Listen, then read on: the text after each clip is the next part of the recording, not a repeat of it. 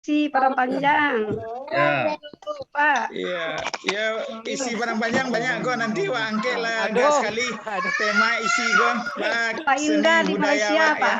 ya. Assalamualaikum, Mbak Indra, ke Sony Yusuf. Pak Nelly. Salam, Bunda Sony, apa kabar Indah? Penutup lagi agak 2 menit Biko udah Fasli dari Padang Panjang. Boleh. Siap lah nanti awak harapkan Ya. ada agak sekali video conference. Wah siapkan tornya Ya. dulu. Ya. Sebab suasananya yang world class. Kalau untuk kelas dunia, seni budaya Minang kok world class. Kama pun dibawa Ya, kan ya. seluruh dunia selalu jadi juara. Selalu diakhiri Ya. dengan standing ovation.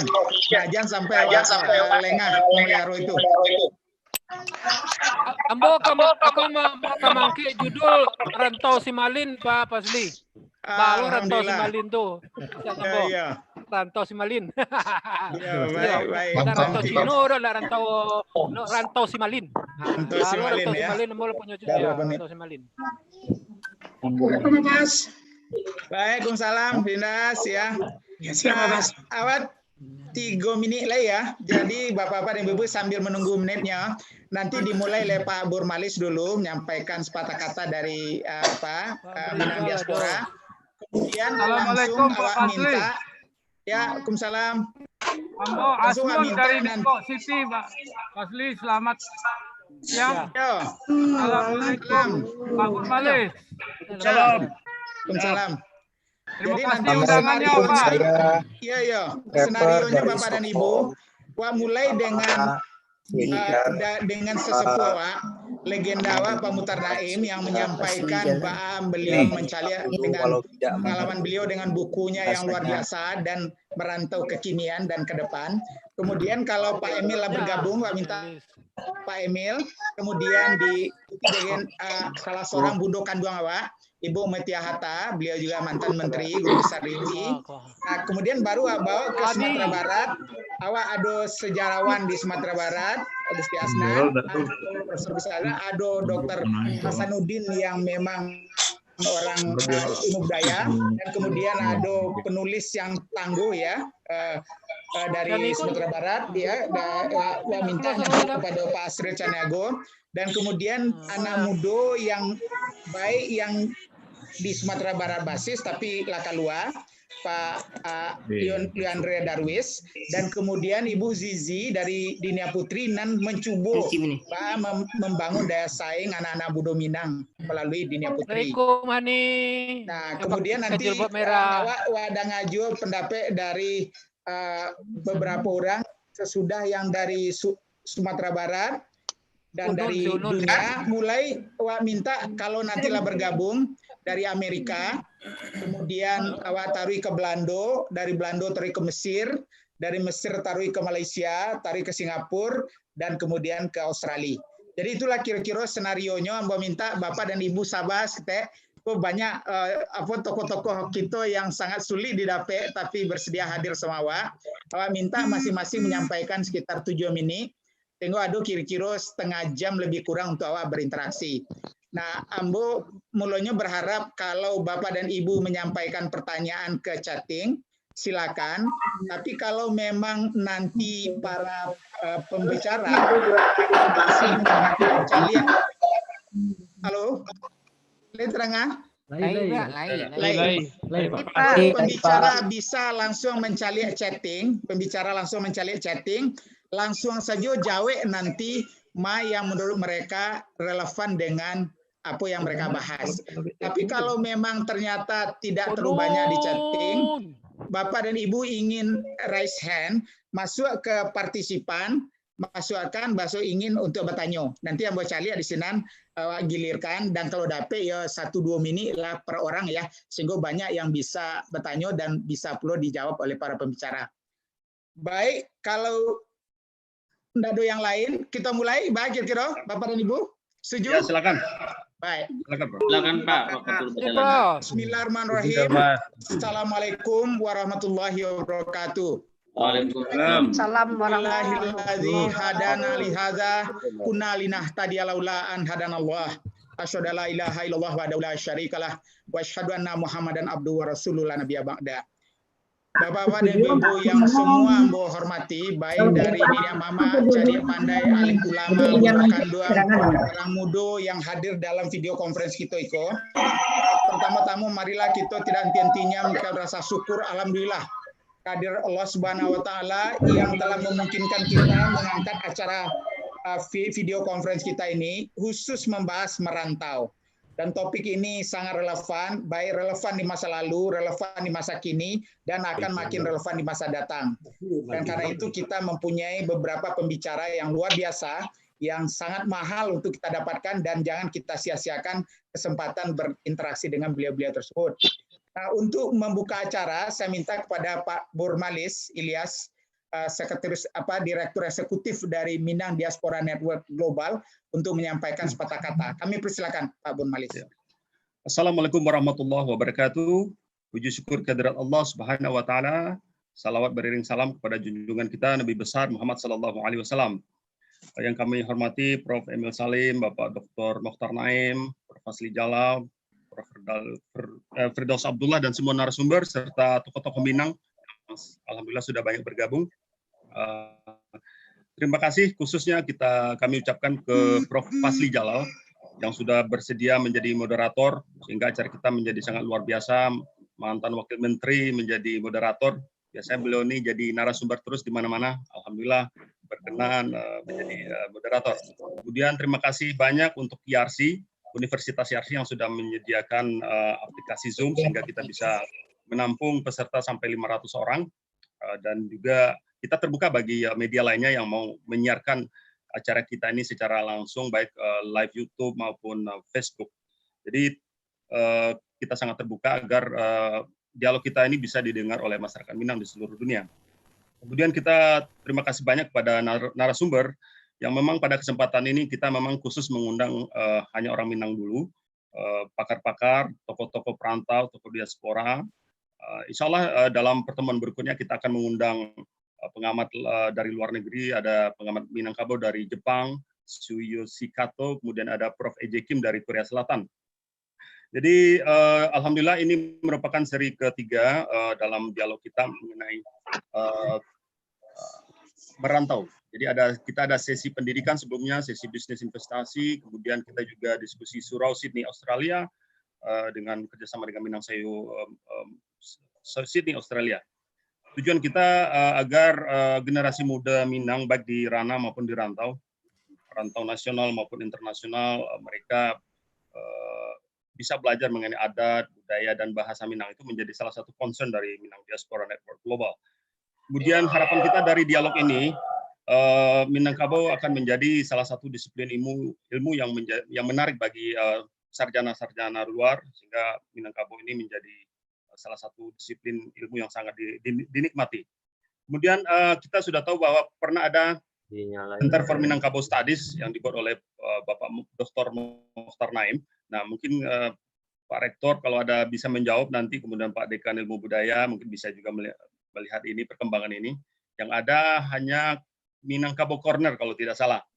Dan itu pun dikritik oleh Tan Sri Raisatim, harusnya bukan corner itu kan sudui, hanya sudui. Harusnya pusat, harusnya center. Jadi ini kritik untuk kita semuanya. Ada usulan juga, ada Window of Minangkabau. Jendela Minangkabau, ada usulan dari Prof. Ismed, ada Prof. Suryadi. Bagaimana arsip-arsip Minangkabau itu lengkap semuanya ada di situ. Kita bisa lihat. Alhamdulillah, narasumber kita macam-macam. Ada Prof. Emil Salim mewakili perantau dalam negeri dan berbicara mengenai pola merantau masyarakat Minang zaman dulu, zaman kolonial. Kemudian ada perantau dari luar negeri, Pak Duta Mardin dari Amerika Serikat, kemudian Pak Marah Husin Salim dari Singapura.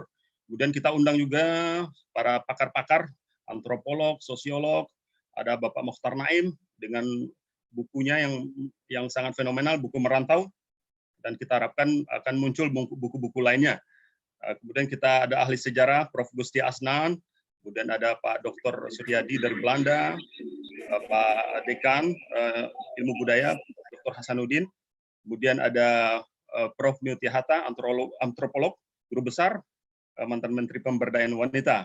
Jadi udah Dirwan juga aktivis budaya Minang, beliau ini bermukim di Kuala Lumpur. Kemudian mewakili Bundo Kandung ada Bu Dr. Eli, Beliau adalah pakar gender dalam Islam, pendiri Sekolah Islam Indonesia di Arab Saudi, dan ada Ibu Fauzan, pimpinan Dinia Putri. Nanti mewakili anak muda ada perantau milenial, ada Dr. Yuliandre Darwis yang sukses menjadi Ketua KPI ya, Komisi Penyiaran Indonesia. Jadi budaya merantau merupakan salah satu budaya Minang, dan dalam diskusi kali ini kita akan melihat bagaimana perkembangan budaya merantau itu zaman dulu, sekarang, dan yang akan datang. Kemudian bagaimana budaya merantau milenial, kemudian juga Padusi Minang, perempuan Minang, nanti akan kita dengarkan. Jadi sekali lagi terima kasih banyak Bapak-Bapak, Ibu-Ibu Dauni Sadonyo, mudah-mudahan Iko sangat berguna untuk kita Sadonyo.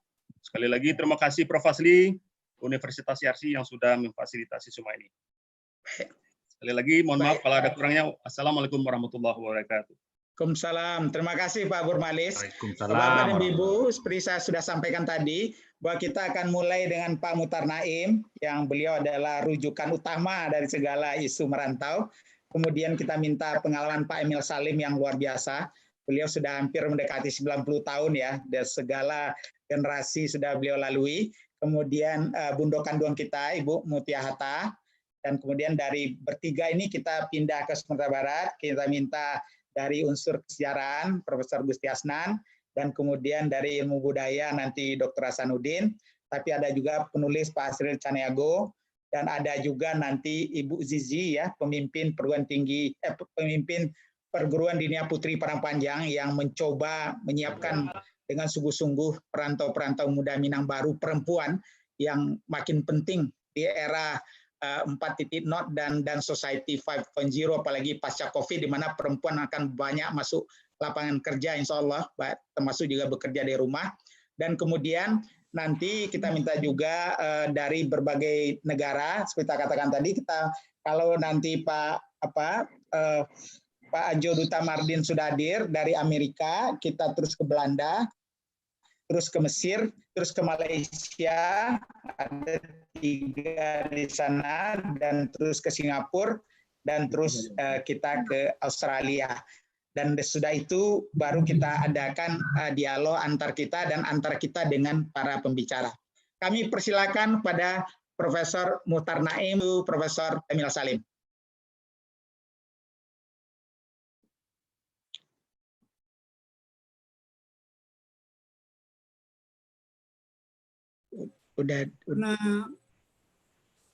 Karena kita masih dalam suasana Idul Fitri 1441 Hijriah, saya juga ingin menyampaikan salam selamat Hari Raya Idul Fitri 1441 Hijriah kepada kita semua.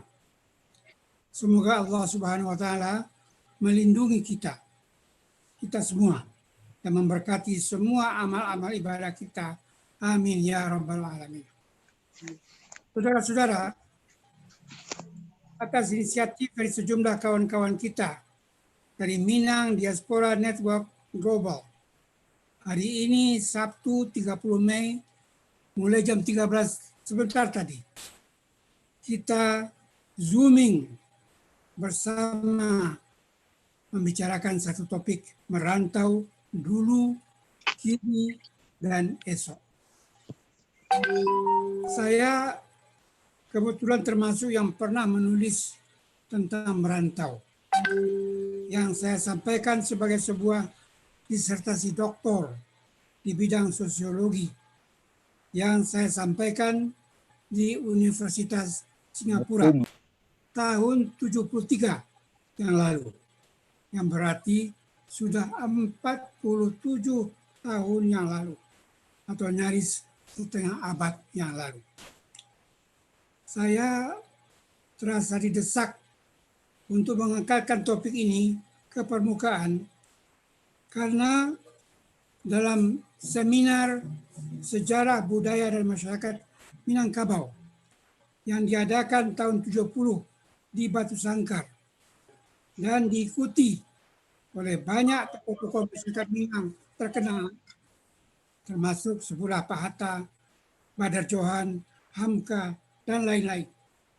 Di sana ada diputuskan perlunya melakukan studi tentang merantau, sebuah fenomena sosial yang umum diikuti tetapi jarang dituliskan dan dibahas secara ilmiah dalam studi.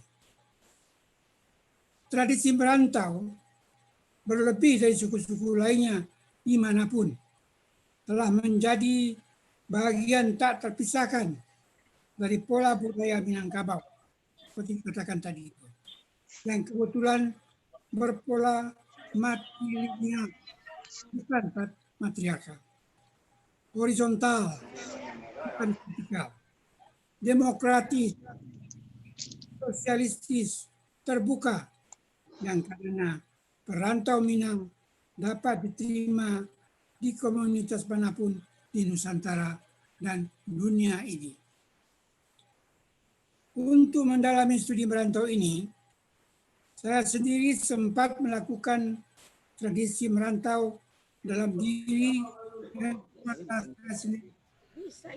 Bukan saja bahwa saya pun termasuk yang lahir di rantau Sungai Penuh, Kerinci, tahun 32.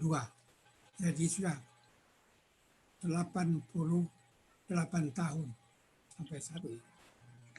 Dan di asal saya adalah Banu Hampu. Hampu, Agampo Bukit Tinggi. Kami pun akan termasuk dari yang merantau ke mana-mana di dunia ini. Termasuk Kanada, Amerika, Jepang, China, Korea, Australia, Filipina.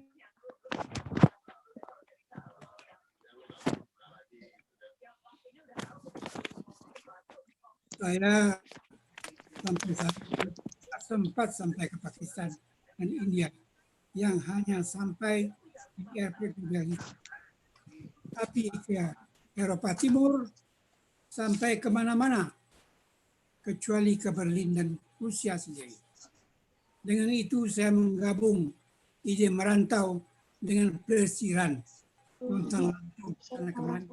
dengan motif yang berbeda-beda. Semua itu hebatnya lagi nyaris tak ada yang keluar dari kantong sendiri. Ada dan dibayar sendiri.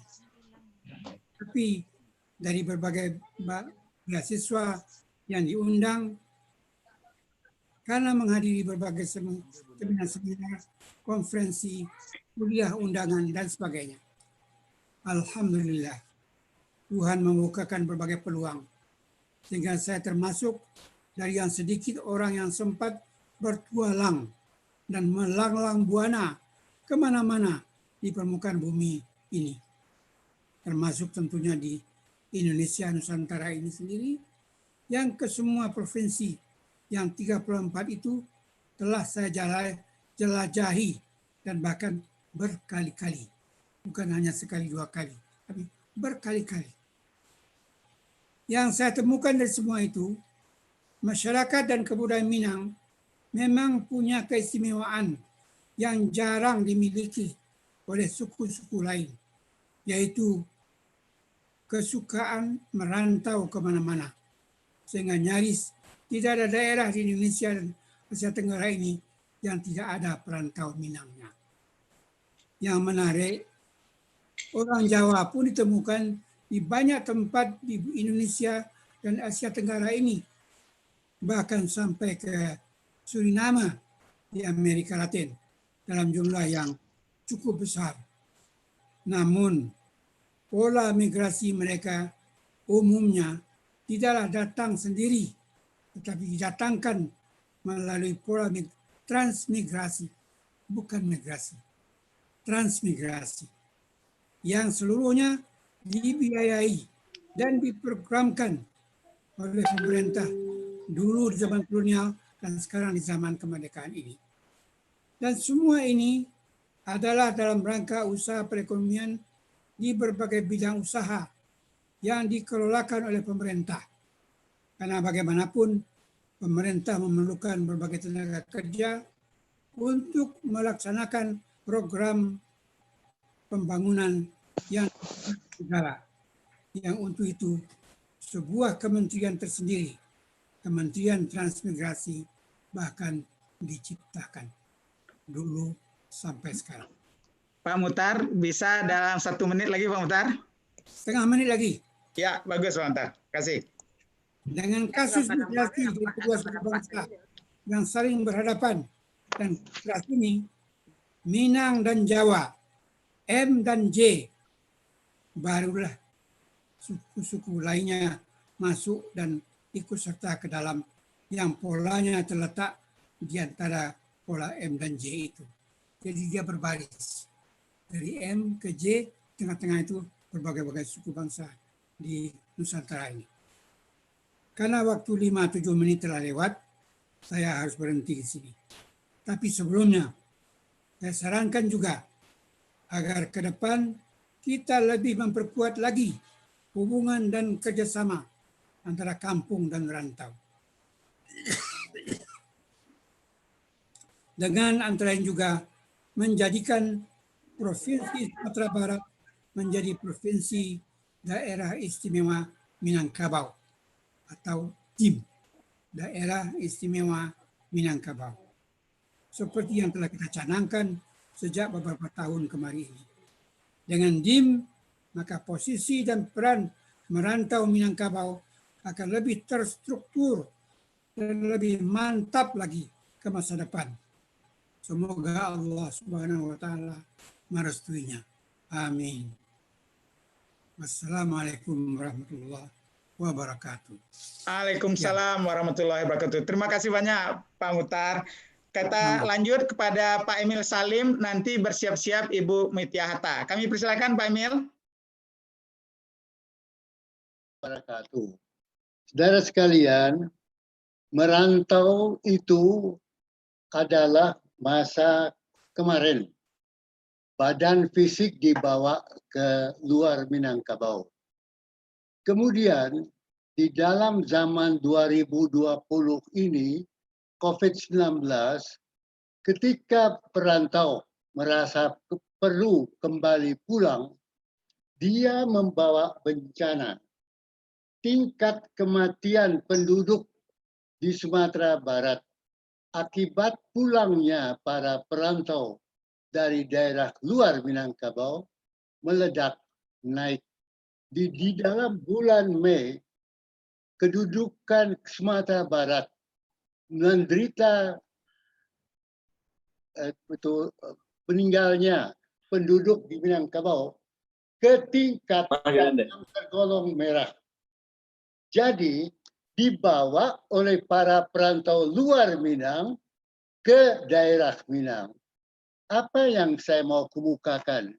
Keadaan sekarang tidak sama dengan keadaan masa lampau.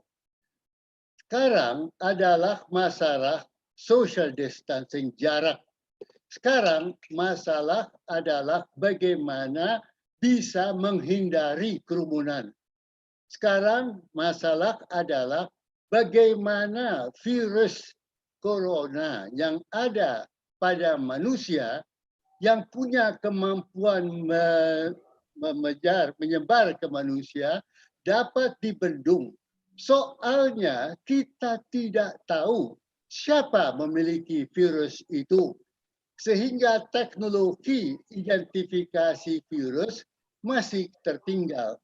Maka kita semua berada di masyarakat yang memiliki benih penyakit, tidak tahu kita siapa itu, di mana itu, dan sebagainya. Maka lahirlah ketentuan hidup moral normal baru. Berjarak, tidak berkerumun, dan belajar bekerja dari rumah. Teknologi menaik. Apa yang saya mau kemukakan? Mohon perhatikan bahwa abad ke-20 2020 ini berbeda di masa lampau. Kalau kita mau membangun, kita mesti melihat ke depan. Kata kunci sekarang ini adalah ilmu. Akibat kita tidak boleh berkerumun, tidak boleh berkumpul, yang gugur di dalam daerah perantauan di Indonesia ini adalah rumah makan Padang. Tidak bisa, mereka terpaksa menutup karena tempat berkerumun. Jadi mohon perhatikan bahwa 2020 ke depan menghendaki satu pola pikir, pola pembangunan yang lain dibandingkan dengan masa lampau. Kata kunci, dan itu adalah sebab orang merantau, kata kunci adalah mencari ilmu. Nah, mencari ilmu ini dapat sekarang melalui digital teknologi, sehingga tidak perlu berjalan pindah merantau fisik, tetapi digital ekonomi membawa otak pikiran ilham melalui teknologi ke seluruh tanah air, bahkan seluruh dunia. Maka pengertian merantau sekarang hendaknya menjadi mengembangkan ilmu teknologi pikiran melalui perantauan lewat digital teknologi, bukan fisik, bukan badaniah, tapi ilmu digital. Sehingga kita gali ilmu itu dari seluruh tanah air dan seluruh dunia. Satu. Dua, Indonesia, Sumatera Barat, daerah Bonjol adalah satu-satunya daerah di Republik di samping Kalimantan Barat yang melewati khatulistiwa, dan daerah khatulistiwa matahari vertikal berada di tanah kita, sehingga keanekaragaman hayati, kekayaan alam bumi sangat beraneka ragam dan tinggi. Maka Sumatera Barat memiliki kekayaan alam, kekayaan hayati yang sangat besar, memerlukan manusia berilmu untuk menggalinya menjadi nilai tambah, menjadi obat, menjadi medicine, menjadi makan, menjadi macam-macam. Karena Sumatera Baratlah yang memiliki garis khatulistiwa vertikal matahari yang bersinar ke Sumatera Barat itu. Ini belum kita kembangkan. Sekarang dunia mencari obat-obat. Kita mempunyai kesempatan menggunakan alam kita, asal kita punya otak itu. Maka perkembangan ke depan adalah kembangkan otak ilmu, manfaatkan uniqueness dari Sumatera Barat di daerah khatulistiwa untuk mencari nilai tambah dari kekayaan alam yang unik, satu-satunya di dunia ini melewati khatulistiwa adalah Sumatera Barat ini di samping Kalimantan Barat. Maka keunikan ini memerlukan manusia, memerlukan orang Minang, memerlukan mereka yang hidup di Minangkabau itu dengan otak akal pikirannya. Maka peran merantau yang saya ingin usulkan bukan merantau fisik, tetapi merantau melalui digital teknologi, mengembangkan ilmu, mencari nilai tambah dari alam yang diberikan oleh Tuhan kepada kita, mencari obat, mencari macam-macam, menyelamatkan umat manusia ini. Dengan demikian, merantau memiliki fungsinya, maknanya dalam dunia, dalam alam kehidupan baru ini. Ingat, kalau kita mengikuti pola lama, berkumpul dan sebagainya, ingat bahwa rumah makan Padang karena merupakan tempat berkumpul, sekarang tidak bisa tumbuh. Harus diganti dengan cara rumah makan Padang digital. Jadi mengirim, mencari pasar melalui pemasaran digital, mencari melalui angkutan dan sebagainya. Bukan lagi berkumpul. Ringkasnya saudara, memasuki masa norma hidup normal baru. Makna berantau, makna pengertian itu harus kita robah, disesuaikan dengan tuntutan zaman. Otak dengan digital ekonomi menjadi sarana merantau. Ekonomi yang tadi berkumpul seperti rumah makan Padang harus mencari cara menjual makanan melalui digital teknologi dan sebagainya. Generasi baru tidak sama dengan generasi kita yang tua-tua. Jangan berpikir hanya melalui pola pikir orang tua. Pikir masa depan, pikir nasib anak muda kita menantang zaman depan dengan pola perantau yang berbeda, berilmu, berteknologi, memperkaya sumber daya alam hayati Sumatera Barat, mencari nilai tambah bagi kesejahteraan manusia. Terima kasih. Terima kasih banyak Pak Prof. Emil. Merantau digital, ini jadi pemikiran kita. Kita lanjut dulu kepada Profesor Metia Atta. Sudah hadir Bu Metia? Kami persilakan bersiap-siap Profesor Gusti Asnan. Habis itu. Ibu Mutia hadir? Silakan Bu.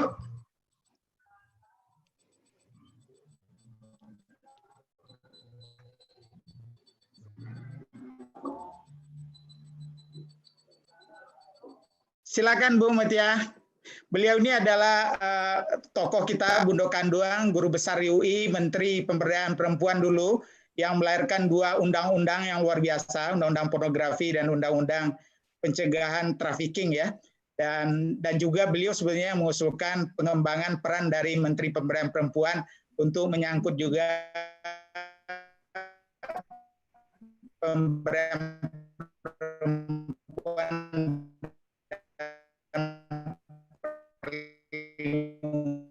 dan anak. Kami persilakan dari proklamator kita ya.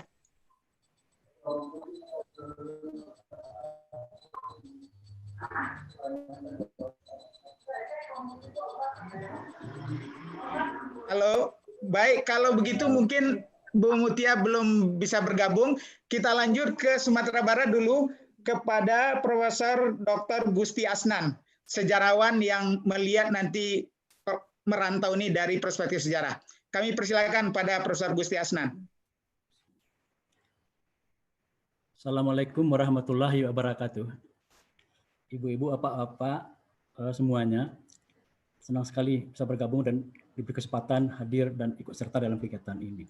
Dan walaupun tadi Pak Profesor Emil Salim memang agak ingin melupakan masa lampau, ya, melihat zaman sekarang, saya dalam kesempatan ini sebagai sejarawan itu melihat bahwa apa yang kita miliki sekarang dan apa yang akan kita lakukan di masa depan itu nggak bisa dipisahkan dari masa lampau.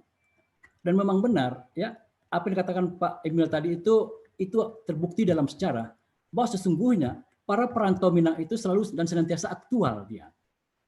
Jadi kalau sekarang Prof. Emil Salim mengatakan dan kita mesti mengembangkan membentuk format baru dari merantau adalah merantau digital, sebetulnya para perantau-perantau Minang di masa lampau sebetulnya pada masing-masing zaman, pada masing-masing era juga menghadirkan sifat kontemporer dari merantau mereka itu sendiri. Tidak usah jauh-jauh kita, ya. Jujur saja, pasca PRRI dan pasca kegaduhan pada tahun 60-an, banyak sekali orang Minang pergi merantau, meninggalkan Minang. Mereka pergi merantau ke Jakarta khususnya dan ke berbagai kota besar di Indonesia pada umumnya. Pada saat tersebut, ketika mereka merantau, pola perantauan yang mereka kembangkan pada saat tersebut dan apa yang menjadi fokus utama kegiatan mereka merantau itu umumnya adalah bidang perdagangan. Rumah makan Minang, rumah makan Padang yang sekarang ini terkenal, itu muncul sangat banyak sekali pada akhir 60-an dan awal 70-an. Jadi pada masa itu, pola dan kegiatan para perantau pada masa itu untuk zaman itu adalah bikin rumah makan. Atau seperti yang kita dengar dan kita ketahui juga, para perantau pada masa itu di samping bikin rumah makan, ya, juga menjadi pedagang-pedagang kaki limo yang kita kenal sekarang. Jadi sifat kontemporer pada masa itu adalah yang sesuai dengan zaman.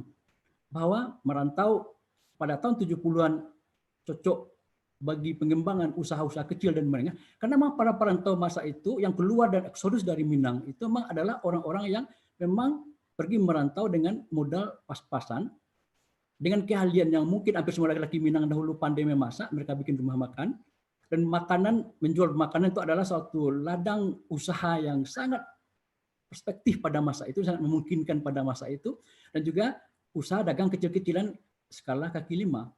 Jadi itu adalah bentuk kegiatan para perantau yang aktual pada masa itu.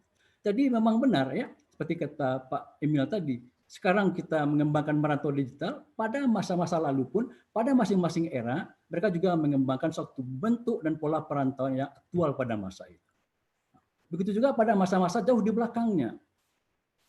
Pada tahun 50-an, tahun 30-an, 20-an, bahkan pada abad 19, para perantau pada masing-masing zaman itu mengembangkan pola perantauan, pola aktivitas di rantau yang sesuai dengan zamannya. Dan yang paling banyak dan mudah kita ambil contohnya itu adalah para perantau Minang pada awal abad 20.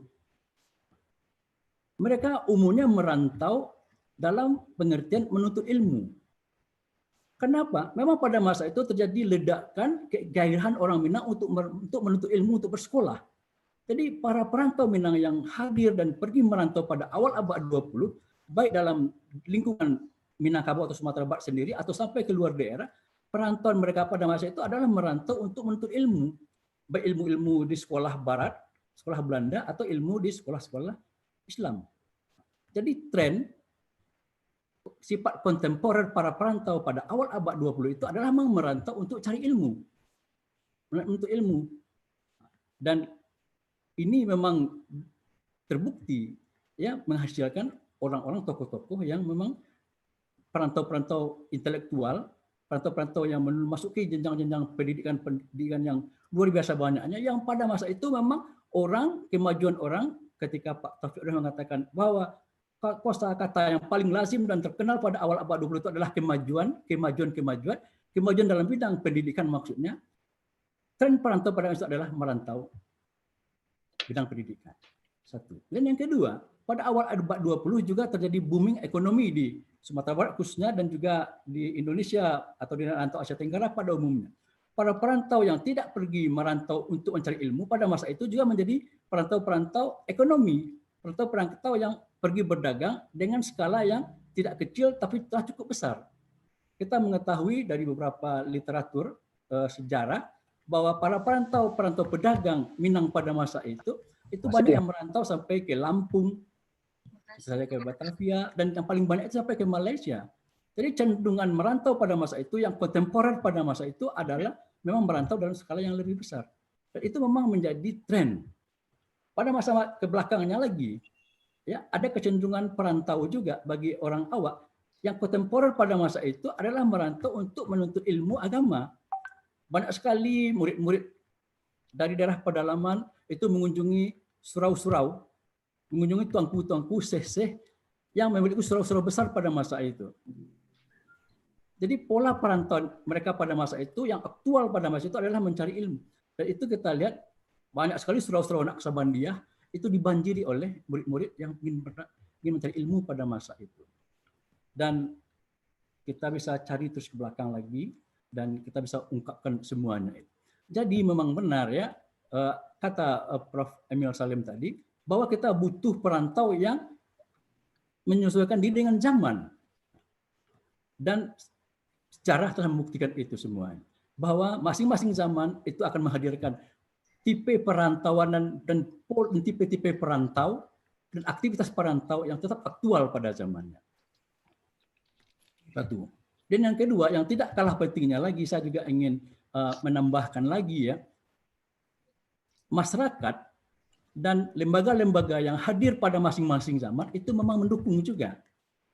Sekarang jelas kalau kita ingin mengembangkan merantau digital seperti kata Pak Prof. Emil tadi, prasarana dan sarana itu mendukung. Dan yang tidak kalah pentingnya lagi, lembaga-lembaga perguruan tinggi itu bisa mendukung dan memang kita libatkan untuk mendukung. Kalau di Universitas Andalas umpamanya ada Fakultas Teknologi Informasi, pasti ini bisa kita ajak serta untuk membantu mewujudkan gagasan merantau digital seperti dikatakan Pak Emil tadi. Karena apa? Padang pun ada sebuah daerah rantau bagi daerah yang ada di Sumatera Barat. UNP juga yang demikian. Baik, Prof. Dan sebagainya juga demikian. Ya saya pikir memang setiap zaman itu para perantaunya, tipe perantaunya, dan pola perantaunya tetap aktual. Dan itu memang sesuai dengan perkembangan zaman. Saya pikir itu untuk sementara Pak Fasli. Terima kasih banyak Prof. Gus Yasnan. Merantau karena mencari ilmu, merantau karena mencari pendapatan, dan juga merantau karena pekerjaan ya. Baik, kita kembali dulu kepada Profesor Mutia Hatta. Beliau mantan menteri kita dan juga tokoh Bundo Kandoang yang melahirkan 2 undang-undang yang sangat menentukan untuk pemberdayaan perempuan dan perlindungan anak, dan juga beliau lah yang menjadi inisiator berpindahnya Kementerian Pemberdayaan Perempuan dikembangkan menjadi Pemberdayaan Perempuan dan Perlindungan Anak. Profesor Mutia, kami persilakan. Ya. Assalamualaikum warahmatullahi wabarakatuh. Waalaikumsalam warahmatullahi wabarakatuh. Selamat sore Pak Fasli Jalal dan hadirin sekalian, ada Prof. Emil dan Pak Muhtar Naim. Saya ditanyakan mengenai perkembangan merantau di zaman yang berbeda. Nah, saya melihat bahwa dulu ketika belum merdeka, bahkan jauh di masa kolonial itu, kita melihat bahwa nagari dengan isinya itu ada rumah gadang, harta sawah pusaka dan sebagainya, itu adalah milik perempuan. Ya. Tetapi dalam arti bahwa laki-laki mempunyai peran, terutama laki-laki yang anak sulung laki-laki menjadi mama dan juga mengatur jalannya klan matrilineal. Nah, kaum ya Parwi. Tetapi di pihak lain ada pesan Karato Madang di hulu, Babuah Babu Balun. Marantolah bujang dahulu di rumah Baguna Balun. Nah, ini saya sangat senang dengan pesan ini karena merantaulah anak muda terutama ya. Nah, ini jadi domain atau urusan dari laki-laki adalah merantau. Dan banyak pilihannya, mau belajar agama, mau belajar ilmu, mau belajar bisnis atau berdagang di masa lalu, itu banyak pilihan. Dan kadang-kadang mereka juga tidak pulang karena mempunyai kepentingan sendiri, merasa punya keputusan untuk tinggal di rantau. Tapi bukan berarti bahwa orang Minang itu kalau pergi merantau tidak berpikir tentang kampung halaman. Justru mereka selalu berpikir sampai saat ini pun dengan berbagai corak yang dimungkinkan oleh teknologi, mereka juga sering pulang Basamo, naik pesawat dan sebagainya. Kemudian juga kalau tidak bisa pulang, uangnya yang kembali untuk membangun masjid atau rumah gadang atau apapun. Nah, jadi ikatan masyarakat dengan tanah adatnya, tanah leluhur.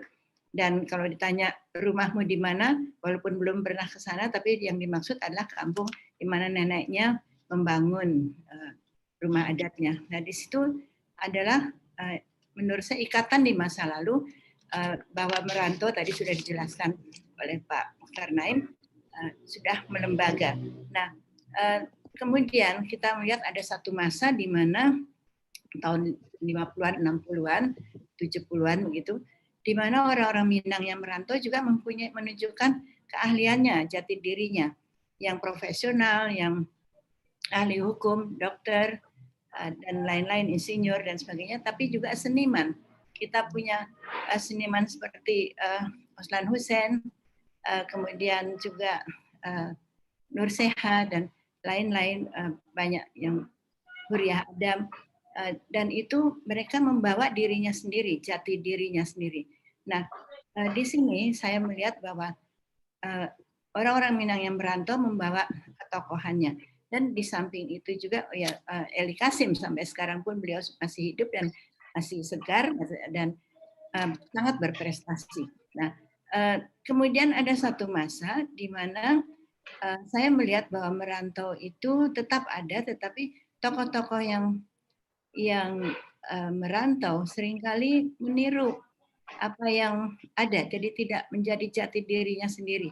Sehingga saya sebetulnya ingin melihat ketokohan orang Minang di dalam membawa nilai-nilai Minang yang harusnya tetap ada, tapi ada satu masa bahwa itu menghilang gitu. Bahkan tokoh-tokoh Minangnya yang perantau-perantau itu juga tidak begitu terlihat, kalah dengan tokoh perantau orang Batak dan sebagainya, suku-suku bangsa lainnya. Nah, tapi saya melihat juga bahwa ini ada satu masa di mana mereka bangkit lagi, dan saya melihat bahwa perkembangan iptek dan komunikasi itu sekarang juga mendorong mereka untuk maju, dan di samping juga keterbukaan peluang untuk studi ke luar negeri. Jadi ada banyak orang yang membawa dirinya sendiri. Jadi di sini juga sejak lama sebetulnya saya melihat ada organisasi-organisasi kedaerahan, bukan seluruh Sumatera Barat saja, tetapi misalnya Sulit Air sepakat, ya, dan banyak lagi yang lain. Itu sudah cukup lama terdengar aktivitasnya, dan mereka mempunyai penyebaran majalah sampai meluas ke seluruh tanah air, di mana karena orang Minang sudah merantau ke berbagai tempat di Indonesia gitu. Nah, ini saya garis bawahi bahwa ini adalah satu hal yang penting. Nah, kemudian di era digital ini ada perantau-perantau yang menunjukkan ketokohan dirinya. Ada beberapa di YouTube saya melihat ada orang-orang yang namanya maju, berusaha di bidang bisnis di luar negeri, di Jepang, di mana-mana ya. Dan kemudian juga ada peluang atau akses ke seluruh penjuru tanah air, dan itu lebih terbuka. Dan saya kira asal mau bergaul dengan masyarakat yang non Minang yang berada di sana, perantau ini juga harus membangun. Nah, jadi sekarang ada satu era di mana kita tidak lagi harus orang Minang tidak boleh hilang jati dirinya. Memang itu pasti harus ada falsafah alam takamang jadi guru dan sebagainya, itu harus tetap dipegang. Pepatah-pepatah yang penting harus tetap dipegang, karena orang Minang ini dulu mulai dari dekorasi seni dan sebagainya, dari pepatah itu menunjukkan kebersamaan. Tapi kebersamaan ini sekarang harus dihidupkan lagi. Nah, saya melihat juga bahwa ajaran Minang itu sangat kaya, dan karena dengan kebersamaan, dengan kemauan untuk maju, saya kira ini harus tetap dijaga. Tapi sekarang kita sudah makin maju NKRI, di mana orang Minang tidak boleh hanya melihat sebagai orang Minang, tapi juga sebagai bangsa Indonesia. Dan di sini kita juga ingat bahwa bangsa kita menjadi bangsa yang merdeka, kita punya kebudayaan nasional dengan Pancasila sebagai nilai budaya, kehidupan berbangsa dan bernegara, dan juga norma budaya. Tetapi orang Minang dan etnis yang lainnya tidak kehilangan jati dirinya sebagai budaya dalam menjalani budaya suku bangsanya. Jadi di sini juga ada pesan, di mana bijak sana langit dijunjung. Jadi artinya harus cocok menyesuaikan diri dengan di mana kita berada, dengan dalam tugas dan sebagainya. Kita juga mencari nafkah, merantau, itu juga harus bisa demikian.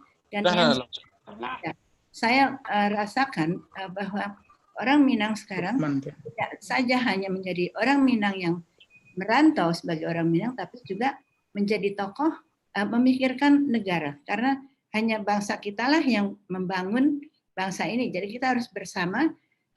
Persatuan itu sudah menjadi, persatuan dan kebersamaan sudah menjadi darah daging orang Minang. Dari pepatahnya banyak sekali bicara tentang itu.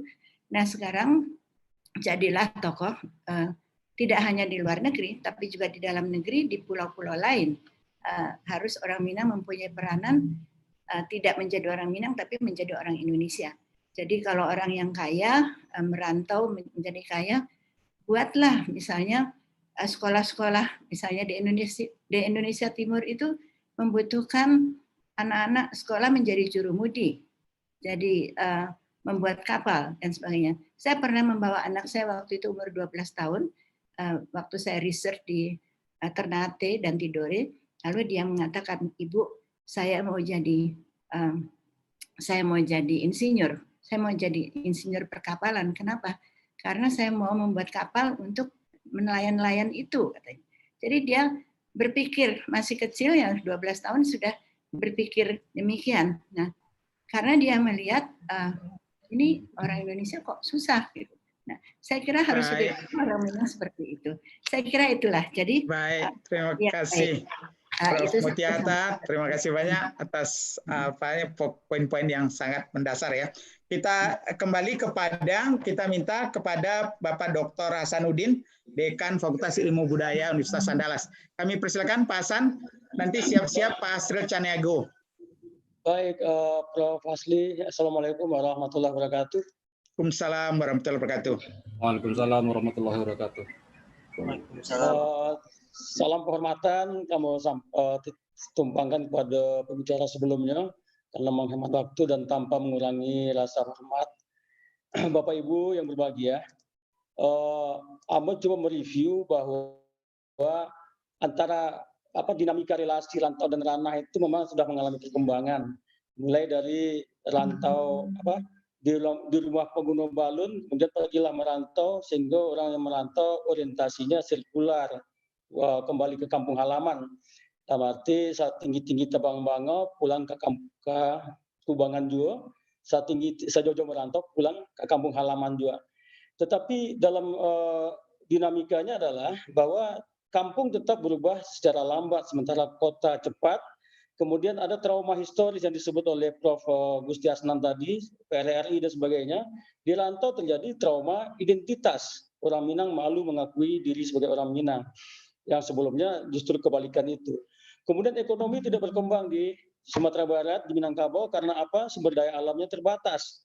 Orang 1/3 sampai setengah dari penduduk Sumatera Barat itu adalah bertani. Sumber daya alam yang lain tidak ada. Kecuali nanti dalam pikiran kita adalah kalau pariwisatanya berkembang dengan baik. Kemudian kampung itu sepi, ditinggal perempuan. Karena ketika trauma historis PRRI kan eksodus luar biasa, besar-besaran ke rantau. Sehingga kampung sepi, ditinggal oleh perempuan, anak-anak, atau orang tua. Dan kadang-kadang dikuasai oleh orang lain.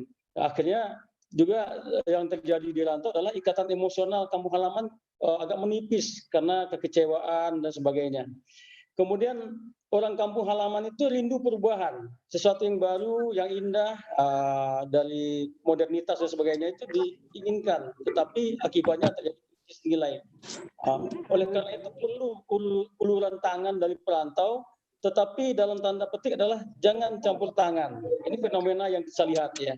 Orang rantau rindu kampung halaman, mungkin akibat karena nostalgia atau cinta Minangkabau, yang seringkali disadari kecintaan kepada Minangkabau itu ketika sudah berada di rantau.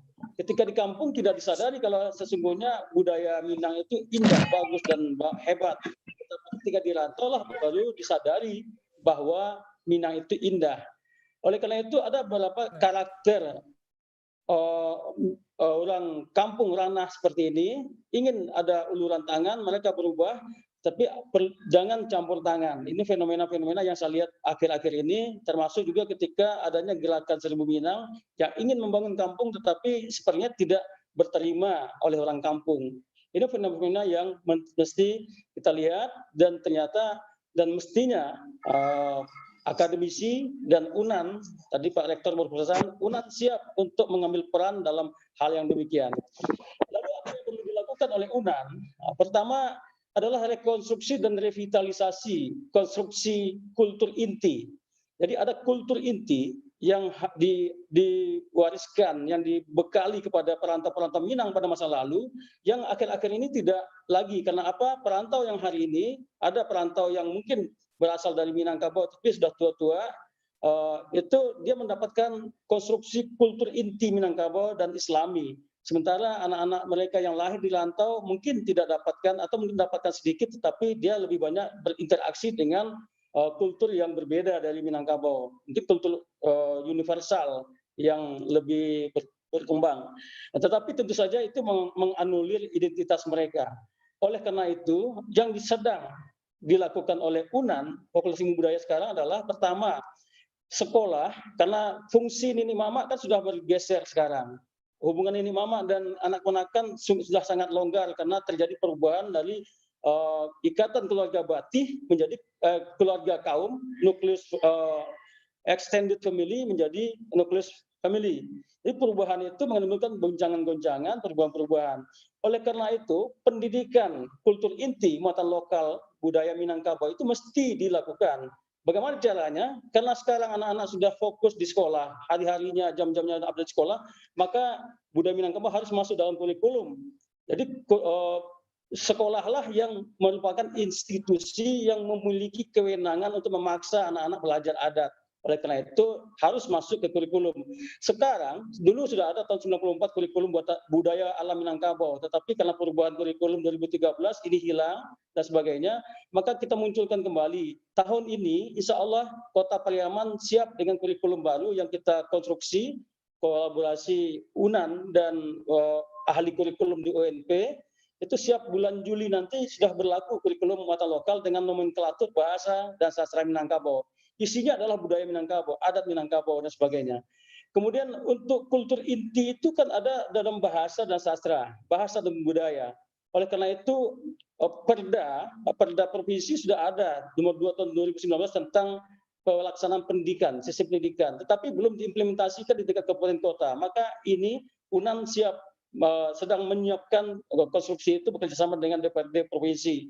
Kemudian juga struktur nagari, pemerintahan nagari yang genealogis, karena yang berkuasa di nagari dan sistem nagari adalah para penghulu adalah wakil dari seluruh anak ponakan, maka sistem penguasaan perwakilan di nagari mesti direkonstruksi kembali. Sistem desa yang diberi peluang oleh Undang-Undang Nomor 6 tahun 2014 itu mesti ada masuk sistem nagari yang sesungguhnya, karena sistem nagari yang berdasarkan peraturannya sebelumnya itu masih dianggap sebagai masih sistem desa sentralistik dan seragam. Oleh karena itu kita juga sedang melakukan rekonstruksi sistem bernagari yang ideal yang bisa diakomodir sebagai sistem desa adat. Kita bekerjasama antara UNAN, UNP dan UIN saat ini, dan insya Allah tahun ini akan ada rancangan naskah akademik dan kurikulum. Kemudian untuk rantau, apa yang perlu yang disiapkan? Jurusan Sastra Minangkabau UNAN sedang menyiapkan program kursus yang berbasis digital dan juga manual. Yaitu yang disebut oleh kawan-kawan di jurusan Sastra Minangkabau itu adalah Minangkabau Global Community, jadi MGC. Yang di situ anak-anak perantau Minang bisa terlibat, berpartisipasi atau menjadi peserta. Dan saat ini sudah ada 2 mahasiswa dari Korea Selatan yang berminat, tetapi karena COVID-19 mereka belum jadi datang.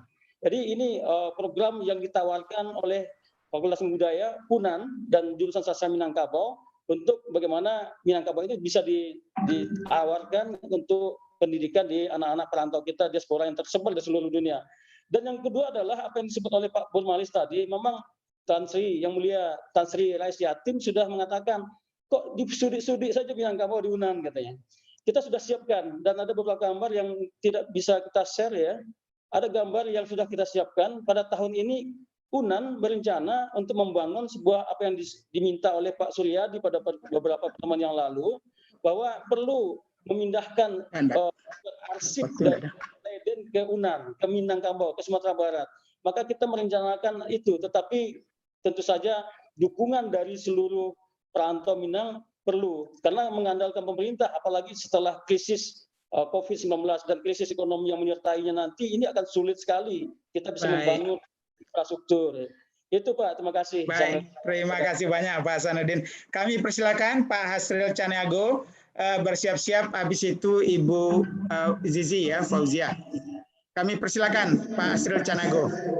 Seorang penulis, wartawan senior, banyak nih jabatan beliau dan aktivis Minang terus-menerus. Silakan Pak Hasril. Ya, baik, terima kasih Pasli, Profesor Pasli Jalal. Salam hormat buat Pak Emil, orang tua kita, Pak Mutanaim, Ibu Mutiahata, dan semuanya. Assalamualaikum warahmatullahi wabarakatuh. Saya ingin memulai lebih agak ke belakang. Yang pertama tentang kosakata rantau itu sendiri. Jadi merantau itu berasal dari kosakata rantau yang sebenarnya tidak ada terjemahannya di dalam bahasa manapun di dunia. Karena itu ketika menulis disertasinya Pak Mutanaim mengganti merantau itu dengan volunteer migration. Dan merantau itu juga tidak bisa kita samakan dengan diaspora, atau rantau dengan diaspora itu berbeda. diaspora itu diawali kata-katanya dari suku bangsa Yahudi yang bertebaran karena tidak mempunyai negara gitu. Jadi mungkin salah satu tugas kita juga nanti dengan mengglobalisasikan kata rantau ini menjadi kata tersendiri gitu yang tidak perlu diterjemahkan. Seperti misalnya dalam kamus bahasa Inggris amu itu adalah khas Melayu yang akhirnya tidak ada kata gantinya dengan bahasa lain gitu. Sama juga dengan tumbuh-tumbuhan asli kita yang tidak bisa diganti namanya seperti durian, rambutan dan segala macamnya itu. Yang kedua, merantau itu sebenarnya adalah tipologi budaya yang khas Minangkabau gitu, yang juga tidak dimiliki oleh suku bangsa manapun. Karena itu Rudolf Mrazek itu penulis biografi Sultan Syahrir mengatakan ada dua tipologi budaya Minang itu. Yang pertama dinamisme, yang kedua anti-parokialisme. Keduanya itu ditandai dengan tradisi merantau, berjiwa merdeka katanya. Kemudian kosmopolitan, egaliter dan berpandangan luas. Jadi itulah yang mendasari yang menjadi tipologi budaya orang Minang. Jadi merantau itu adalah bagian dari yang khas Minang gitu. Kemudian tadi Pak Emil juga menyinggung tentang tujuan merantau. Saya kebetulan sebelumnya sudah menulis 101 orang Minang, itu profil tokoh-tokoh Minang sedunia, ya terutama mewakili berbagai golongan gitu. Ada yang dari birokrat, politisi, budayawan, negarawan, pedagang, pengusaha, seniman dan lain-lain itu. Nah, sekarang saya lagi menyusun 1001 orang Minang. Ini semacam ensiklopedi tokoh Minang. Nah, dari kesimpulan saya setelah melakukan riset untuk mengumpulkan nama-nama ini, 80% lebih orang Minang yang dikatakan tokoh itu atau orang-orang terkemuka itu ada di luar Minangkabau, malah 90% gitu. Mereka berada di luar Minangkabau. Ini adalah produk dari merantau. Kalau mereka tidak merantau, mereka tidak akan bisa seperti itu gitu. Di Sumatera Barat itu hanya ada satu jabatan eselon 1, yaitu sekretaris daerah, kemudian satu jabatan politik tertinggi gubernur. Kalau mereka hanya berada di kampung halamannya, paling tinggi mereka hanya jadi gubernur. Paling tinggi mereka hanya jadi sekretaris daerah. Itu sudah eselon 1. Kemudian komandan Korem sekarang sudah jenderal. Oke. Tapi di Minangkabau ini, di Sumatera Barat ini, di orang Minang ini, waktu zaman Pak Gamawan jadi Menteri Dalam Negeri, beliau pernah mengumpulkan ya orang-orang Minang terkemuka hanya di pemerintahan saja. Di pemerintahan itu ada eselon 1 ke atas. Kemudian yang di TNI Polri adalah yang jenderal ke atas. Itu jumlahnya lebih dari 100 orang. Itu hanya yang di pemerintahan, di politik dan pemerintahan. Lebih 100 orang. Nah, kalau mereka tidak merantau, mereka tidak akan seperti itu. Kemudian kita bandingkan, maaf kalau ada misalnya saudara kita dari Riau, Riau itu pada saat yang sama ketika orang Minang ada lebih 100 yang duduk di posisi eselon 1 ke atas di pemerintahan, orang Riau hanya ada satu, yaitu Deputi Menteri Olahraga. Nah, sekarang saya kembali ke tujuan merantau. Menurut Pak Nafis, A.A. Nafis, dan saya juga terkesan dari bukunya Pak Muhtar Naim, ada sebenarnya 3 tujuan merantau orang Minang itu. Yang pertama mencari ilmu, betul seperti dikatakan oleh Pak Emil Salim. Yang kedua mencari piti. Mencari piti artinya mencari harta, ya. Nah, yang ketiga mencari pangkat, mencari jabatan. Ini juga bisa saling bertali temali gitu. Setelah dapat ilmu mereka dapat piti, dapat uang. Setelah dapat ilmu mereka dapat pangkat. Atau setelah mereka kaya mereka dapat pangkat atau karena ikut dalam kekuasaan gitu. Jadi hal ini menurut saya ini akan terus tujuan merantau ini seperti apa yang dirumuskan oleh Pak Taufik Abdullah misalnya, apa sebenarnya keistimewaan orang Minang itu? Kenapa mereka bisa maju, mereka bisa berkiprah di berbagai bidang ya? Karena ada karakter dasar orang Minang itu, yang pertama kata Pak Taufik Abdullah, mereka tuh haus akan ilmu. Yang kedua, lapar akan kemajuan. Jadi sebenarnya merantau itu adalah konsep untuk mengembangkan diri, untuk mencapai kemajuan gitu. Jadi tidak akan mungkin hanya merantau digital. Kalau dikatakan Pak Metalim skala merantau digital, menurut saya digital itu hanya satu sarana baru gitu ya, yang membuat jadi jalan untuk satu model perantauan. Apa yang kita lihat dari hasil dari ketiga tujuan perantau itu, saya kira Profesor Fasih Jalal tahu ya, di antara guru-guru besar kedokteran di Jakarta itu, di Universitas Indonesia itu dominan orang Minang gitu.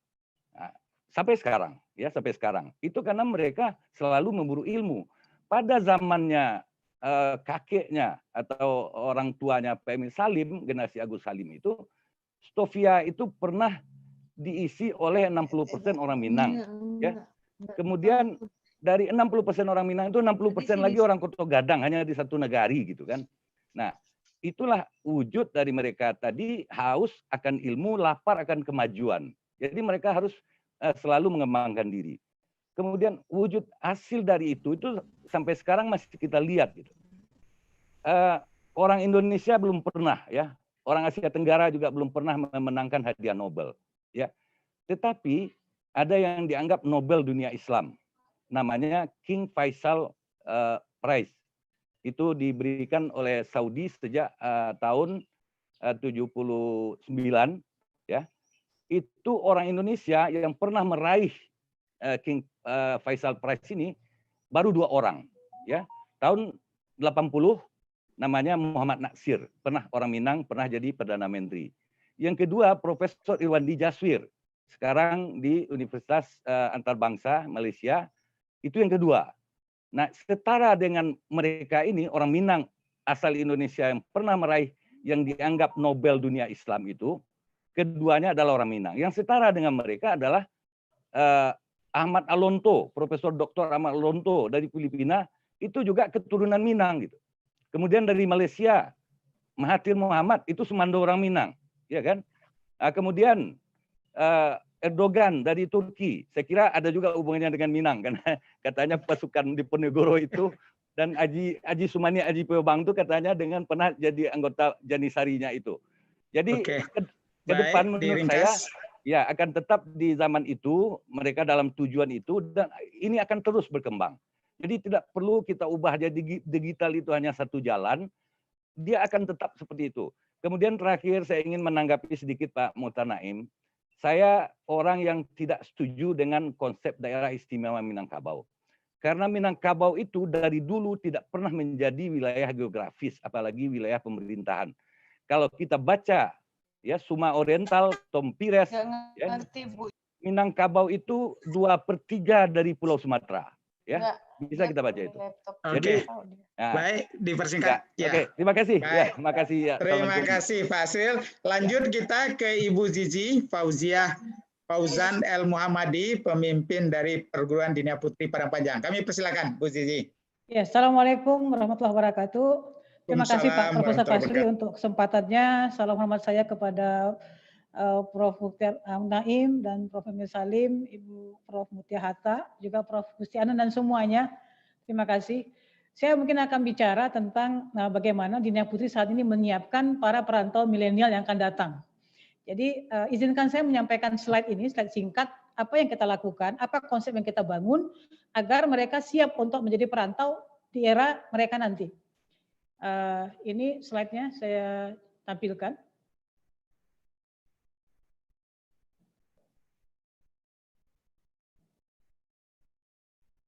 Ya, nah saat ini Dinia Putri itu menyiapkan yang namanya Kuba Kurikulum, ya singkatan dari Al-Quran, Sunnah, Kalbu, Brand, Attitude. Artinya Al-Quran dan Sunnah memperkuat kalbu, lalu kalbu ini mengendalikan brand, menghasilkan attitude. Ini yang kita kembangkan. Nah kemudian sistem pendidikan yang kita bangun itu dari input, ada prosesnya adalah kita menyiapkan dulu parenting skill orang tua, standar kompetensi guru, kemudian masuk ke kurikulum dengan pendekatan neuroscience, kemudian ini dikembangkan di sekolah dan di asrama, lalu di backup oleh Diniyah Tahfiz Quran, Diniyah Training Center, Diniyah IT Center, Diniyah Counseling Center, Diniyah Research Center, Diniyah English Center, Diniyah Arabic Center, Diniyah Science Center, Diniyah Robotik, Diniyah Quran Sunnah, Diniyah Enterprise, Klinik, dan seterusnya. Maka dari sini kemudian anak-anak mendapatkan dulu di samping pembelajaran resmi di sekolah adalah beberapa camp wajib, super camp, kemudian leadership camp, challenging camp, dan solehah camp. Super camp ini mereka membangun dream mereka sampai 2-5 tahun yang akan datang, mereka mau jadi apa. Kemudian leadership camp itu adalah mereka acting sesuai posisi mereka di masa yang akan datang. Misalnya kalau dia mengatakan saya akan menjadi ulama wanita, maka mereka ada program 3 hari betul-betul menjadi seorang ulama wanita. Kalau dia menjadi direktur rumah sakit, maka selama 3 hari dia menjadi direktur rumah sakit. Kemudian challenging camp ini adalah camp untuk survival mereka. Lalu solehah camp ini khusus untuk yang mau tamat kelas 3 aliyah atau kelas 12, itu persiapan kalau nanti mereka menikah di usia muda. Di kuliah mereka kalau menikah itu kita memang sarankan daripada mereka pacaran, itu ada program membangun rumah tangga lebih awal yang kita siapkan. Nah, dari sini mereka ada program studi ilmiah, praktek lapangan, magang dalam luar negeri, itu yang kita berikan, baik ke Australia, ke Jepang, kemudian Eropa, ke Timur Tengah, dan seterusnya. Nah ini akan menghasilkan output 3 karakter, yaitu ahli ibadah, berakal karimah, kemudian kuat dan tegar sebagai mujahid Allah, mereka itu pantang mengeluh, pantang putus asa, siap menghadapi segala tantangan kehidupan, dan yang ketiga, cerdas sebagai khalifah, mereka cerdas emosional, intelektual, dan spiritual. Ini akan nampak pada sikap yang mereka miliki, ikhlas, syukur, sabar, istiqomah, qanaah, jujur, hormat, dan seterusnya. Itu dipantau selama 24 jam dengan 25 indikator. Nah, ini nanti masuk ke dalam lagi untuk dicek. Jadi, guru asrama itu riset 24 jam, guru sekolah juga 24 jam untuk melihat tahapan ini. Nah, hasilnya, saya beritahu misalnya seperti Super Santri Camp, itu mereka kita perkenalkan, ada buku pandu yang kita buatkan, itu untuk tahu 125 prodi di perguruan tinggi dengan masing-masingnya ada 10 lapangan pekerjaan, berarti ada 1.250 karir dan industri 4.0 serta blueprint mereka untuk 25 tahun yang akan datang. Nah, hasil dari training ini mereka akan membuat yang namanya, ini contohnya, dia akan jadi pakar bahasa Arab, tafsir, dan founder Muslimat Online Tenggara tahun 2039. Ini anaknya hafiz 30 juz, sekarang udah tamat, baru tamat kemarin. Lalu ada Tia juga, sekarang dia di Sudan ya, dapat beasiswa Alul Hadis, tapi founder Minangkabau International University, juga mau jadi Menteri Agama katanya ya. Nah ini Firstly sekarang di Malaysia, jadi International Business Woman ya, dia akan punya banyak butik di negara-negara serumpun di tahun 2030. Ini pakar International Relation, jadi sekarang dia di bagian International Finance, itu di Jambi sekarang. Ini yang targetnya menjadi Sekjen PBB kan 2038. Jadi mereka dipersiapkan untuk melakukan sesuatu. Nah, apa ide mereka setelah mereka bikin dream ini dari mereka kunjungan dan seterusnya?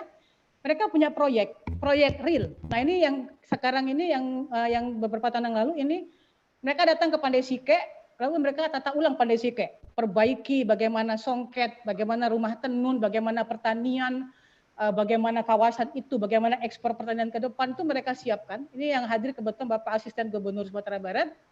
Ini contohnya rancangan kawasan Pandai Sike masa depan, termasuk rumah gadang dan fungsi semuanya mereka siapkan. Rancangan kawasan Lembah Anai, kalau sekarang kita lihat penuh banyak bedeng-bedeng yang nggak jelas gitu ya. Rumah-rumah mulai tumbuh mengganggu pemandangan yang indah, mereka menata ulang Lembah Anai, menata sistem kereta api Lembah Anai, menata air terjun, itu juga mereka lakukan. Membuat menu namanya menu-menu baru Minangkabau, tapi kulinernya ini rendang kebab ya. Mereka desain. Kemudian juga contoh lagi misalnya mereka merekonstruksi pasar Kota Baru yang selalu macet, buat jalan layang, menata pasar dan seterusnya. Menggunakan seluruh mata pelajaran yang mereka punya. Jadi di Diniyah Putri ini anak-anak diberikan konsep, materi, diperkuat mulai dari Al-Quran, Sunnah, Qalbu, Brand, Attitude, itu ada kurikulum yang kita rancang. Kemudian mereka memikirkan bangsanya, mereka tahu mereka mau ngapain, mau apa, mereka menjadi siapa, apa tanggung jawabnya, bagaimana mereka membangun kampung halamannya, dan mereka merantau, lalu di rantau mereka mau apa eksistensi mereka, apa kontribusi mereka bagi dunia, lalu bagaimana mereka dengan kemampuan itu membangun kampung halaman dan bangsanya. Nah itu kira-kira gambaran yang dapat saya sampaikan secara singkat nih Prof. Fazli tentang konsep Diniyah Putri saat ini.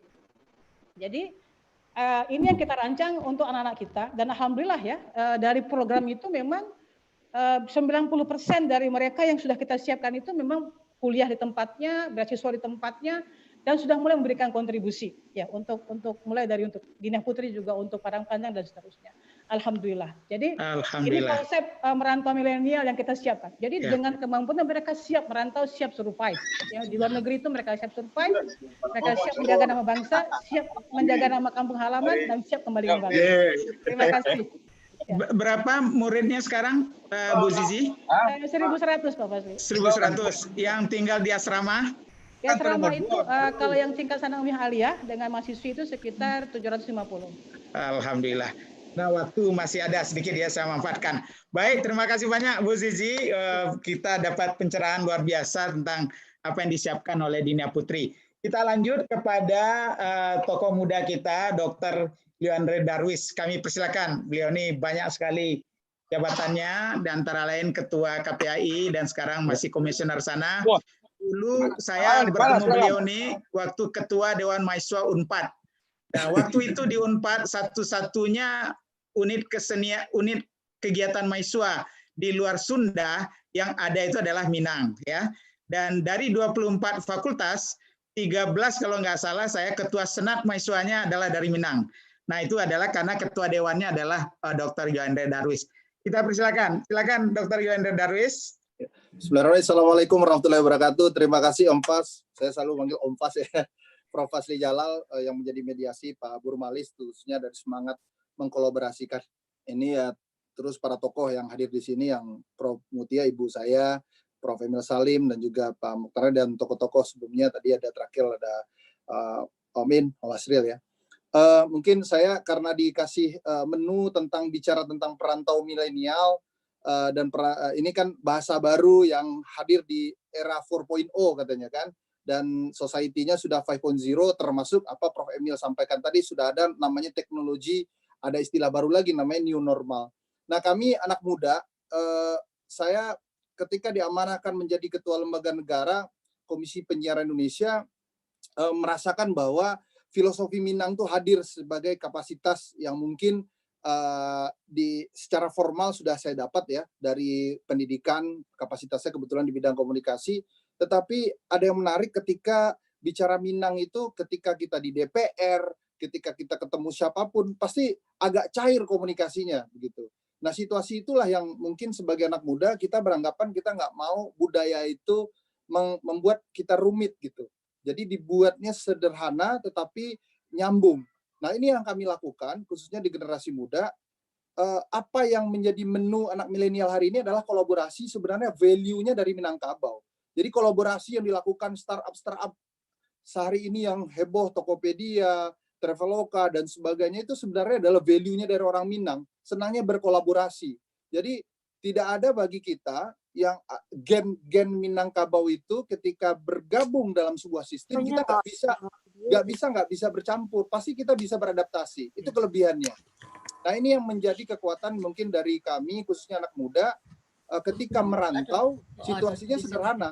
Pendidikan formal yang diberikan dari kampung, kemudian kami hijrah ke kampung, ke rantau, kami segera beradaptasi, dan ilmu itu yang kami bawa. Ketika betul kata tadi Om Fas menyatakan, ketika saya di Pajajaran menjadi presiden mahasiswa, di situ di teman-teman di Indonesia juga ada waktu itu zamannya sama, ada Andre Rosiade di presiden mahasiswa di Trisakti, terus di kampus fakultas juga banyak. Hari ini pun anak muda itu juga berperan menurut saya, walaupun Pak Andre di senior di atas saya, tapi posisi yang di bawah hari ini pun juga begitu.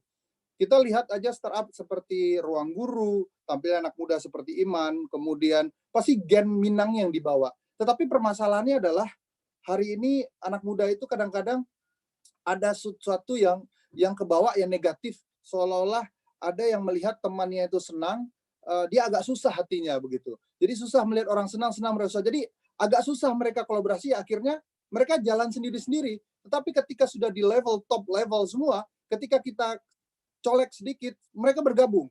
Mulai dari misalnya kayak saya komunikasi dengan yang pendiri kitabisa.com kayak si Timi, cair kita dengan bahasa Minangnya, kemudian Ruang Guru ada Iman, kemudian di Traveloka mungkin terlepas ada Ferry. Kemudian begitu banyak tokoh-tokoh muda yang mungkin menginisiasi hari ini generasi milenial, gampang kita dengan filosofi Minangkabaunya. Nah, menurut saya ini yang menjadi gen yang membedakan ranah rantau itu menjadi cepat. Nah, situasi ranah rantau hari ini sudah kita bahas tadi bahwa borderless. Jadi nggak ada lagi hari ini kita dulu kalau pulang ke ranah rasanya menunggu waktu ya, apakah lebaran dan sebagainya. Hari ini kita bisa pulang kapanpun juga begitu. Tetapi secara jiwa, secara karakter, ini yang mungkin harus kita munculkan. Kami setuju ada pendidikan formal di Sumatera Barat, didesain dengan baik, tapi bagaimana pendidikan informal ini, kalau bahasa Menteri Pendidikan itu ada kampus merdeka, kalau anak-anak muda bilang, anak muda milenial bilang, bahwa anak muda Minang itu sebenarnya udah merdeka. Ketika mereka membuat sesuatu hal, dianggap kolaborasi, itu paling simpel. Saya pernah bikin namanya YouTuber Minang, mengumpulin anak-anak muda ranah dan rantau, kita bikin suatu YouTube, kemudian mereka mengkreasikan ide mereka, dan itu 1 hari, 2 hari udah selesai hasil karyanya. Tetapi kan bagaimana ini menjadi stabil, itu tergantung yang namanya ada pola formal di situ. Tetapi yang informal begini ternyata bisa menjadikan kekuatan anak muda hari ini untuk segera cepat cair, tanpa merasakan senang melihat teman susah, atau susah melihat teman senang, kan begitu. Mencairkan suasana perilaku baru bahwa mereka itu ayo kita bareng-bareng berkolaborasi. Nah, ini yang saya harapkan mungkin ada tokoh-tokoh juga di sini, bagaimana kami yang muda bisa berkolaborasi dengan situasi yang mungkin sudah ada template-nya dari atas yang bagusnya, tetapi disederhanakan bahasanya bagi kami generasi muda, sehingga apa yang menjadi percepatan itu, karena borderless ini situasi makin cepat untuk kita bagaimana membuat Minang Pride itu. Jadi bangga kita anak muda itu bersuara berprestasi atas nama Minangkabau dimanapun seluruh Indonesia maupun dunia. Mungkin itu Om Fas yang menjadi spirit kami anak muda. Tolong ini menjadi segera kolaborasikan sistem ini sehingga istilah-istilah yang begitu tinggi bagi anak muda bisa disederhanakan. Sebenarnya perilaku hari ini mereka sudah memperlakukan Minangkabau itu sendiri dalam hal berdagang, dalam hal berprestasi, maupun memimpin negara ini atau apapun lah dalam usia muda begitu. Mungkin itu. Baik. Terima kasih banyak Pak Iliandre. Kita lanjut, kita mulai berkeliling di luar negeri. Yang pertama kita minta pada Bapak Duta Mardin yang lama berdiaspora di Amerika. Kami persilakan Pak Ajo, Pak Duta Mardin, kami persilakan. Assalamualaikum warahmatullahi wabarakatuh. Waalaikumsalam warahmatullahi wabarakatuh. Ambo, saya udah 30 tahun di rantau di Amerika, tapi hampir setiap tahun pulang ke kampung, alhamdulillah. Ada satu hal yang perlu ditekankan dalam pesan merantau itu, ada pesan lanjutan kalau buyuang sampai di rantau, sanak cari, saudara cari, induk samang cari dahulu. Itu artinya kita diharuskan untuk tidak menganggur. Tapi satu hal yang terlihat terlupakan, kok surau nggak disuruh cari begitu. Kenapa tidak disuruh cari? Karena surau itu sudah melekat di diri anak Minang yang merantau. Nah, itu kami buktikan setiap step rantau yang kami lakukan, yang kami alami dari Pariaman usia belum sekolah, merantau ke Delhi. Di Delhi juga jadi anak surau, terus merantau ke Jakarta. Di Jakarta juga di kampus maupun tempat kerja juga menjadi orang yang ikut berinisiatif membangun masjid surau. Di Amerika demikian juga. Hampir semua masjid Indonesia yang ada di Amerika pasti ada anak Minang, pasti orang Minangnya. Ada masjid Indonesia itu di Amerika, ada mulai di New York ada, kemudian di Philadelphia ada, di Los Angeles ada, di Houston ada, di Washington DC di mana tinggal dulu di situ. Kami membangun masjid Indonesia Dimulai dengan mendirikan organisasi yang menjadi pemegang properti itu, namanya IMAAM, Indonesian Muslim Association in America. IMAAM. Inisiatornya kebanyakan orang awak. Dan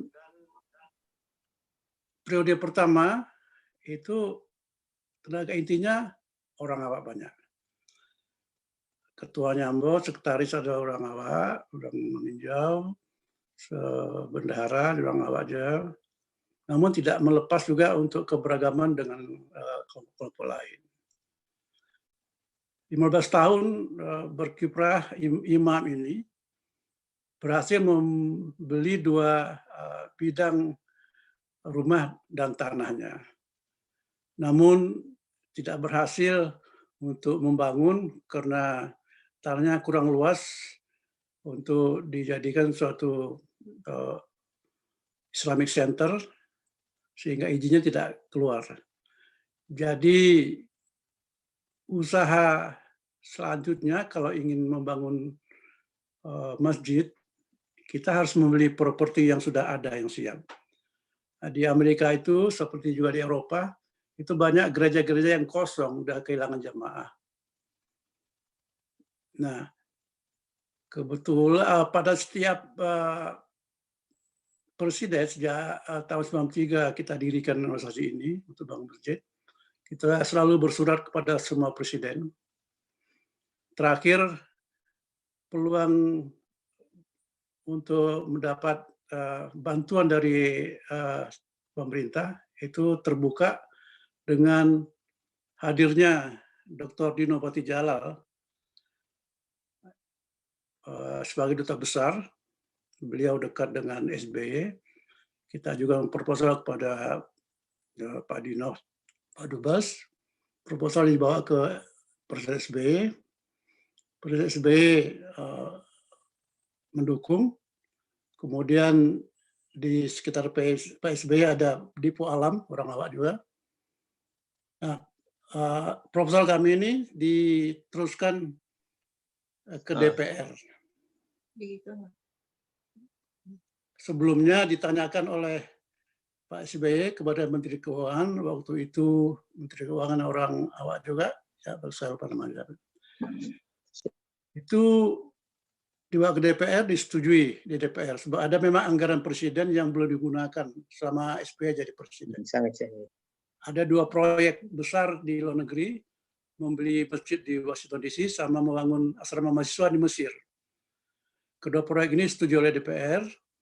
BPKP mengirim tim ke Washington DC untuk mengecek organisasi kita ini yang akan diberi hibah. Alhamdulillah sejak berdiri organisasi ini rapi pembukuannya, rapi organisasinya. Akhirnya disetujui untuk diberikan hibah sebesar 3 juta US dollar. Kenapa SBY mau memberi hibah ini? Karena dianggap kalau ada masjid Indonesia itu menjadi perpanjangan tangan diplomasi pemerintah Indonesia di Amerika. Sebab praktek Islam di Indonesia itu berbeda dengan praktek Islam dari negara-negara lain. Walaupun esensinya sama, tapi kita terasa lebih ramah tamah dengan jamaah dan segala macam. Dan itu juga untuk menjawab tantangan bahwa Islam itu bukan agama yang keras. Maka kita ingin buktikan demikian. Ini alasan SBY mau memberikan hibah ini. Eksekusi dari hibah ini diteruskan juga oleh masih ada oleh duta besar setelah Dino Patijalal, itu oleh Sony Bowalesono, ya, yang kebetulan juga semando orang awak, ya. Akhirnya turunlah bantuan itu tahun 1993 kita mulai rencanakan masjid ini. Tahun 2013 akhirnya kita bisa membeli sebuah gereja di pinggir kota Washington DC, pinggir jalan.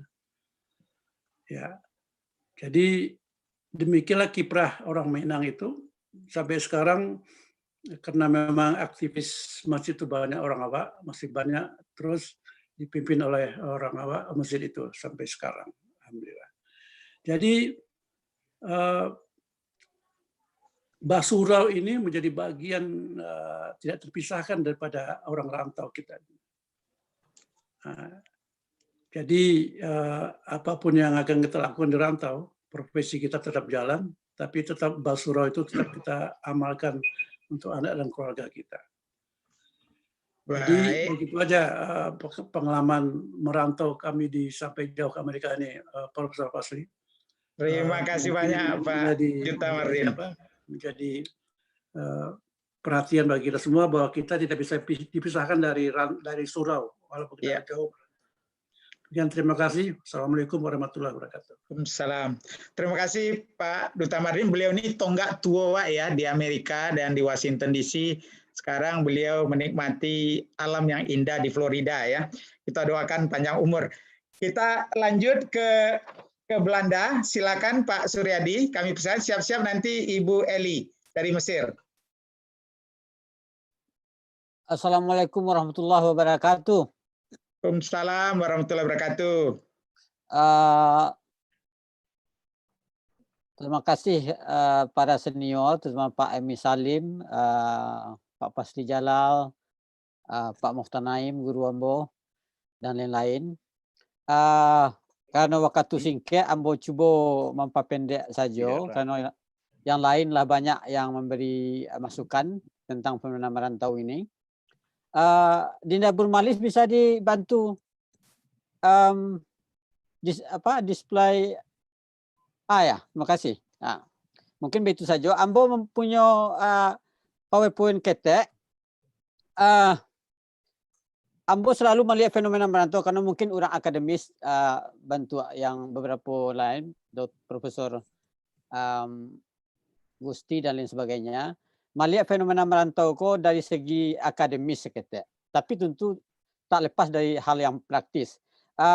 Yang pertama, slide pertama, Dinda Burmalis. Pertanyaan Ambo yang prinsipal adalah apakah fenomena merantau ini kita lihat sebagai kebiasaan orang Minang saja atau fenomena merantau ini adalah sebuah modal etnik yang bisa memajukan dan mensejahterakan orang Minang, baik di rantau maupun di kampung. Itu pertanyaan Ambo. Slide Ambo fokus kepada kenyataan bahwa studi merantau yang komprehensif itu hampir dilakukan hampir 40 tahun yang lalu, lebih. Tadi Pak Mokhtar sudah menyatakan ada studi Mokhtar Naim 1973, ada studi Susi Kato 1982.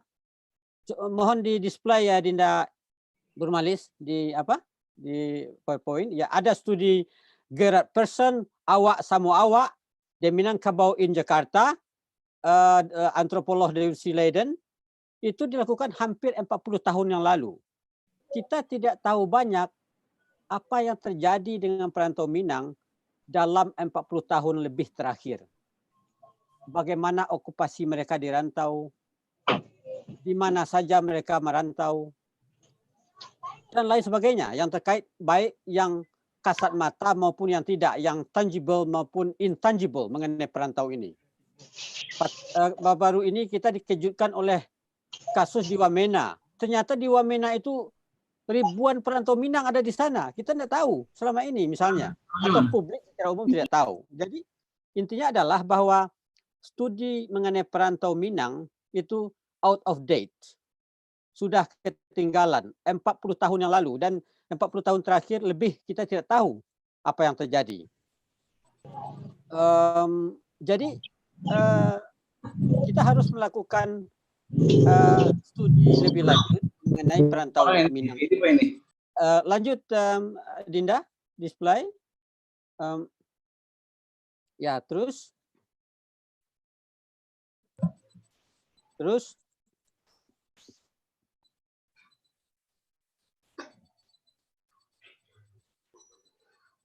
ada publikasi baru dari Uda Ismet. Kamu tidak tahu Uda Ismet, mudah-mudahan online juga, mengenai orang tua Minangkabau. Ini buku yang menarik yang dilakukan dengan Kak Tangah kita Rebecca, Uni Rebecca, yang cukup komprehensif menurut Ambo. Baru Ambo resensi di Archipel di Paris mengenai nasib orang tua Minang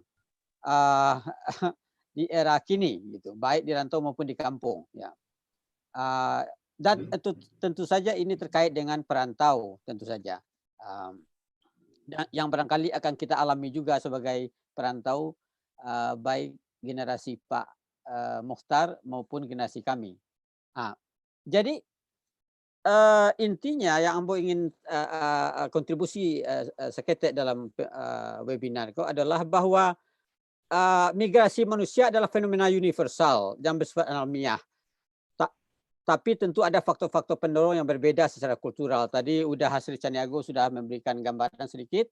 Tapi dalam konteks Indonesia khususnya dan Asia Tenggara umumnya yang dihuni oleh beragam etnik yang berbeda, dan juga karena semakin banyaknya pendatang dari kontinen lain yang masuk ke negara-negara Asia Tenggara, termasuk Indonesia, kajian mengenai migrasi dan etnik adalah penting untuk dilakukan.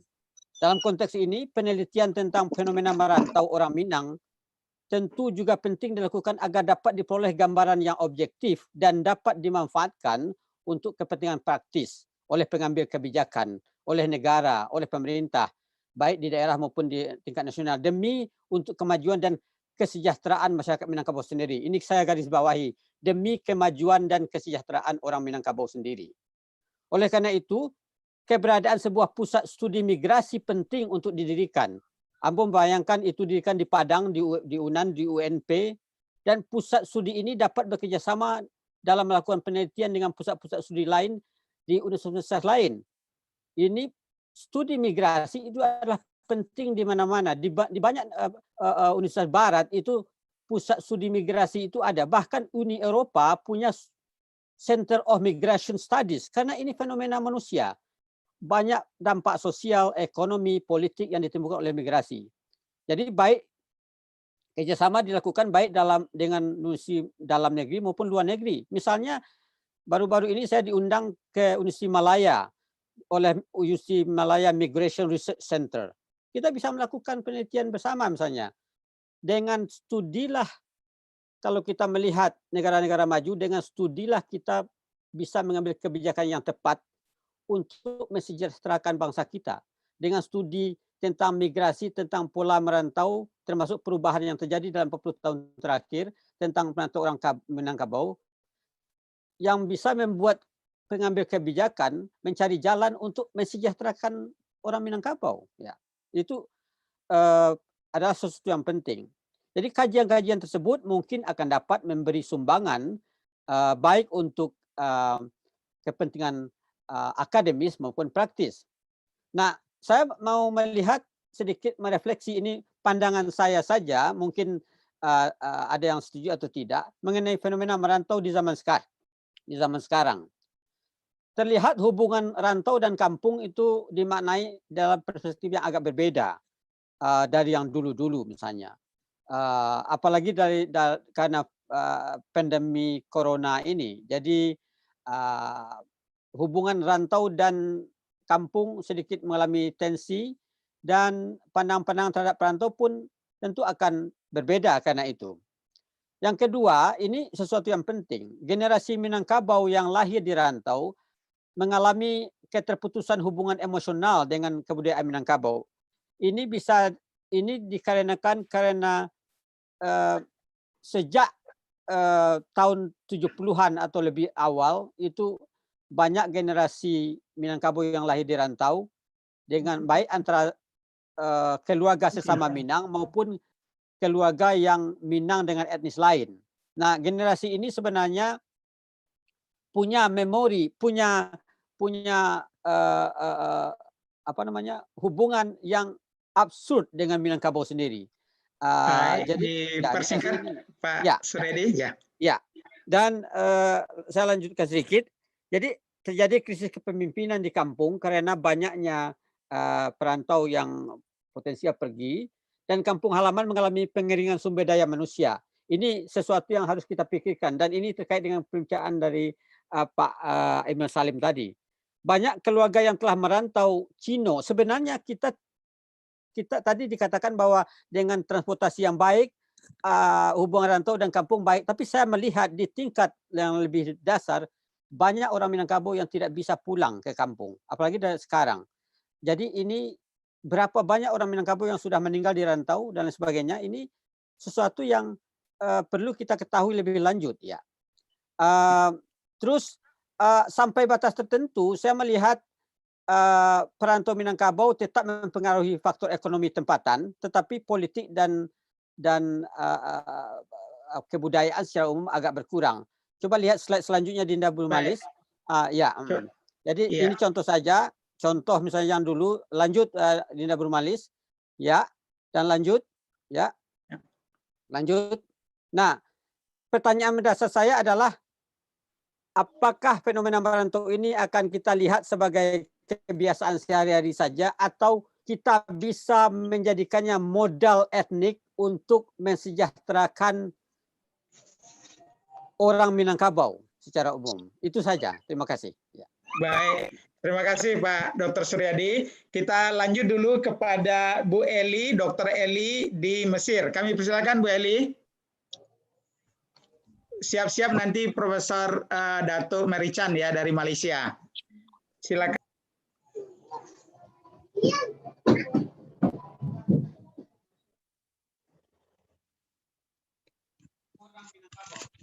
Silakan Bu Eli.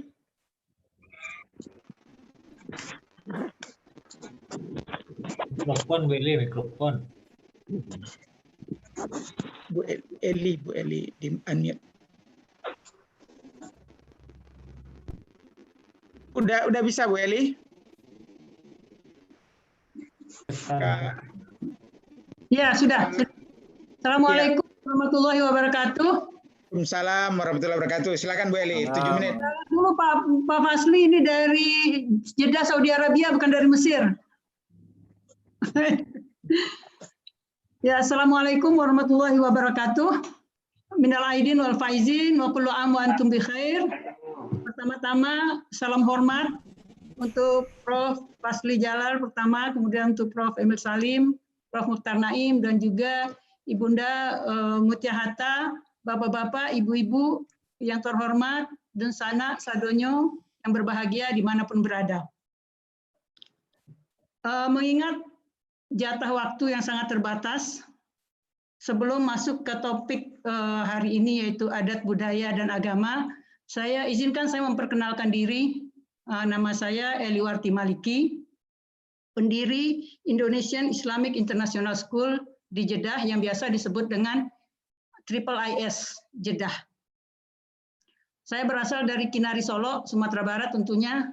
Izinkan saya sebentar menyapa dunsanak saya yang ikut hadir dalam acara ini yang berada di kampung. Salam hangat dari Jeddah. Dan juga Dewan Guru, pengurus, dan keluarga besar IIIS Jeddah. Salam semangat.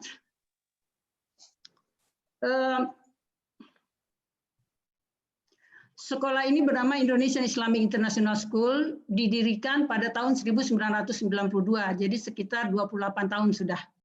Sekolah ini didirikan untuk putra-putri pahlawan devisa, itu anak-anak buruh migran yang bekerja di Saudi, khususnya di kota Jeddah, yang berasal dari kalangan unskilled dan berpendapatan rendah. Bapak Ibu yang terhormat, mendirikan sekolah di luar negeri bukanlah hal yang mudah. Apalagi jika itu dilakukan oleh perempuan di tengah masyarakat yang didominasi oleh laki-laki.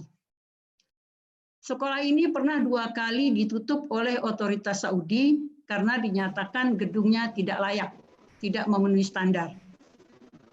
Memboyong barang-barang sekolah, satu sekolah, mulai dari buku, meja, kursi, komputer, AC, dan lain sebagainya, dari satu tempat ke tempat lain, berkali-kali adalah sesuatu yang sangat melelahkan. Namun itu semua tidak berarti. Kecil artinya jika dibandingkan ancaman deportasi yang pernah kami terima. Alhamdulillah semua itu akhirnya bisa kita lalui, dan berkat perjuangan 3 tahun lebih, akhirnya perempuan Indonesia berhasil mendirikan sekolah swasta murni pertama di luar negeri dengan mengantongi izin nomor C105 dari Ministry of Education, Kingdom of Saudi Arabia. Jika di Mesir keluar buku namanya atau novel Ayat-Ayat Cinta, mohon doa insya Allah dari Jeddah, Arab Saudi akan terbit novel Mimpi Anak Bangsa. Mohon doa dari semua, dan mudah-mudahan ini juga nanti menjadi sebagai rekam jejak bahwa pernah ada perempuan Minang di Arab Saudi. Bapak Ibu dan sana yang berbahagia, sehubungan dengan topik kita hari ini yaitu adat, budaya, dan agama. Ketiga unsur ini dalam bahasa Arab disebut juz'un la yatajazza, yaitu suatu kesatuan yang tidak bisa dipisah-pisahkan. Kenapa? Karena adat itu bersumber dari agama. Kemudian budaya itu sendiri dibangun di atas pondasi nilai-nilai keagamaan. Sehingga antara adat, budaya, dan agama tidak bisa dipisahkan satu sama lain. Kalau tadi pembicaraan kita meluas mengenai masalah kiprah perantau Minang di berbagai negara, bahkan juga di dalam negeri, di mana disebutkan sekarang ini dengan adanya COVID-19 terjadi perubahan bentuk-bentuk pergerakan dan dinamisasi kehidupan bermasyarakat. Saya ingin melihat dari sisi agama ada dua hal yang harus sama-sama dipertahankan, yaitu as-sabit wal mutaghayyir. Ada yang sifatnya sabit, yang tetap atau statis, ada juga yang sifatnya mutaghayyir, dinamis, berkembang sesuai dengan perkembangan waktu dan tempat, dan juga perkembangan masyarakat itu sendiri. Adapun yang sabit atau yang statis, yaitu nilai-nilai religius yang sudah dipegang teguh oleh masyarakat Minangkabau, mulai dari ranah Minang sampai ke rantau, jiwa patriotis, jiwa pengorbanan, dan jiwa kebersamaan, ini harus tetap dipertahankan, terutama bagi anak-anak yang lahir di rantau dan tidak mengenal ranah Minang secara langsung. Nah, bagaimana nilai-nilai ini bisa kita tularkan atau kita tanamkan kepada anak-anak kita yang sudah lahir di rantau dan juga besar di rantau? Ada satu hal penting yang ingin saya sampaikan di sini menyangkut masalah agama dan hubungannya dengan adat dan perempuan. Ada satu isu yang masih saja hangat diperbincangkan dari waktu ke waktu, yaitu isu pusako tinggi. Sebagian orang menganggap bahwa pusako tinggi itu bertentangan dengan Al-Quran, di mana Al-Quran mengatakan lidzakari mislu hadzil unsayain, laki-laki mendapat 2 bagian daripada perempuan. Saya melihat hal ini bahwa ulama Minangkabau zaman Saiswa ternyata sangat cerdas mengimplementasikan teks-teks Al-Quran ke dalam kehidupan nyata. Sistem pusako tinggi bukan saja mengimplementasikan konteks, tapi para ulama zaman Saiswa juga sudah sampai kepada maqasid syariah, tujuan daripada syariah itu sendiri. Dengan adanya sistem pusako tinggi, wanita-wanita atau perempuan-perempuan Minang tidak ada yang terlantar, tidak ada yang gelandangan, tidak ada yang tinggal di bawah jembatan. Dan mereka yang merantau juga tidak ada yang merantau dengan pekerjaan sebagai TKW atau pembantu rumah tangga. Kecerdasan inilah sebenarnya yang dituangkan oleh para ulama zaman dahulu dalam bentuk pusako tinggi. Status sosial perempuan di ranah Minang juga dihormati, pendapatnya dipertimbangkan, pemikirannya juga dipakai. Sehingga dengan demikian dapat dikatakan bahwa agama bagi masyarakat Minang, terutama menyangkut perempuan, perempuan kedudukannya dihormati sekaligus dilindungi. Inilah buah dari pemahaman cerdas para ulama zaman Saiswa terhadap teks-teks Al-Quran yang tidak perlu kita rubah. Beberapa waktu terakhir ini banyak sekali isu-isu untuk merubah sistem ini. Pak Fasli, kalau masih ada waktu, minta 1 poin lagi. Boleh Pak Fasli?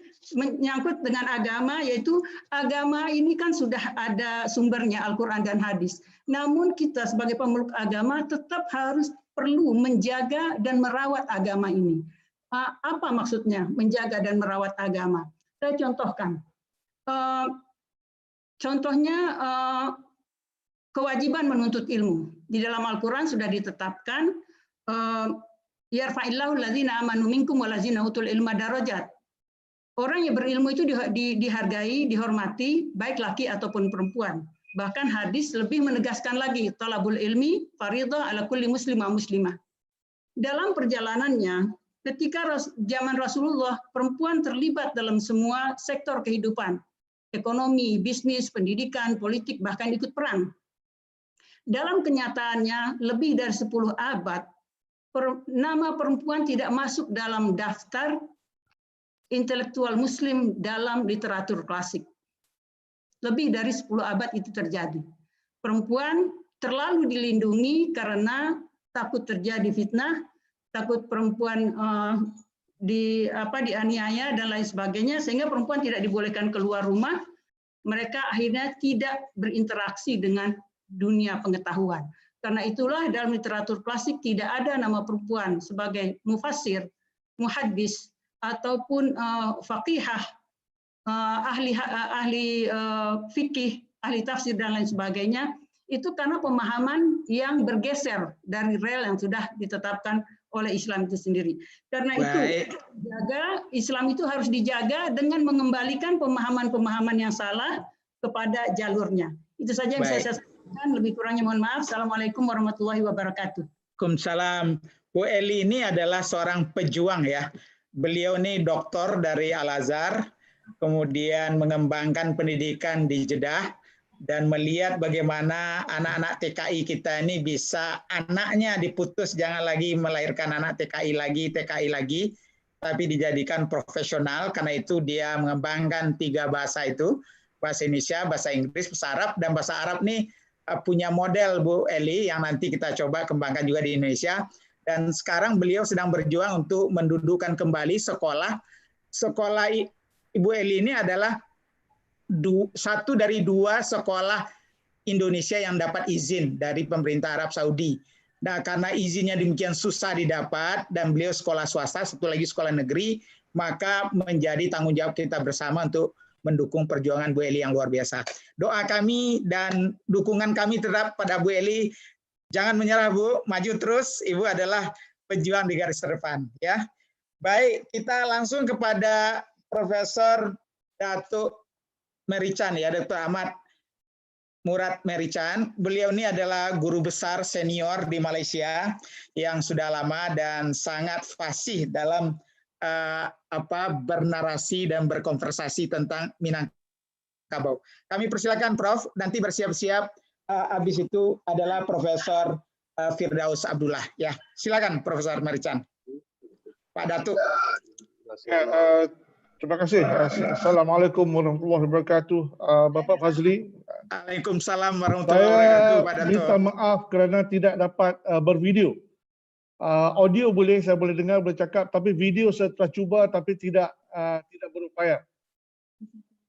Jadi saya boleh sampaikan apa yang Bapak itu dipencet apanya Pak, di kameranya nampaknya masih ditutup itu. Bisa dipencet di kamera supaya seperti unmute kalau di mic di kamera nampaknya. Ya, sudah. Di bawah kiri. Ya, sudah. Saya ingat ada yang tidak kenal dengan ya. Silakan. Silakan. Oke. Baik, Prof. Cukup jelas.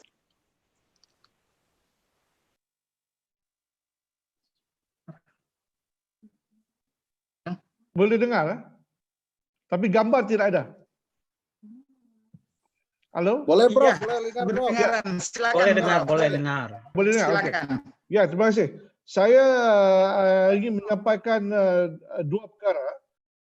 Pertama, saya maklum apa yang diperkatakan oleh Profesor Amir Salim dan Profesor Mokhtar Naim dan juga Bapak Hasrul Caniago.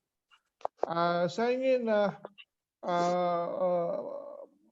menyatakan pertama perantauan consciousness of Minangkabau di Malaysia. Di Malaysia terdapat ramai komuniti Minangkabau, ramai komuniti yang merantau di Malaysia, dan masyarakat Minangkabau telah berulang-alik ke Semenanjung Tanah Melayu sejak berzaman lamanya. Dan saya meneliti contoh misalnya perantauan orang Minangkabau di Pulau Pinang dan di Kedah pada abad yang ke-18. Dan juga saya melihat bahawa ramai orang Minangkabau juga wujud di Kelantan, di Pahang, Perak, di Selangor macam di Gombak dan di Johor. Dan juga di Sabah dan Sarawak, bukan hanya di Negeri Sembilan. Saya dah menulis buku tajuknya Batu Uban Sejarah Awal Pulau Pinang untuk menangkis kesalahfahaman bahawa perantauan itu hanya berlaku di Negeri Sembilan. Walhal perantauan orang Minangkabau telah berlaku sejak berzaman di lain-lain tempat di Semenanjung Tanah Melayu dan juga di Sabah dan Sarawak. Dan juga orang Minangkabau ni telah merantau ke seluruh Nusantara sejak beratus-ratus tahun. Jadi kepada saya, masyarakat Minangkabau melalui perantauan ini merupakan subtle colonizers, penjajah yang halus, penjajahan yang halus yang telah mencorak worldview, yang telah mencorak kebudayaan masyarakat Melayu di Nusantara dan di Kepulauan Melayu. Dan kesedaran Minangkabau ini banyak juga terlihat dalam tahun-tahun 1920-an, 30-an apabila perantau-perantau Minangkabau telah memulakan industri pesurat kabaran, surat kabar. Banyak surat kabar yang telah diterbitkan di Singapura dan di lain-lain tempat di Tanah Melayu hasil daripada usaha perantau-perantau Minangkabau. Dari surat kabar Al-Imam 1906-1908 kepada surat kabar Utusan Melayu 1939 dan banyak lagi. Dan Singapura merupakan tumpuan kepada kelompok-kelompok wartawan dan intelektual Minangkabau yang telah mencorak dan yang telah menjadikan Singapura sebagai hub penerbitan intelektual dan persuratan Melayu pada zaman itu. Itu pertama yang ingin saya katakan. Yang kedua, ini ada kaitannya dengan apa yang diungkapkan oleh Profesor Amil, Profesor Mokhtar Naim, yang ini fenomen dan mentarif semula perantauan dan rantau. Saya ingin mengajukan bahawa kita take one step further untuk menjadikan rantau sebagai satu konsep sosiologi. Ini menaikkan, membuatkan rantau ini dalam konteks epistemologi sains sosial. Sebab banyak perbincangan mengenai rantau dan perantauan dibincangkan dalam kelompok pemikiran Minangkabau. Bukan dalam kelompok sains sosial, bukan dalam kelompok keilmuan, bukan dalam kelompok sosiologi. Ini juga masalah kolonial dan masalah ilmu kolonial. Sebab ilmu kolonial telah memadamkan istilah dan maksud rantau itu dan digantikan dengan migrasi. Rantau dan migrasi tidak sama. Dan rantau merupakan satu institusi di kalangan orang Minangkabau dan di kalangan orang-orang yang bermustautin di Kepulauan Melayu. Dan adalah tanggungjawab sarjana dan dosen-dosen untuk mengangkat dan mengkategorikan istilah rantau ni sebagai satu istilah sosiologi, sebagai satu kontribusi masyarakat Minangkabau dan Melayu kepada ilmu sosiologi dunia. Dan ini saya rasa perlu dilakukan sebab banyak kajian empiris telah dilakukan. Buku Pak Mokhtar telah 50 tahun. Kita perlu mengangkatnya dalam konteks theorizing dan epistemologizing istilah rantau ini. Jadi itulah sedikit sebanyak yang saya ingin nyatakan. Terima kasih. Terima kasih banyak Bapak Datuk Ahmad Murad Marican. Kita lanjut dulu kepada Bapak Profesor Dr. Firdaus Abdullah. Kami persilakan Bapak Dr. Firdaus, Profesor.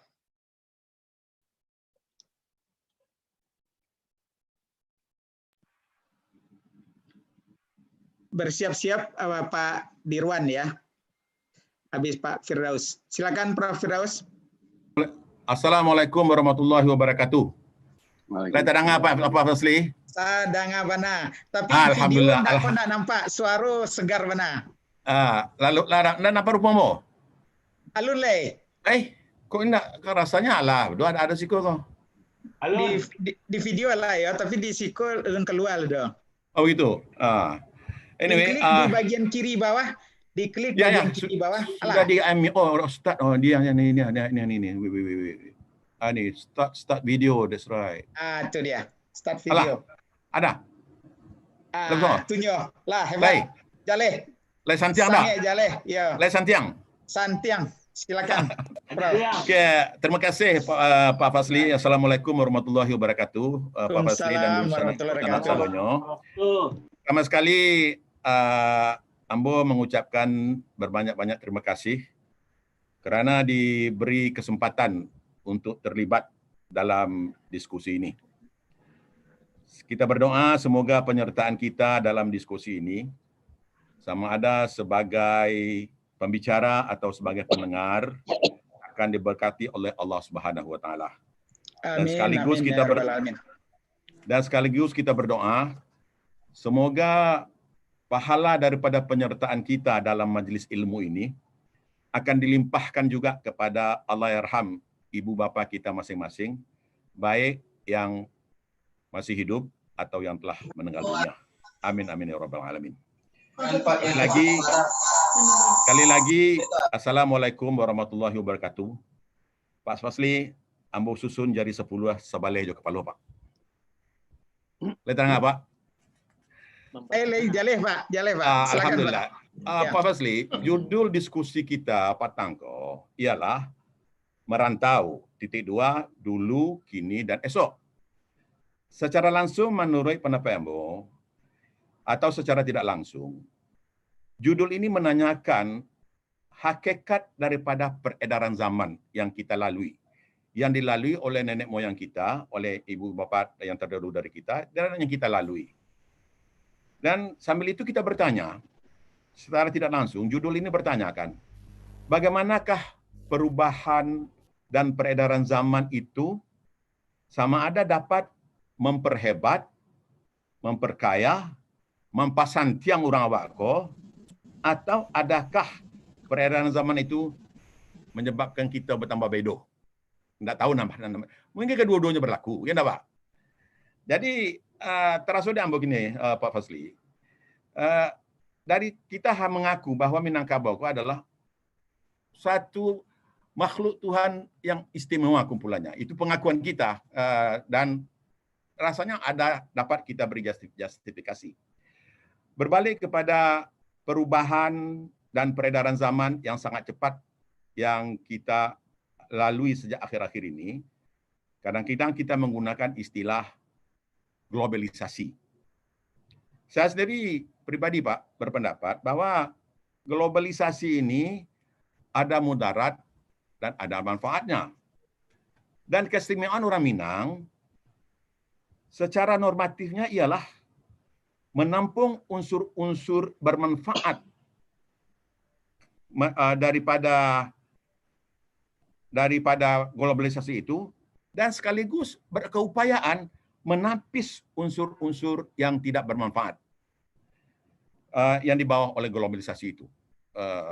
Artinya ini keistimewaan kita orang-orang Minang membedakan nan buruak nan baneh jo apa istilah cik lah itu nan baneh jo nan ampo.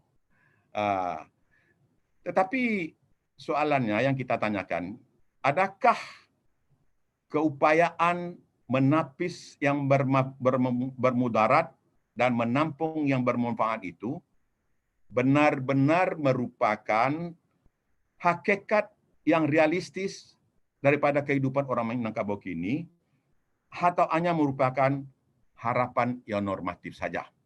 Inilah antara soalan-soalan yang saya kita perlu tanyakan. Karena dalam keadaan zaman berubah sekarang, kita banyak yang kita lupa.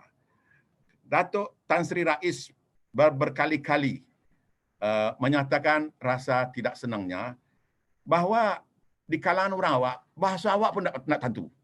Ini bagi hamba itu adalah satu kelunturan budaya yang diakibatkan oleh globalisasi yang tidak kita tapung, yang tidak kita tapis. Ini kekurangan kita. Tetapi patut juga kita sadari bahwa keistimewaan orang Minang ialah mewujudkan apa yang dipanggil dalam istilah sains sosial a dynamic equilibrium, suatu keadaan dinamis yang seimbang. Tapi soalnya, adakah keupayaan kita menghidupkan dan mewujudkan suasana dynamic equilibrium ini masih dapat kita lakukan? Pepatah dan ungkapan-ungkapan puitis dalam bahasa Minang memperlihatkan keupayaan orang Minang menangani konflik resolution, menangani berbagai-bagai konflik. Sekaligus, dan ini pernah dalam satu tesis di Cornell University, Nancy Tanner kalau tak salah saya, menghuraikan keupayaan atau pengalaman orang Minang menghadapi konflik resolution ini. Yang sekaligus mengakui keupayaan kita, mekanisme yang ada di dalam kehidupan kita yang dapat dimanfaatkan. Dalam hubungan ini Pak, karena kesempitan waktu, Ambo ingin membawa perhatian kita kepada 4 konsep atau 4 gagasan sebagai sambutan kita terhadap kesan-kesan daripada globalisasi itu. Mula-mula saya bacakan 4 gagasan itu, dan kalau waktu mengizinkan nanti saya akan coba menguraikannya. Gagasan yang pertama ialah yang telah kami praktekkan dalam 3M, Majlis Musyawarah ini kumpulan masyarakat Minang di Malaysia, yaitu telah mengadakan apa yang kami katakan program pelatihan jati diri Minangkabau. Yang insya-Allah akan saya uraikan sebentar lagi kalau Pak Fasli dapat memberikan 1-2 menit untuk saya. Itu yang patut kita pikirkan, bagaimana supaya kita dapat menggerakkan, menginstitusikan, mensosialisasikan konsep program latihan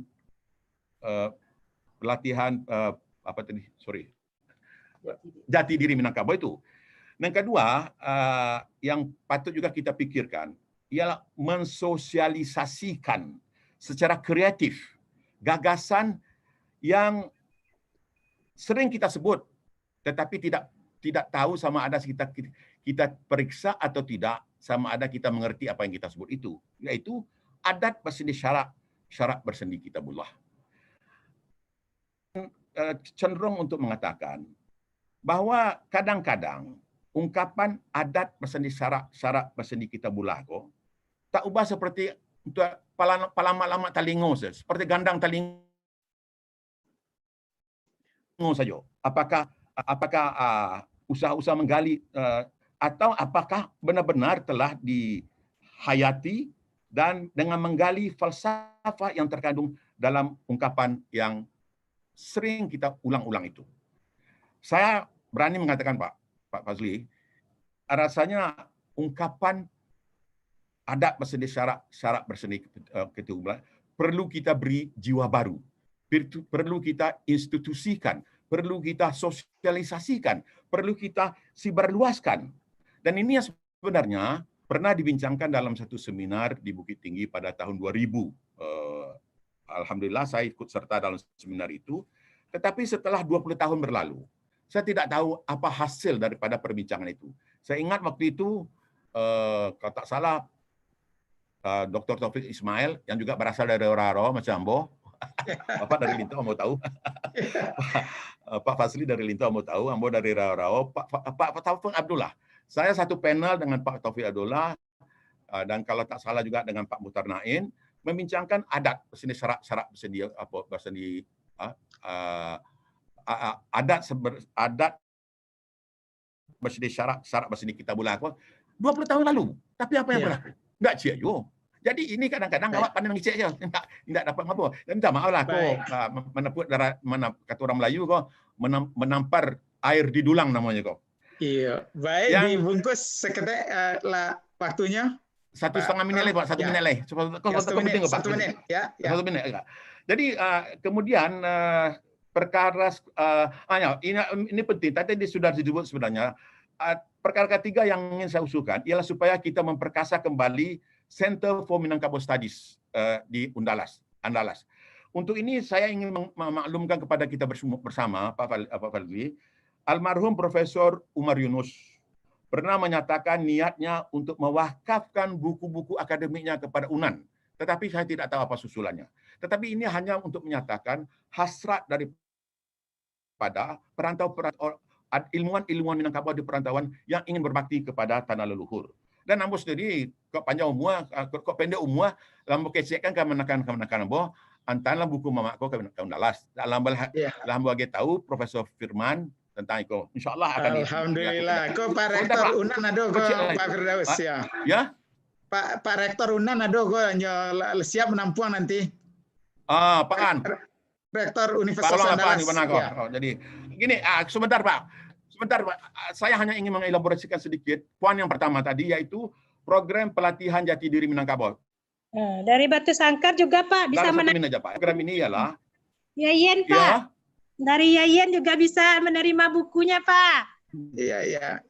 Lanjut aja dulu. Dilelong nampaknya kok. Lanjut dipersingkat Prof. Begini, maksud tujuan apa nih program latihan jati diri tadi ini penting Pak. Saya minta 1 minit Pak Fazli ya. Maksud program ini ialah untuk menggali dan melestarikan budaya Minangkabau untuk di kalangan para diri remaja Minangkabau di perantauan, memberikan pendidikan dan pengetahuan kepada mereka tentang sejarah asal usul mereka, tentang seni, adat dan budaya mereka, termasuk kehebatan tokoh-tokoh Minangkabau masa lalu. Poin yang pertama. Tujuan yang kedua ialah agar angkatan muda calon pemimpin masa hadapan itu mempunyai rasa percaya diri, rasa percaya diri, bangga menjadi keturunan orang Minangkabau, serta kuat semangat dan tidak kehilangan jati diri khas orang Minangkabau.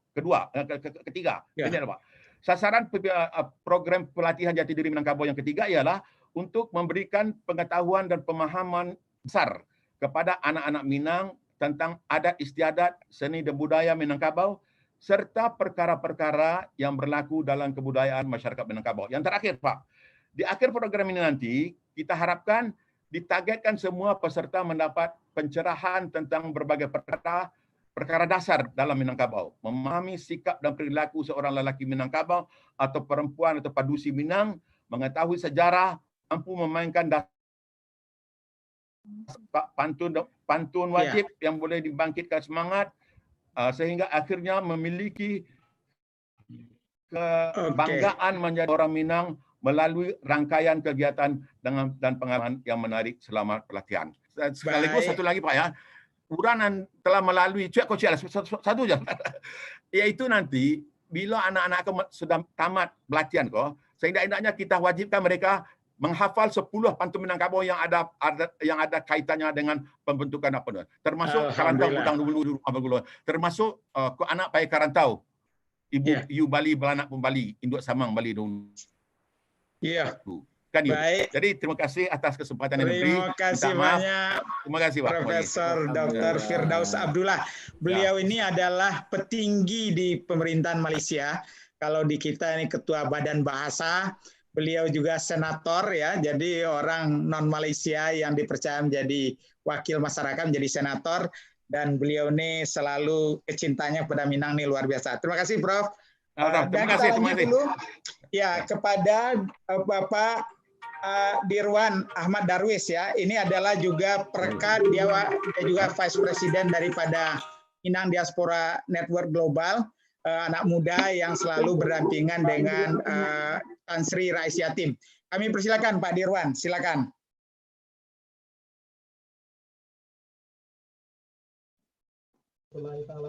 Bersiap-siap nanti Pak Ismet ya. Ya, silakan Pak Dirwan. Ya. Assalamualaikum warahmatullahi wabarakatuh.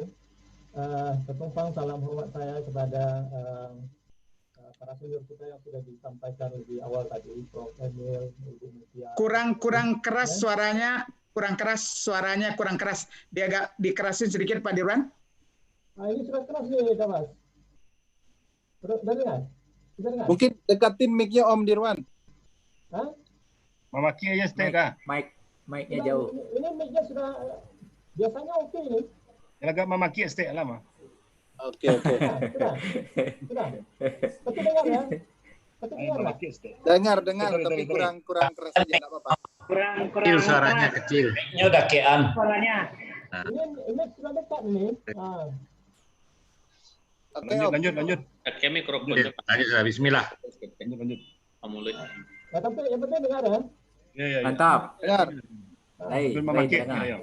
Oke, alhamdulillah kedengaran. Wah, yuk, sayu sampai.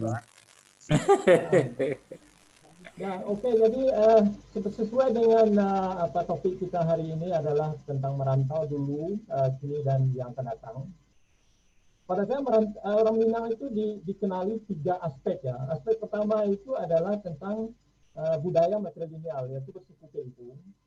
Yang kedua budaya merantau. Yang ketiga orang Minang itu sangat kuat dalam agama Islam. Jadi ada 3 aspek ini yang sering menjadi buah bibir sebagai identitas kaum di Minangkabau. Nah, lalu yang kedua, merantau atau pengembara itu adalah jiwa pengembara yang menantang. Jadi itulah adanya orang Minang sebagai yang mempunyai jiwa yang suka melawan arus, menantang gitu ya, melawan arus gitu ya. Lalu Pak Mukhtar ketika beberapa tahun yang lalu memberikan buku kepada saya, beliau menuliskan di buku itu Dirwan, karena merantaulah Minangkabau itu dikenal oleh dunia. Nah, jadi sangat benar apa yang disampaikan oleh Pak Mukhtar itu, karena merantaulah orang Minangkabau itu dikenal oleh dunia. Nah, kalau orang Minang dulu merantau itu sesuai dengan apa yang ditulis oleh Pak Mukhtar untuk pulang kembali. Artinya di sanalah lahirnya Karatau Madang dulu, Babuah Babungo Balun itu. Nah, kemudian kalau kini merantau dengan falsafah untuk pulang kembali itu masih tetap ada, meskipun secara kenyataannya bukan dirinya atau fisiknya yang datang ke kampung, tapi pemikirannya, uangnya juga datang ke kampung. Jadi saya kira intinya atau pengertiannya sama saja dengan dulu, karena adanya hubungan emosional antara perantau ini dengan ranah Minangkabau. Jadi itu yang membuat melahirkan falsafah-falsafah tadi. Nah, untuk yang akan datang, saya mengkhawatirkan apakah Karatau Madang dulu, Babuah Babungo Balun, dan kemudian melihat ke kampung itu masih akan diinikan oleh perantau generasi yang akan datang, karena ini sangat erat kaitannya dengan hubungan emosional yang sudah terbangun dulu tadi. Padahal kalau kita melihat perantau sekarang, generasi sekarang masih banyak terikat dengan kampung, dan kemudian mereka mempunyai hubungan emosional itu karena terkait dengan pengalaman-pengalaman masa lalu semasa di kampung. Nah, generasi yang akan datang, apalagi yang lahir di rantau, saya kira ini perlu kebijaksanaan yang kita kira sekarang. Nah, kemudian yang kedua, saya ada 4 aspek yang ingin saya sampaikan. Orang dulu itu merantau, ada yang merantau, tapi tadi Bu Hasri sudah menjabarkan sedikit banyaknya tentang asal kata diaspora. Nah, Minangkabau itu ada yang merantau, ada juga yang diaspora. Nah, kalau Bapak Ibu pernah membaca tentang PRRI, masa waktu itu ada yang berdiaspora orang Minang kita, karena terusir dari kampung. Terusirnya itu karena memang situasi pada waktu itu, kalau tidak melarikan diri dari kampung, mereka akan tertangkap, bahkan ada yang dibunuh. sebagai diaspora. Nah, lain yang merantau. Nah, lalu kalau sekarang hampir sama, ada yang merantau dan kemudian ada yang mewarisi karena anak keturunan yang diaspora itu, sehingga di sana lahirnya, keluarnya, bertukarnya identitas, misalnya nama yang sudah bermacam-macam. Kalau dulu nama orang Minang itu khas, jadi ketika memperkenalkan diri, nama itu orang sudah tahu, oh ini orang dari Minang. Nah, kemudian kalau untuk perkembangan yang akan datang, karena perkembangan zaman teknologi semakin canggih, jarak bukan lagi menjadi satu permasalahan. Jadi rantau akan datang itu bagi generasi Minang, saya rasa itu lebih rasional ketimbang emosional. Kalau kita masih emosional dan rasional, tapi mereka yang akan datang ini saya kira lebih rasional. Lalu yang ketiga, tujuan merantau itu tadi juga disinggung oleh Bung Wakil. Saya melihatnya satu saja, dapat Prof. Asri Jalal. Tujuan merantau itu mencari kekayaan. Nah, kekayaan ini dibagi dua. Yang pertama, kekayaan ilmu dan pengalaman. Yang kedua, kekayaan harta. Nah, ketika keduanya atau salah satu dapat, dan itulah yang akan disumbangkan ke kampung sebagai pengejawantahan dari Karatau Medang dulu tadi itu. Nah, karena tujuan merantau ini dan yang akan datang, saya kira ini akan sama. Suasananya itu akan sama, karena ini manusiawi sifatnya. Lalu yang keempat, yang terakhir, dulu orang Minangkabau itu merantau membawa serta budayanya. Jadi pakaiannya, dan tercermin dalam perilaku orang Minang itu. Nah, sekarang saya melihat kondisi ini sudah 50-50. Artinya masih ada, tapi sebagian besar sudah hanyut karena sikap terlalu pragmatis ya. Orang Minang itu terlalu pragmatis menerima segala sesuatu yang baru. Jadi jati diri kurang kuat. Misalnya seperti yang disampaikan oleh Pak Prof. Daus tadi dalam berbahasa misalnya. Orang Minang kalau ketemu orang Minang, saya karena di forum ini saja saya bahasa ini. Tapi kalau ketemu satu orang Minang sama orang Minang dalam posisi informal, saya bahasa Minang. Nah, itu dapat dilihat dari situ salah satu dari ini kita. Lalu yang ketiga, tahu ini salah satu dari kajian saya betul ya. Terus? Saya sekarang membagi orang Minang itu dari tiga. Iya, boleh dipipit semua. Saya membagi. Ada suara lain itu dapat. Saya membagi orang Minang itu sekarang dari hasil kajian saya menjadi tiga kelompok. Yang pertama kelompok Minang asli, yaitu orang-orang Minang yang berbudaya Minang, berbahasa Minang dan memahami persoalan budaya dan kemudian juga memahami sejarah. Karena memahami sejarah ini sangat penting. Tanpa memahami sejarah, orang tidak akan tahu kehebatan Minangkabau dan lain-lain. Yang kedua, ya tadi Minang asli ya. Yang kedua adalah Minang Hanyut, Anyik atau Tagadai. Nah, Minang Hanyik atau Tagadai ini adalah kalau Hanyik masih bisa dipintai, kalau Tagadai masih bisa ditebus. Nah, jadi di sini masih bisa diselamatkan secara kebudayaan. Nah, ini yang kedua. Yang ketiga itu adalah Minang terjual. Jadi kalau sudah terjual ini sudah susah. Jadi kita doakan saja kalau yang sudah terjual ini. Jadi saya melihat gambaran apa yang sudah disampaikan. Tolong 1 menit ya. Tolong 1 menit Pak Dirwan ya. Ya, udah habis ya sebetulnya dapat. Jadi dari 3 kategori tadi yang menentukan sekali adalah kalau anak-anak sekarang karena tidak diajarkan sejarah Minang, saya termasuk orang yang pernah hanyut dan saya terlalu bangga menjadi bagian dari kebudayaan Barat. Kemudian ada masa-masa seperti itu di dalam kehidupan saya dulu, karena saya tidak pernah mengetahui tentang Minangkabau. Nah, ketika saya tahu tentang Minangkabau, saya langsung kalau Tan Sri Rais itu boleh dikatakan gila terhadap Minangkabau. Jadi penyakit gilanya itu mengindah ke saya gitu. Jadi saya kira itu yang bisa saya sampaikan pada kesempatan ini. Baik. Assalamualaikum warahmatullahi wabarakatuh. Waalaikumsalam. Jadi jangan sampai jadi orang Minang anyui ya. Dan ternyata untuk bisa kembali ke menjadi orang Minang tuh bisa terbuka lebar. Baik, kita terus kepada Bapak Presiden dari Persatuan Minang Singapura, Bapak Marah Hussein Salim. Kami persilakan Bapak Marah Hussein Salim.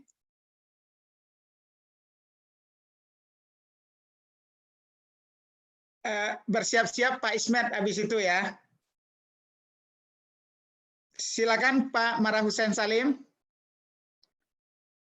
Sudah bisa bergabung?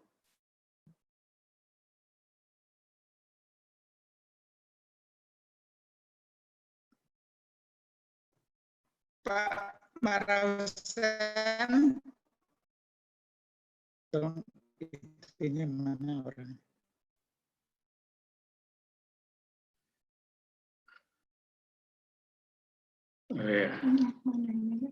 Ya, silakan Pak Marah Hussein. Yeah. Thank you. You just can carry on. Cannot hear. Huh? They cannot hear. Cannot hear. Yes, we can hear. Yeah, we can hear you. Yeah. Okay. Okay. Assalamualaikum warahmatullahi taala wabarakatuh. Waalaikumsalam warahmatullahi wabarakatuh. Dengan kerendahan hati, kami dari Singapura mengucapkan selamat Hari Raya Aidilfitri, maaf lahir dan batin, kepada Bapak Fazli dan juga Profesor Emil, Profesor Mokhtar Naim yang banyak menyumbang baktinya kepada Singapura waktu dia di Singapura tahun 73 dulu, dan di mana profesor-profesor banyak di Singapura bila kita berjumpa dengan mereka akan bertanyakan tentang Profesor Mokhtar Naim, dan insya Allah beliau terus bergabung untuk selama-lamanya mungkin.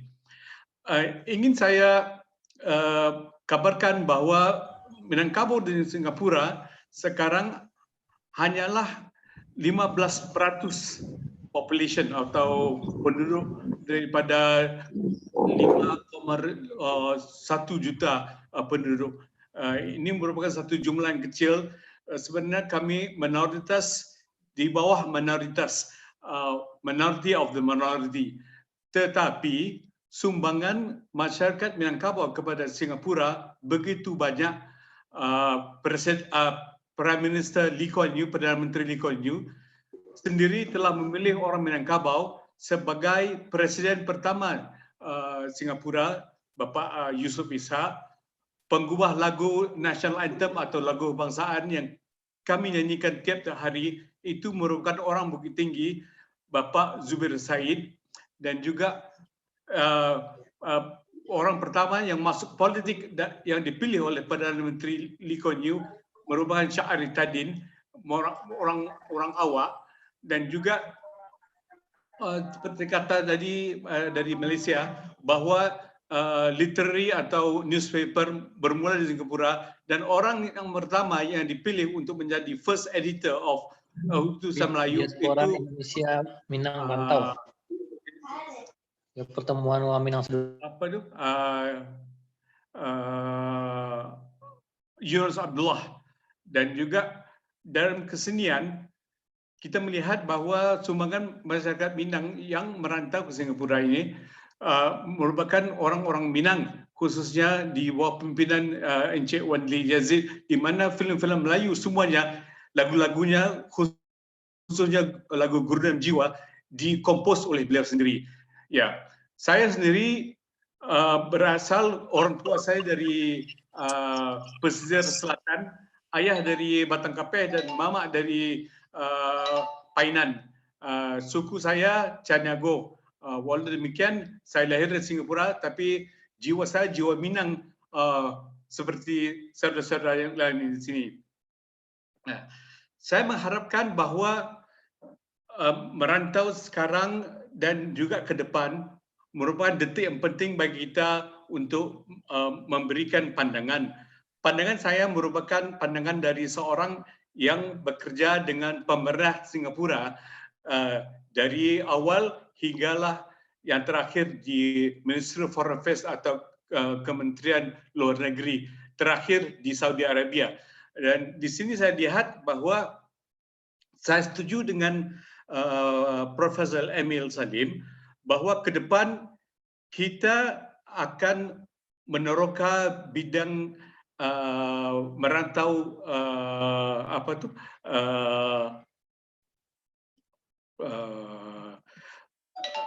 digital. Tapi saya pikirkan lebih dari itu. Saya pikirkan akan berlaku reverse merantau, di mana orang-orang Minang yang sedang berada di luar Padang akan pulang ke kampung untuk membangun sama-sama Sumatera Barat, kerana akan berlaku di mana kesemua negeri-negeri yang besar kos biaya mahal dan mereka akan pindah dari kota-kota besar termasuk dari Jakarta ke kota-kota kecil seperti Padang dan juga Bukit Tinggi. Saya dapat tahu Bukit Tinggi dulu merupakan kota Indonesia sebelum pindah ke Jakarta. Nah, yang kedua saya pikir ialah penting untuk kita mengumpulkan milenial Minangkabau untuk sama-sama kita pamerkan kepada milenial sekarang yang ada di sini, termasuk seorang astronot Malaysia yang telah melepasi angkasa udara kita, yaitu astronot Datuk Sheikh Mustafa, dan juga yang berada di Malaysia dan juga di adakan World Conference di mana di Indonesia maupun di Sydney atau di mana saja, supaya mereka ini menjadi contoh bahwa mereka-mereka ini yang akan memimpin dunia Minangkabau ke depan, dan mereka ini bersemangat. Umpamanya di Singapura dulu, waktu gelombang pertama masuk ke Singapura, mereka ini bukan profesional. Baru saja kira-kira 10 tahun terakhir, gelombang kedua telah berlaku, di mana pemerintah Singapura memberikan kelonggaran-kelonggaran masuk bagi visa-visa khusus untuk mereka menjadi warga negara Singapura untuk orang-orang Minang dari Indonesia. Jadi saya pikirkan itu penting bagi kita untuk mempamerkan mereka-mereka ini yang sudah ada, yang boleh memimpin masyarakat Minangkabau ke depan.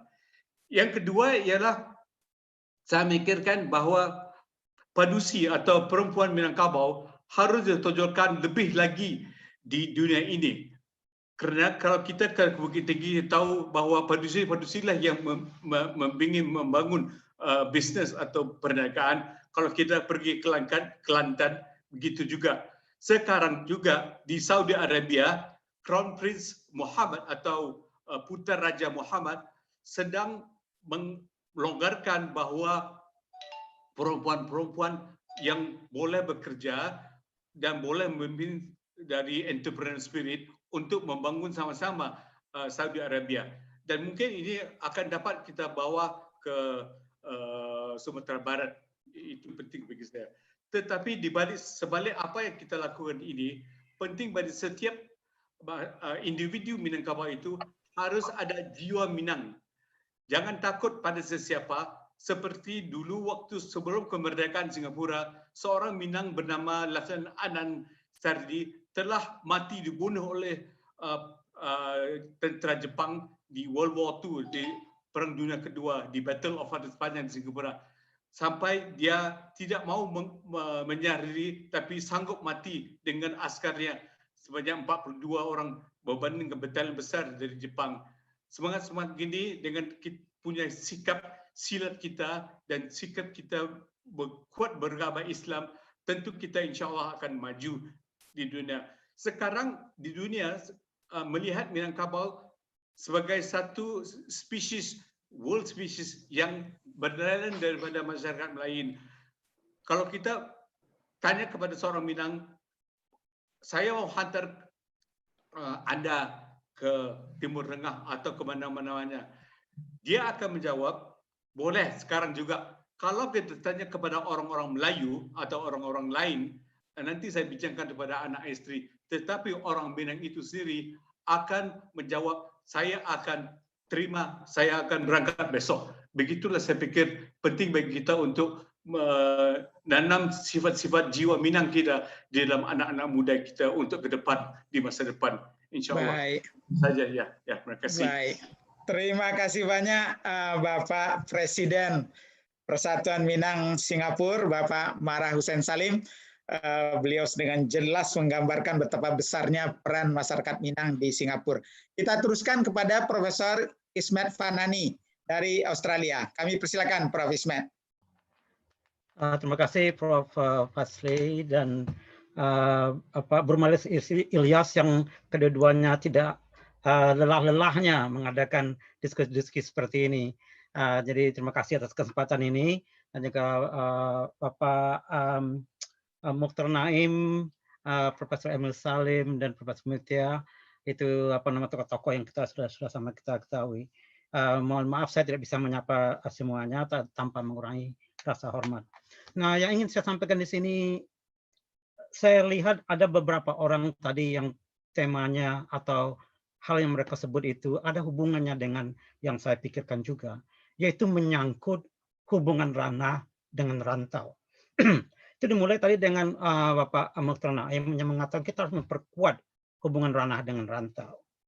Pak Suryadi dari Belanda menyampaikan bagaimana kita melihat, kita harus menilai apakah perantau atau merantau, tradisi merantau ini mensejahterakan kedua belah pihak atau tidak. Ada hubungan kerjasama ranah rantau yang membuat keduanya menjadi sejahtera atau tidak. Ini pertanyaan yang penting menurut saya, yang juga tema saya itu hubungan ranah rantau. Dan yang kemudian dari Profesor Hasanuddin sendiri, beliau menyebutkan salah satu isu yang perlu kita pikirkan dalam masalah hubungan rantau, yaitu sikap yang disebut oleh dia itu dengan cara yang sangat bagus. Dari sikap orang di ranah itu, orang rantau turun tangan boleh, campur tangan jangan. Jadi ada suatu macam sikap yang menjadi salah satu faktor yang perlu kita pikirkan untuk menjalin kerjasama rantau. Nah, untuk itu saya ingin tambahkan satu lagi isu yang menurut saya sangat penting, ini isu budaya. Ini penting sekali karena menyangkut budaya yang perlu dipikirkan bersama. Nah, ini saya sebut dengan sindroma Zainuddin. Kalau boleh saya menyebutkan gitu. Mungkin istilah ini belum kita kenal, tapi Zainuddin yang saya masukkan di sini adalah Zainuddin di dalam tokoh tenggelamnya kapal Van Rieck karangan Profesor Dr. Hamka. Apa yang terjadi dengan Zainuddin? Zainuddin waktu dia pulang, dia lahir di Makassar, ibunya orang Makassar, bapaknya orang Padang. Kemudian dia pulang ke tempat bakunya setelah bapaknya meninggal. Dia selalu mendengar hal-hal yang bagus-bagus tentang Minang dari cerita bapaknya. Dia sampai di rumah. Apa yang terjadi? Ternyata penerimaan baik dari keluarga bapaknya sendiri maupun dari masyarakat tidak seperti yang diharapkannya. Ini kita sama-sama tahu tentang Hamka ini. Nah, saya mau menyimpulkan ini karena itu menyangkut dengan sindroma Zainuddin yang saya katakan tadi itu. Bahwa di dalam budaya Minang ternyata orang Minang ini tidak sama dan tidak bisa diperlakukan dengan cara yang sama. Jadi waktu dia sampai di sana, nah satu adegan dalam film Tenggelamnya Kapal Van Rieck yang menarik bagi saya itu adalah waktu dia pertama sampai itu, dia bercerita kepada kepada bakonya itu dia akan agak lama di sini di kampungnya itu. Sambutan bakonya dingin, kemudian dia menyatakan, tapi untuk biaya selama saya di sini, ini saya menyumbang sebegini. Kelihatan sambutannya menjadi baik begitu. Nah, di dalam masyarakat juga begitu. Oh, dia orang tidak bersuku. Jadi di dalam kita itu ada kotak-kotak budaya yang juga mengharuskan dia diperlakukan dengan cara yang berbeda. Nah, ini menurut saya suatu yang perlu kita pikirkan bersama dalam hubungan ranah rantau tadi itu. Kalau kita ingin memanfaatkan potensi rantau yang begitu besar. Kononnya, perantau Minang di luar Sumatera Barat itu sebagian besar di Indonesia tentu, jumlahnya lebih dari atau paling tidak sama dengan yang ada di Sumatera Barat. 5 juta. Lebih. Akan tetapi apa yang terjadi yang kita lihat? Kita tidak melihat ada suatu hubungan intens yang membangun proyek-proyek pembangunan besar di antara ranah dan rantau. Mungkinkah itu sebabnya dikatakan oleh Profesor Hasanuddin tadi itu, silakan turun tangan, berikan ini, berikan itu, tapi jangan campur tangan, ini urusan kami kalau sudah di sini. Atau seperti yang dikatakan oleh Hamka, diobservasi oleh Hamka pada awal abad ke-20 lah. Sudah lama, sampai 100 tahun yang lalu. Tidak ada kotak-kotak seperti itu. Kenapa saya mulai dengan begitu? Karena dalam tema kita ini, kita melihat perantau di masa datang. Perantau masa datang itu seperti apa? Nah, di dalam pengajian Surah Sid di bulan Ramadan kemarin ini, sesuatu yang saya pelajari adalah begini, Bapak-bapak dan Ibu-ibu yang saya hormati sekalian. Ada keturunan-keturunan Minang itu, kedua-dua bapaknya orang Minang, tapi jangankan berbahasa Minang, berbahasa Indonesia saja mereka tidak bisa. Mereka berbahasa Inggris, logatnya seperti orang Australia, wajahnya seperti orang Minang. Bagaimana kita memperlakukan ini? Apakah kita akan memperlakukan dia sebagai sindroma Zainuddin yang saya katakan ini tadi itu? Oh, dia beda ini orangnya, beda cara bicaranya. Nah, yang saya harapkan itu adalah masa depan yang akan memberi berbagai bentuk ciri keminangan yang ada di rantau, dan mereka semakin banyak di rantau itu. Kita jangan punya sindroma membeda-bedakan mereka. Oh, ini kurang ininya, ini itu kurang itunya, sehingga mereka menjadi orang Minang yang berbeda. Orang Minang ya orang Minang. Kalau ada bersani sara, kita katakan sara, kita boleh menjadi mu'alaf. Bayangkan itu, orang yang bukan Islam pun boleh menjadi mu'alaf. Kenapa kita orang Minang karena karakternya yang berbeda kita tolak? Ini menurut saya agak aneh. Nah, kalau kita kaitkan dengan perantau masa depan, itu akan seperti yang kita lihat di Sydney, dan makin banyak begitu. Malah mungkin kebanyakan dari yang 5 juta di Indonesia itu juga seperti itu. Dia lebih pandai berbahasa Jawa misalnya, atau berbahasa Makassar daripada bahasa Minang. Maka kita akan melekatkan sindroma Zainuddin ini, mengotakkan mereka semakin lupa, sehingga perlakuan kita jadi berbeda. Saya bermimpi suatu hari semua orang Minang akan melihat orang Minang itu sama. Ya, orang Minang, bayangkan anehnya, tidak ada misalnya yang merangkul anak-anak kita di Sydney. Itu sebagai contoh, saya di Australia sebagai contohnya begitu. Itu merangkul. Padahal kita menghargai orang-orang yang bisa berbahasa Inggris. Orang asing kalau berbahasa Inggris atau kalau kita bahasa Inggris sedikit, itu kita anggap baik. Tetapi anak-anak kita, generasi milenial kita itu, bahasa Inggrisnya itu bahasa ibunya. Kenapa tidak ada saya melihat rangkulan-rangkulan kepada potensi-potensi yang kita lihat seperti itu.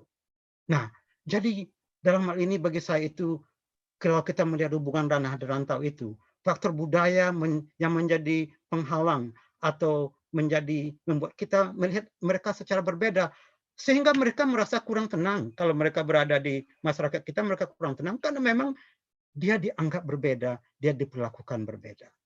Nah, mohon maaf ini saya melanjutkan ini saya yang terakhir dari Kutub Selatan ini. Mudah-mudahan itu pemikiran memang saya, mohon maaf saya berbeda dengan dengan banyak kita baca-baca itu.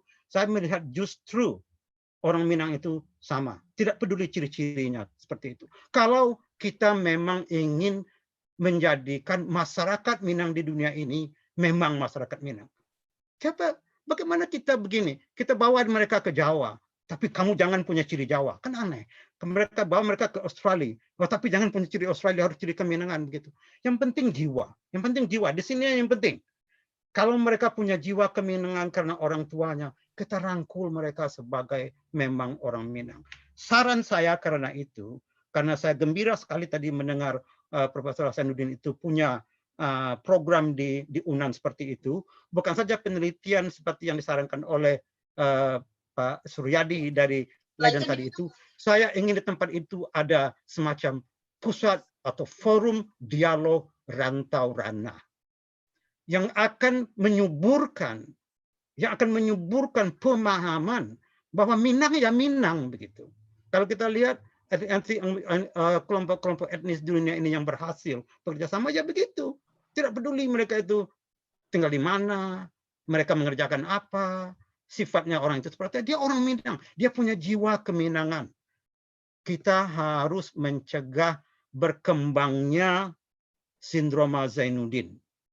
Saya menamakannya itu sindroma Zainuddin, ini harus kita cegah. Kalau kita tidak senang dengan COVID-19, kita harus lebih tidak senang lagi dengan sindroma Zainuddin. Karena kalau kita mau ke depan bersama-sama, kita harus melihat diri kita ini bersama-sama dan kita rangkul bersama-sama. Itu yang menurut saya akan menjadi salah satu jalan cara yang penting untuk mensejahterakan yang dicita-citakan oleh orang merantau pada awalnya. Merantau bujang dahulu di rumah Pagano Balun, tapi mereka tidak dibolehkan untuk berguna di kampung setelah mereka merantau. Karena tiba-tiba kita melihat, oh anaknya berbeda, oh istrinya orang sana, karena itu anak tidak punya suku. Kan aneh. Jadi kita tidak membiarkan mereka menjadi berguna di kampung setelah mereka pergi merantau. Yang juga kita yang menyuruh, pergilah ke rantau, karena sekarang kamu di rumah belum berguna. Tapi kita tidak membolehkan mereka untuk menjadi orang berguna, karena ada sifat-sifat di antara mereka itu yang menurut kita tidak sesuai dengan adat budaya kita.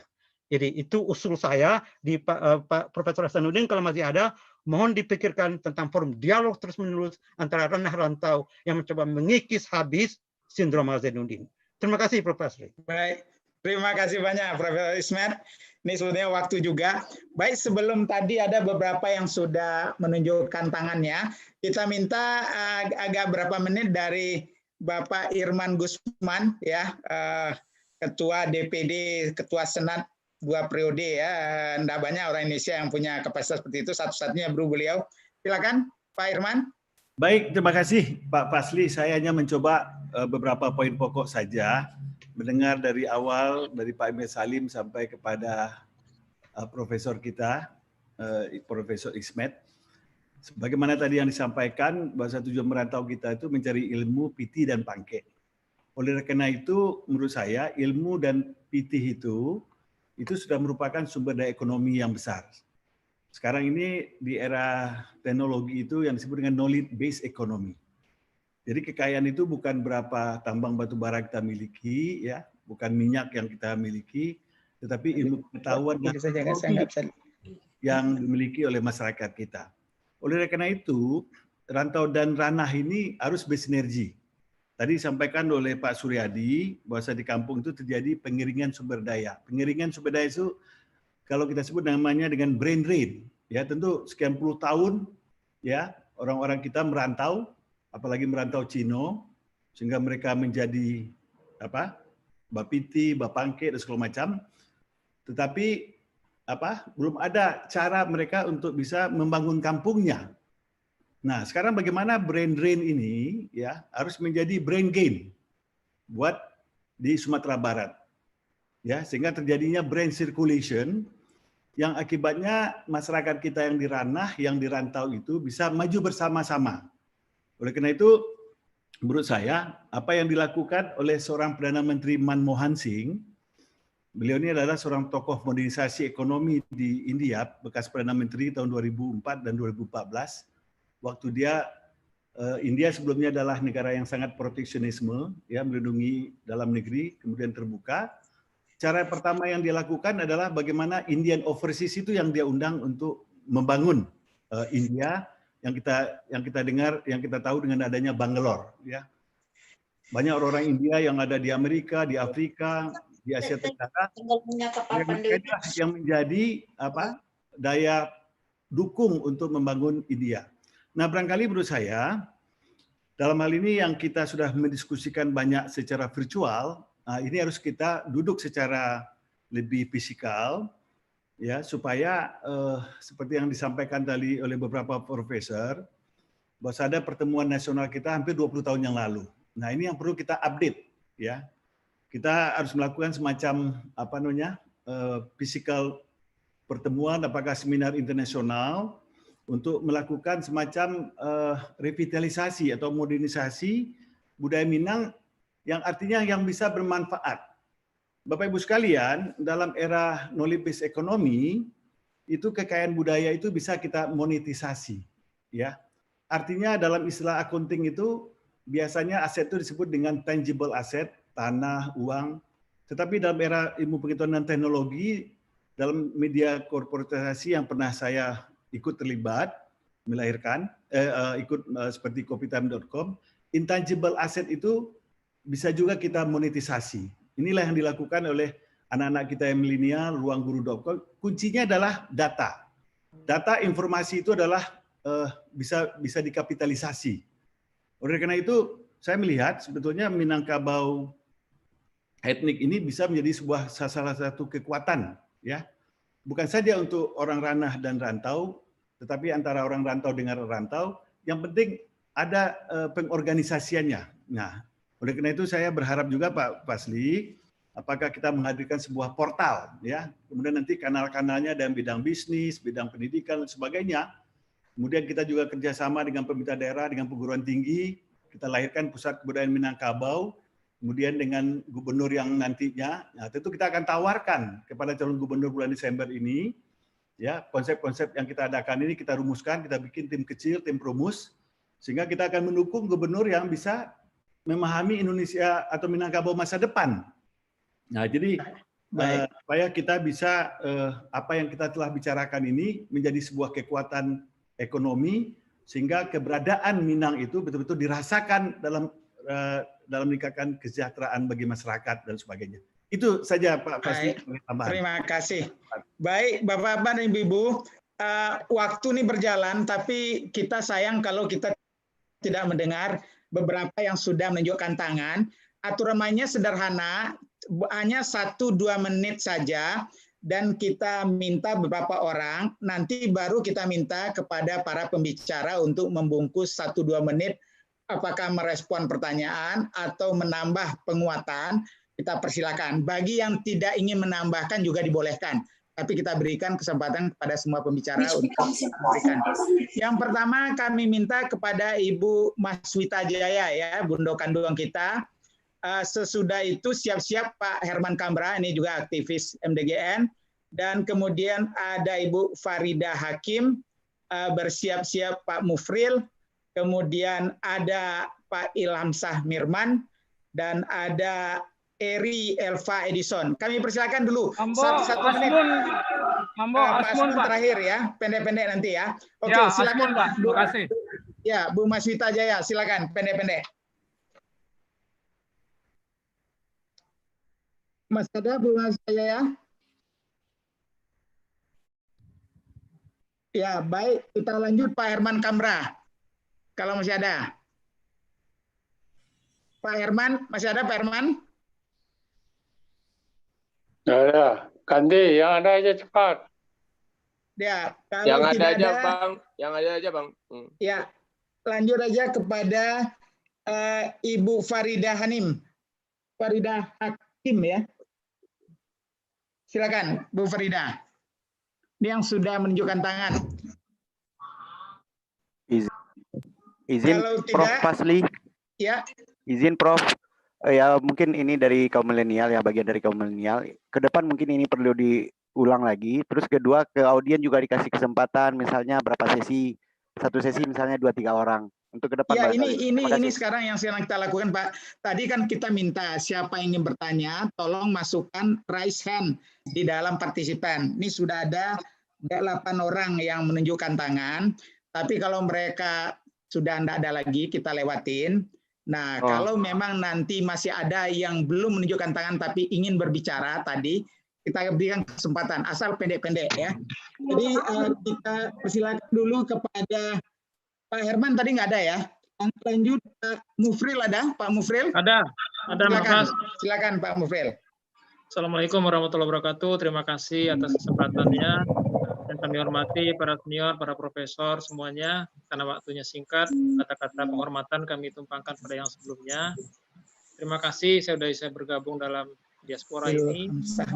Pertama-tama mungkin Mak Fas dan para senior, kekuatan orang Minang ini sudah diakui oleh nasional maupun global, bahwa mereka lebih banyak kepada menggunakan cendekiawannya, keilmuannya dalam bidang diplomasi dan dalam segala bidang.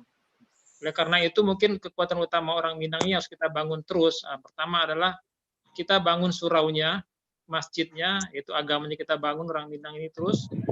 Kita bangun pendidikannya, kita bangun sekolah-sekolah, sehingga mereka mampu menangkap tantangan-tantangan milenial global ini. Yang ketiga adalah kita bangun pasar-pasar, tempat-tempat bisnis, sehingga dimanapun orang Minang yang punya bakat berdagang dari dulu sampai sekarang, itu bisa menyesuaikan dengan kondisi tantangan zaman yang sekarang ini. Saya kira kalau ketiga kekuatan itu kita bangun, di rantau maupun di ranah, kekuatan orang Minang ini tetap akan berjaya dimanapun mereka berada. Saya kira itu mungkin Pak Fas yang perlu kami Baik. sampaikan. Terima kasih. Bagus, terima kasih Pak Mufril. Lanjut kepada Pak. Sebentar dulu, Pak Ilham Shah. Pak Ilham ada? Kalau tidak ada, lanjut. Silakan Pak Asmun. Halo Pak. Assalamualaikum. Ini Ilham Pak. Maaf. Silakan Pak Ilham dulu, baru Pak Asmun siap-siap. Silakan Pak Ilham. Pendek-pendek. Assalamualaikum Pak Fasli dan seluruh narasumber. Alhamdulillah sore ini mendapatkan pencerahan, pengetahuan tentang ranah rantau. Nggak terlalu panjang yang akan Ambo sampaikan. Pertama, terutama terkait dengan hubungan ranah rantau. Halo? Baik, mungkin Ambo punya semacam hutang pribadi ke Pak Fasli dan kepada Ranah Minang, bahwa kami, orang rumah Isu Wirda, sedang mencoba memetakan kembali pola perantauan Minang yang tadi kata Pak Suryadi dari Belanda udah 40 tahun nggak ada tulisannya agak menyeluruh lah gitu. Terakhir ada Pak Mokhtar Naim tahun 73 tahun 70-an datanya kan. Kemudian tahun 50 tahun kemudian 2020 sekarang mungkin banyak hal yang berbeda, dan juga seperti kata Pak Emil Salim, kedepannya mungkin setelah era pasca konflik ini mungkin berubah lagi sekali lagi. Tentu semua itu perlu kajian menyeluruh. Mudah-mudahan dengan adanya dialog ini bisa kita tuliskan kembali menjadi suatu pertemuan dan kita jadikan satu tulisan yang benar, sehingga era 50 tahun setelah pola merantau orang Minangnya Pak Mokhtar Naim bisa kita hasilkan. Yang kedua, kaitannya dengan pola tadi itu, bahwa kita perlu kembali mengkaji dan membangun hubungan ranah rantau dalam bentuk satu pertemuan atau dalam bentuk event-event seperti tadi ada yang dikatakan dari Malaysia, untuk para generasi penerus anak Minang yang mungkin pernah juga kita coba bangun di Jakarta tapi belum kesampaian secara intens, mengenalkan anak-anak generasi berikutnya dengan budaya Minang. Dan ini merupakan pekerjaan rumah kita bersama. Mudah-mudahan dengan pertemuan ini semakin intens dan semakin dekat tujuan itu, sehingga pada giliran nanti Ibu Pertiwi menangis pada hari ini bisa terjawab oleh kita-kita ini para pejuang dari Minang, supaya Indonesia ke depan ada Indonesia yang berjaya. Hanya itu Pak Fasli. Baik, terima kasih Pak Ilham. Lanjut Pak Asmun. Assalamualaikum warahmatullahi wabarakatuh. Mas Wita tadi udah kembali ya. Kalau bisa Bu Mas Wita, ya silakan Pak Asmun dulu. Ambo balik ke pangka jalan Pak Prof, yaitu ABS SBK. Adik pesan di Sarak pesan di Kitabulah. Dan ABS kok kalau bisa kita pilahkan menjadi Baliak Banagari Pak Prof. Awak menyusun Banagari kok kini kok di masa milenial. Sedangkan SBK itu awak Baliak Basurau.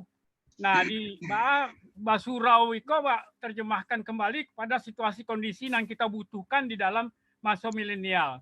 Nah, tadi juga masalah SDM, jangan awak lupa. SDM itu adalah sistem pendidikan yang memang merupakan basic dasar daripada masyarakat Minangkabau, terutama generasi muda. Yang kedua adalah sumber daya kebudayaan. Nah, itu naman kali tadi bisa masuk di ABS SBK itu. Yang ketiga, Ambo setuju dengan pembicara terakhir itu adalah membangun pusat bisnis dan entrepreneurship. Nah, ini barangkali sangat terkait dengan masalah digital. Sekian saja Pak Prof. Terima kasih. Maaf lahir batin. Wassalamualaikum. Terima kasih. Kita panggil lagi Bu Mas Wita tadi. Masih ada Bu Mas Wita? Bersiap-siap Bapak atau Ibu Eri Reva Edison. Baik, Bu Mas Wita masih ada? Prof. Fasli, izin dari yang muda dong. Iya. Nanti dapat giliran Pak Nosan. Silakan. Sabar dulu. Ya. Fasli. Baik. Kalau bisa ngomong. Ya, baik. Kita lanjut sebentar dulu.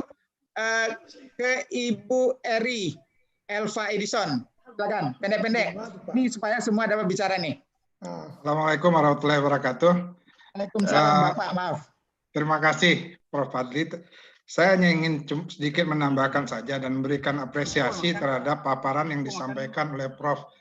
Ismet Fanani tadi. Menurut hemat saya, itu sebuah paparan yang sangat baik, di mana hal demikian, Zainuddin itu harus menjadi pemikiran besar masyarakat Minang pada saat ini, terutama para pimpinan masyarakat Minang dan tokoh-tokoh Minang.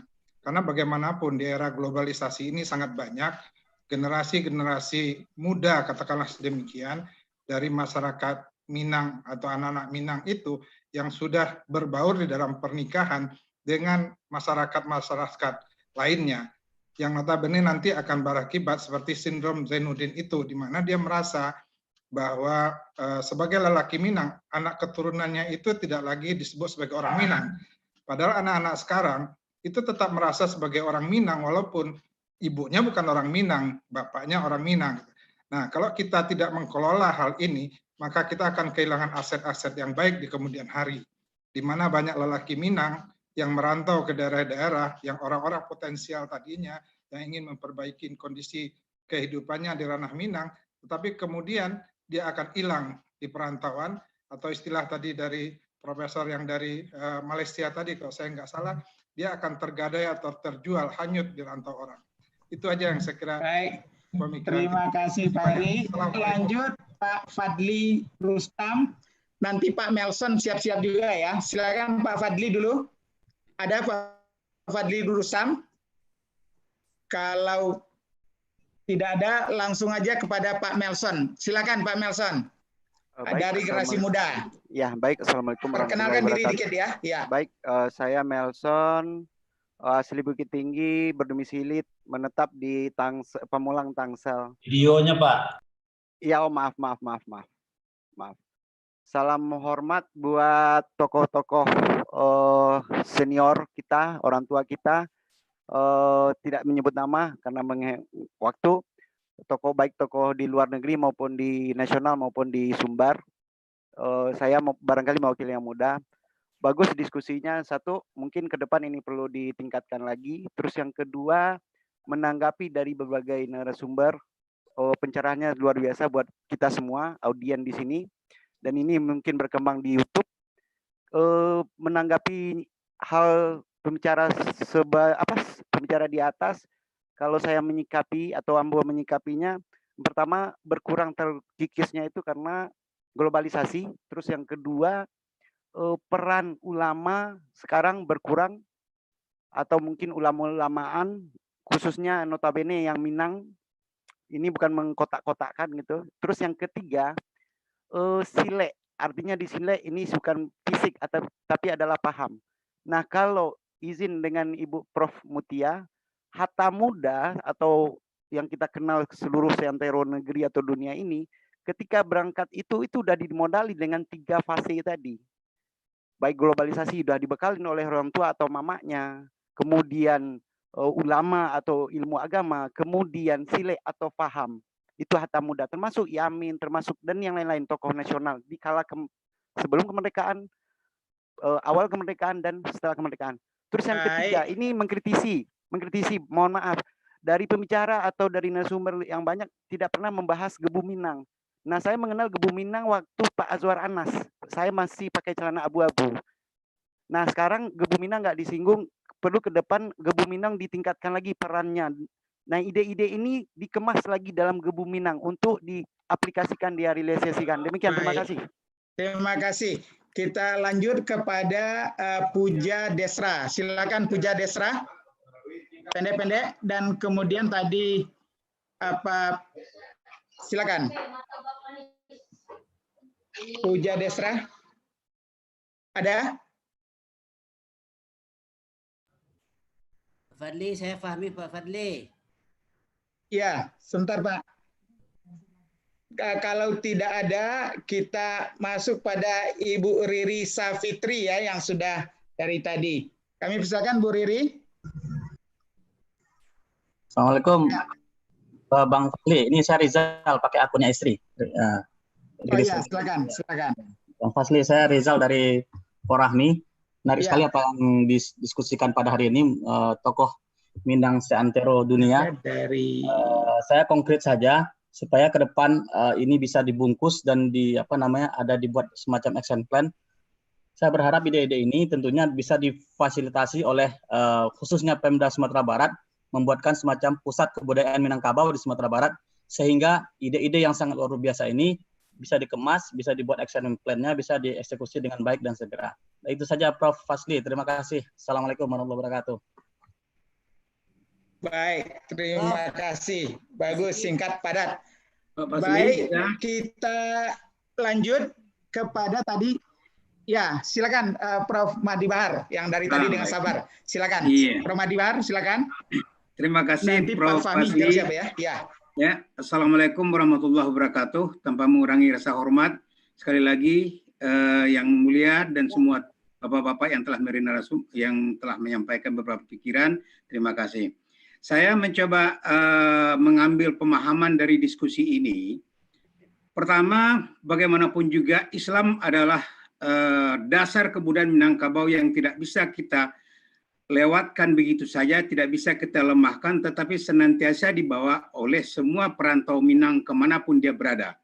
Dari dasar nilai Islam itulah dia bangun kehidupan apapun dasarnya nanti bidang keahlian yang akan dijalankan. Kemudian tentang masalah merantau, tentu banyak hal-hal yang bisa kita lihat sesuai dengan reasonnya masing-masing. Ya, ini perlu kajian-kajian akademik yang banyak kemungkinan bisa kita lihat dari bermacam sisi. Intinya adalah pembicaraan yang kita ajukan, tidaklah akan bermanfaat ilmu itu kalau dia tidak diterapkan. Jadi sekarang permasalahannya adalah bagaimana pemikiran-pemikiran konseptual ini dapat diimplementasikan dalam segala lini sesuai dengan kemajuan yang tetap bergulir. Bagaimanapun juga merantau adalah fenomena hukum Allah yang senantiasa tidak akan bisa berubah. Dia selalu berkembang dan selalu berkembang. Jadi tidak perlu kita kotak-kotakkan, tetapi kita lihat pola apa yang cocok sehingga adat Basandi Sara itu betul-betul implementatif di dalam kehidupan Minangkabau secara keseluruhan. Sebab juga ada anak Minangkabau yang memang lahir di rantau dan sama sekali tidak tahu lagi tentang kebudayaan Minangkabau yang sesungguhnya. Artinya adalah peran perantau yang paham tentang budaya Minangkabau mempunyai kewajiban langsung kepada anaknya menjadikan anaknya masing-masing menjadi orang Minangkabau.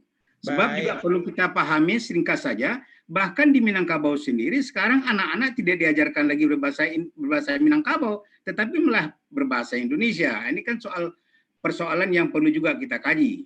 Kesimpulan saya, banyak persoalan yang bisa kita lihat secara akademik tentang fenomena merantau itu sendiri. Demikian saja. Terima kasih. Assalamualaikum warahmatullahi wabarakatuh.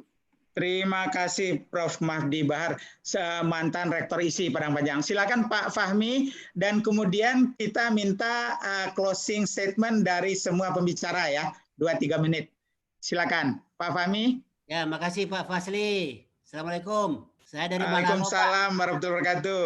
Dari Malalo. Jadi gini Pak. Alhamdulillah. Ya. Saya tertarik tadi dari Prof. Ismet Fanani itu soal fenomena Zainuddin. Persoalannya bagaimana mengelolanya. Seorang ayahnya berasal dari Minang, ibunya bukan Minang. Bagi kami lakukan di rumah gadang itu, kami katakan kepada warga kami, kepada anggota keluarga, bahwa kepemilikan rumah ini adalah wanita, garis keturunan ibu. Tapi azas pemanfaatan boleh saja anak-anak yang ayahnya dari Minang, ibunya dari bukan Minang, silahkan memanfaatkan rumah gadang ini. Rumah gadang itu telah kami bangun. Siapa anak-anak dari anak laki-laki yang mau pulang, silakan manfaatkan. Kalau ini tidak dikelola, Pak, benar kata Prof. Yani tadi, bahwa ini akan terjadi ada potensi yang hilang. Idle capacity, kapasitas yang orang Minang yang hilang. Karena dia nggak merasa dia pengen pulang, nggak punya rumah. Karena anak dari laki-laki.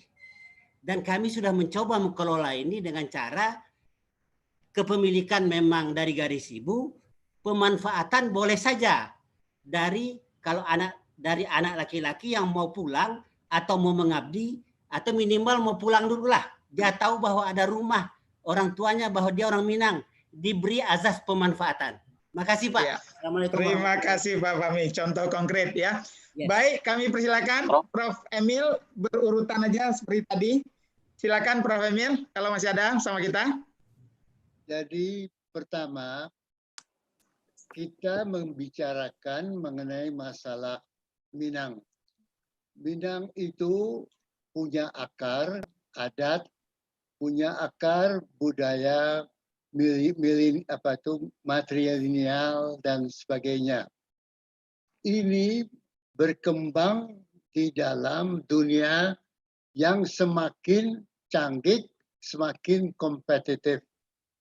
Kalau kita ingin tetap bertahan, sangat penting bahwa kita tetap mengembangkan daya kemampuan ilmu teknologi dan rasionalitas agar bisa survive di dunia ini.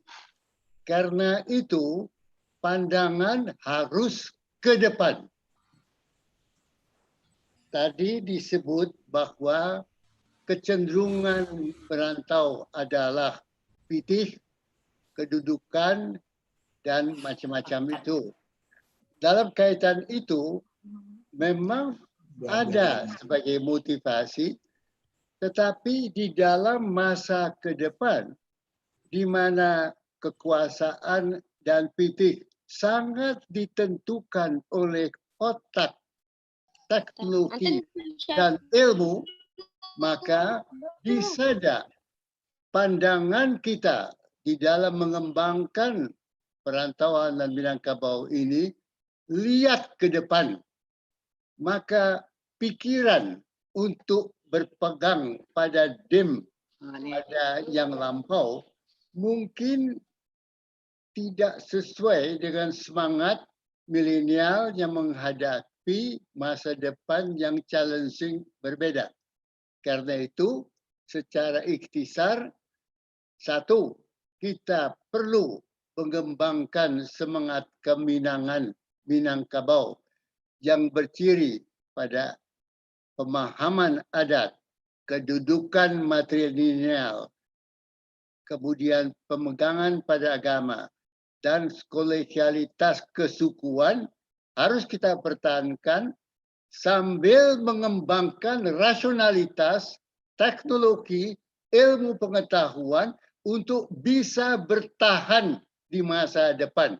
Dalam kaitan itu kerjasama, melihat ke depan antar kita, tidak hanya antar kita di Indonesia, tapi di dunia sangat penting, maka hubungan digital masyarakat menjadi sangat perlu.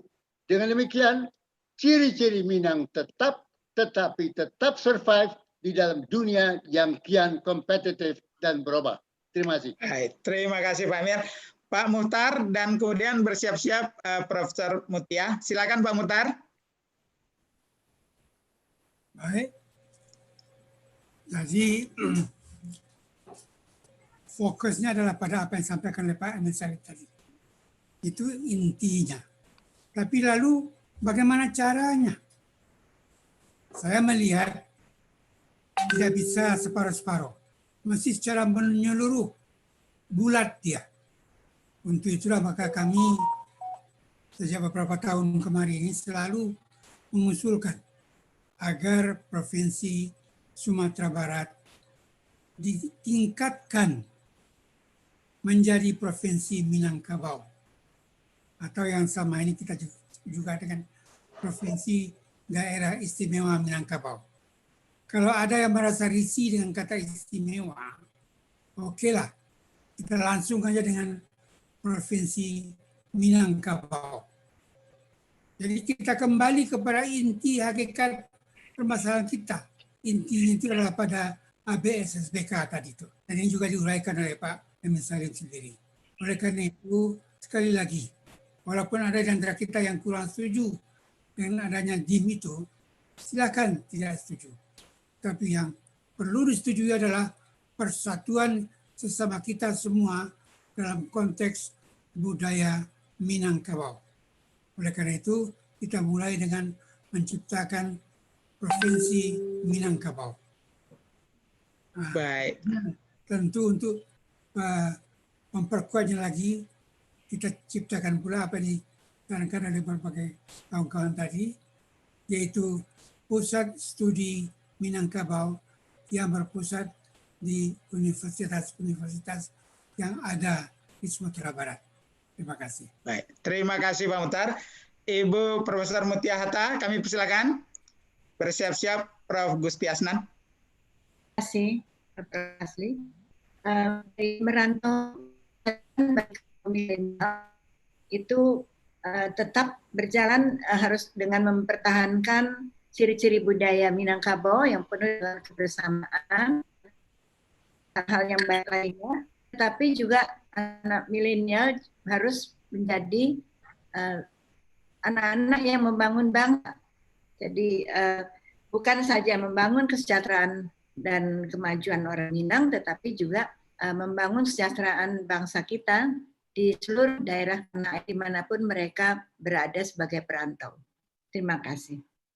Terima kasih Prof. Mutia. Lanjut Profesor Gusti Asnan. Terima kasih. Siap-siap Dr. Hasanuddin. Saya ingin mengulangi lagi bahwa sesungguhnya merantau itu adalah persoalan yang kontemporer. Setiap zaman melahirkan rantau yang berbeda, perantau yang berbeda, perantauan yang berbeda, arah rantau yang berbeda. Sehingga kalau kita memang ingin membincangkan persoalan merantau, maka kita memang tidak harus membincangkan saat mana perbincangan tentang rantau, tentang merantau dan tentang perantau itu diadakan. Jadi kalau kita sekarang membincangkan tentang merantau, maka kondisi saat sekarang lah yang akan kita bincangkan.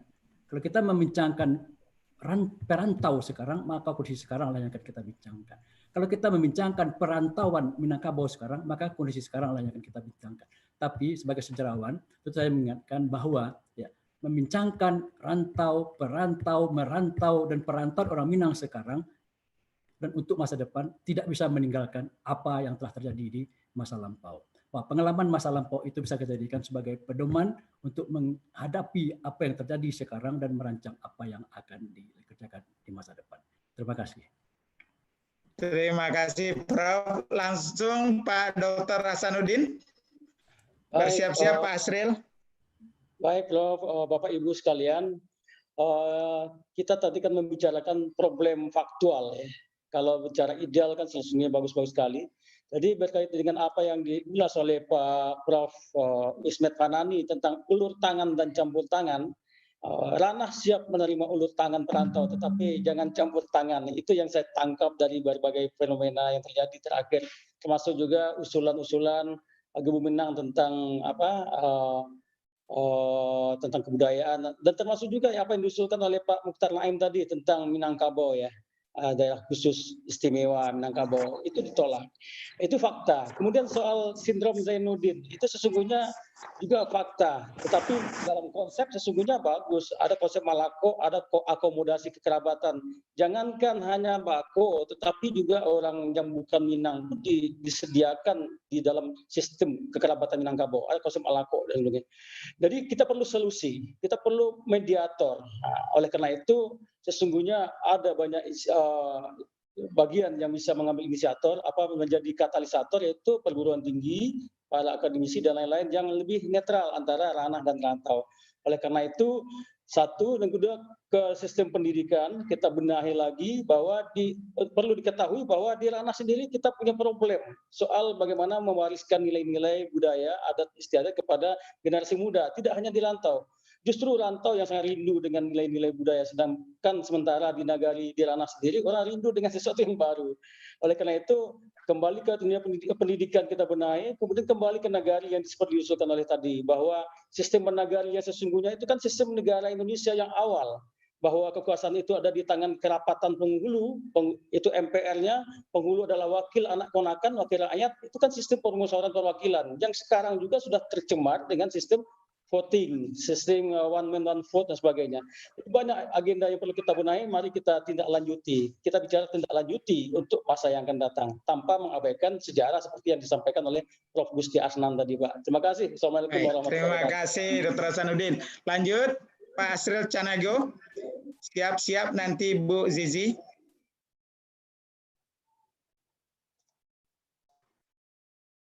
Silakan Pak Asril, masih ada?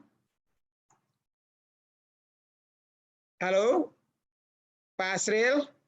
Kalau tidak, kita lanjut dulu ke Bu Zizi. Silakan Bu Fauziah. Masih Pak Fasli. Ya, silakan. Iya. Jadi begini, saya ingin menjawab singkat saja. Sebenarnya dari awal tadi saya ingin bicara fenomena yang disampaikan oleh Profesor Ismet tentang Zainuddin Syndrome. Hanya saja kita belum punya kesepakatan. Jadi apa yang digagas Pak Irman, mungkin kita akan mengadakan seminar besar Minangkabau nanti ya. Tapi saya sebenarnya sudah menulis, sudah mencari suatu formulasi siapa yang disebut orang Minang gitu. Saya pernah ditanya oleh Ibu Alidah Hatta, ini adiknya Bu Mutia. Bu Mutia mungkin pernah mengajukan pertanyaan yang sama. Apakah saya ini orang Minang? Sebenarnya sudah ada rumusan waktu seminar adat Minangkabau tahun 70 di Batu Sangkar. Waktu itu Bung Hatta dalam makalah beliau mengatakan siapakah yang disebut orang Minang. Menurut Bung Hatta, orang Minang itu adalah orang yang berdarah keturunan Minang. Jadi tidak ada dibedakan apakah dari wanita atau dari laki-laki. Orang yang berdarah keturunan Minang dan menghadap kiblat. Itu bahasa Bung Hatta. Artinya orang berdarah keturunan Minang dan beragama Islam. Nah kedua, bagaimana orang Malako? Saya juga berdiskusi dengan Pak Taufik Abdullah, siapa yang disebut orang Minang. Akhirnya saya dapatkan formulasi dari Bung Hatta, ya, dari Bung Hatta dan Pak Taufik. Orang menjadi orang Minang, pertama karena keturunan Minang. Yang kedua, karena bertali darah. Yang kedua, bertali adat. Siapa contoh bertali adat? Adalah Muhammad Syafi'i. Engku Syafi'i itu orang Singkawang, kelahiran Pontianak, dia angkat anak oleh Marah Sultan, kemudian menjadi tokoh dari Minang, dan sudah diakui sebagai orang Minang. Jadi saya di dalam 101 orang Minang, saya angkat itu. Jadi ini memang harus kita formulasikan, sehingga kita orang Minang ini menjawab orang sama. Kalau Zainuddin lain bertanya, apakah saya orang Minang? Betul, kamu orang Minang. Karena di darahmu mengalir darah Minang. Waktu Lebaran saya diskusi pribadi dengan Profesor Ahmad Murad Marican. Apakah saya ini masih disebut keturunan Minang? Karena beliau adalah generasi ke-8 atau ke-9 dari Datuk Jenaton. Generasi ke-7-nya adalah Yusuf Issa yang Presiden Singapura. Saya tanya Profesor Murad, apakah ada batasan garis keturunan? Ada teorinya sampai berapa lama dia luntur gitu kan? Saya juga lagi mencari itu jawab Ahmad Murad Marican. Jadi mungkin untuk sementara kita sepakati saja dulu bahwa semua orang yang berdarah keturunan Minang dari pihak bapak ataupun pihak ibu itu adalah orang Minang. Sehingga tidak ada yang dikatakan oleh Pak Safruddin Bahar dalam bukunya yang ditulis bersama Dr. Zulfan Rajuddin. Dan orang Minang ini kehilangan separuh keturunannya karena sistem matrilineal. Matrilineal itu menurut Cato hanya untuk warisan, bukan untuk keturunan. Jadi kita sepakatilah semua yang berdarah keturunan Minang dan menghadap kiblat, kata Bung Hatta, artinya beragama Islam, karena ini ABS SBK, itu adalah orang Minang. Itu sebagai penutup. Terima kasih, Prof. Terima kasih. Lanjut, Ibu Zizi, Ibu Fauziah, silakan. Siap-siap nanti Pak Ileandre Darwis. Jadi saya memang sepakat ya Prof. Emil Salim dan juga Prof. Mutia Hatta tadi bahwa untuk menyiapkan generasi Minangkabau milenial ini ya yang akan siap menghadapi tantangan zaman dengan konsep merantau yang berbeda, mereka tetap kita bekali dulu dengan pengetahuan dasar tentang Minangkabau, bagaimana konsep merangkau di masa lalu. Mereka disiapkan hari ini untuk menghadapi kondisi di masa yang akan datang. Maka konsep pendidikan yang mereka dapatkan di sekolah dan di rumah itu mesti membantu mereka untuk siap menghadapi tantangan kehidupan mereka sebagai orang Minang, baik di ranah maupun di rantau sendiri untuk sampai 25 bahkan sampai 50 tahun yang akan datang. Itu yang harus disiapkan baik dari rumah tangga dan dari sekolah. Demikian. Terima kasih Bu Zizi. Kita lanjut kepada Pak Ileandre Darwis, silakan. Ya, nanti bersiap-siap Pak Duta Mardin. Silakan. Ya, perkembangan teknologi hari ini milenial menyatakan bahwa tidak ada lagi perbedaan ranah dan rantau. Artinya apa? Dengan semangat ini sebenarnya kita membangun suatu ekosistem bersama. Bagaimana ketika siapapun yang masuk ekosistem itu, game Minangkabaunya bisa wujud. Jadi kalau bicara tentang keminangkabauan, saya memang besar bagaimanapun dari Minangkabaunya, tidak lepas membangun menjadi ketua apapun lah misalnya, pasti dari Minangkabau. Tapi ketika orang yang notabene gennya tiba-tiba hilang dari Minangkabau, tiba-tiba menjadi seorang top level, kemudian diklaim dia jadi Minangkabau.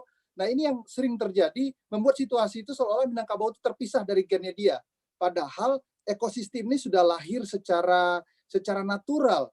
Nah, saya apresiasi sekali kebetulan yang menjadi promotor doktor saya bicara tentang history of press of Minangkabau adalah Prof. Ahmad Murad Merikan. Jadi bagaimana kaum muda dan kaum tua itu berdiskusi secara lintas pikiran melalui media, itu diwujudkan dengan gagasan, ide, scholar talk, dan macam-macam. Oleh sebab itu, Prof, kita berharap ekosistem ini hadir. Kami milenial, jadi tidak ada lagi jedah antara tua dan muda, tapi ketika masuk ekosistem itu, kami yakin value nilainya itu adalah membangun ranah. Value nilainya adalah sumber daya manusia itu berkarakter, berilmu, dan tentu beragama. Itu spirit kami. Oleh sebab itu, kami harapkan forum ini menjadi ekosistem baru untuk kita bersama untuk membangun ranah dan rantau dan konteks keminangkabauan. Itu semangatnya, Prof. Terima kasih. Baik, terima kasih Pak Yuliandra Darwis. Kita lanjut pada Ajul Utamardin. Pak Utamardin, silakan. Bersiap-siap Pak Suryadi. Baik, Prof. Fazli, 20 tahun yang lalu kami di Amerika mendirikan yang namanya Minang USA Foundation dengan tujuan untuk ikut membantu membangun kampung halaman. Namun dalam pengalaman yang terjadi bahwa terasa ranah itu kurang welcome dengan kami begitu. Seakan-akan kami ini ingin ikut campur dengan masalah ranah. Padahal niat kami itu ingin membangun ranah. Ranah yang disebut ranah ini kan ya pemerintah daerah kah, maupun masyarakatnya kah. Kita juga ada beberapa investasi begitu, tapi tidak amanah yang kita beri kepercayaan di kampung itu. Jadi ini menjadi PR kita juga, bagaimana betul-betul ranah itu bisa menerima kita dengan baik kalau kita mengulurkan tangan ke sana dengan sikap-sikap yang amanah dan bisa dipercaya begitu. Jadi ini menjadi PR kita, bagaimana ranah juga itu bisa menyambut baik uluran kita yang di rantau ini.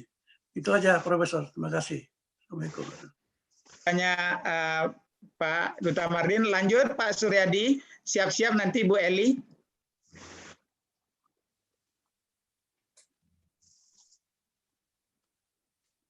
Silakan Pak Suryadi, masih ada? Maaf, saya mute ini. Ya, intinya silakan, bagi saya adalah intinya bagi saya adalah bahwa fenomena merantau ini harus dipelajari secara mendalam. Oleh karena itu harus ada studi yang mendalam, yang terus berlanjut, yang mengupdate terus-menerus fenomena merantau ini. Harus ada informasi berapa orang Minangkabau ini yang berkubur di rantau. Harus ada informasi berapa orang setiap keluarga di nagari yang pergi merantau. Ini adalah sebuah data-data banyak aspek merantau yang belum kita ketahui. Dan itu karena kita menganggap merantau adalah fenomena yang lumrah saja. Bukan seperti kata Prof. Murad Merican tadi katakan, mengangkatnya ke level ilmu pengetahuan yang data-datanya dan hasil penelitiannya bisa digunakan untuk diimplementasikan dalam tataran praktis gitu, untuk kesejahteraan perantau dan ranah, rantau dan ranah. Oleh karena itu, satu hal yang mesti kita tekankan adalah bahwa perlu kajian yang lebih mendalam mengenai perantau non-elit. Selama ini wacana mengenai merantau ini adalah orang yang hebat dalam bidang politik, budaya, dan lain sebagainya. Tapi sekian persen lebih banyak adalah perantau Minangkabau yang berdagang di Tanah Abang, pergi ke Atambua, kemana-mana. Dan ini belum menjadi kajian yang fokus kajian kita selama ini. Oleh karena itu, intinya adalah bahwa menurut saya perlu pusat studi merantau, mungkin di dalam pusat studi Minangkabau yang diadakan di UNAN misalnya. Saya idealnya menurut saya ini adalah pusat studi yang lintas universitas di Sumatera Barat. UNAN bekerjasama dengan UNP, dengan Bung Hatta dan lain sebagainya. Karena ini fenomena kita bersama. Oleh karena itu, saya saya berharap bahwa fenomena merantau ini ke depan adalah mensejahterakan kita melalui penelitian-penelitian yang boleh kita gunakan untuk diimplementasikan dalam tataran praktis. Begitu Pak. Baik, terima kasih banyak Pak Suryadi. Kita lanjut pada Ibu Eli dan bersiap-siap Pak Dato Ahmad Murad nanti. Silakan Bu Eli. Masih ada Bu Eli? Baik, kalau belum bisa nyambung, kita lanjut kepada. Halo? Ada Bu Eli, silakan Bu Eli. Siap-siap nanti Pak Dato ya, Dato Ahmad Murad. Marican. Assalamualaikum. Ringkas saja, kalau dalam penglihatan saya dan apa yang saya temui, kita berbicara banyak sekali tentang rantau. Tapi sebenarnya problem kita lebih banyak di ranah. Ya, kalau kita ingin membenahi Sumatera Barat, sebenarnya kita juga harus bersamaan membenahi yang di ranah itu sendiri. Karena dari sistemnya sudah nggak jalan, ya, aturan-aturannya sudah nggak jalan, dan adatnya sudah bergeser. Sekarang di kampung sendiri banyak orang tidak mau menjalankan adat, karena itu sudah dikaitkan semua dengan finansial, sehingga orang tidak mau lagi menjalankan adat. Kemudian rantau ini harus kita kolaborasikan, membangunnya secara bersama-sama dan menghidupkan, artinya membuat pembaharuan pemikiran sehingga anak-anak muda di kampung juga terbuka pemikirannya tentang Sumatera Barat itu. Itu saja. Terima kasih. Baik, terima kasih Bu Eli. Lanjut Pak Dato. Silakan Pak Dato Ahmad Murad. Terima kasih Profesor Fazli. Ada dua perkara. Saya lihat fenomena merantau, perantau ada kaitannya dengan ethnicity dan identity. Dan ini perlu dirumuskan dan dikaji, dan kajian empiris boleh dilakukan di seluruh Kepulauan Melayu dan terutama sekali kasus-kasus di Malaysia.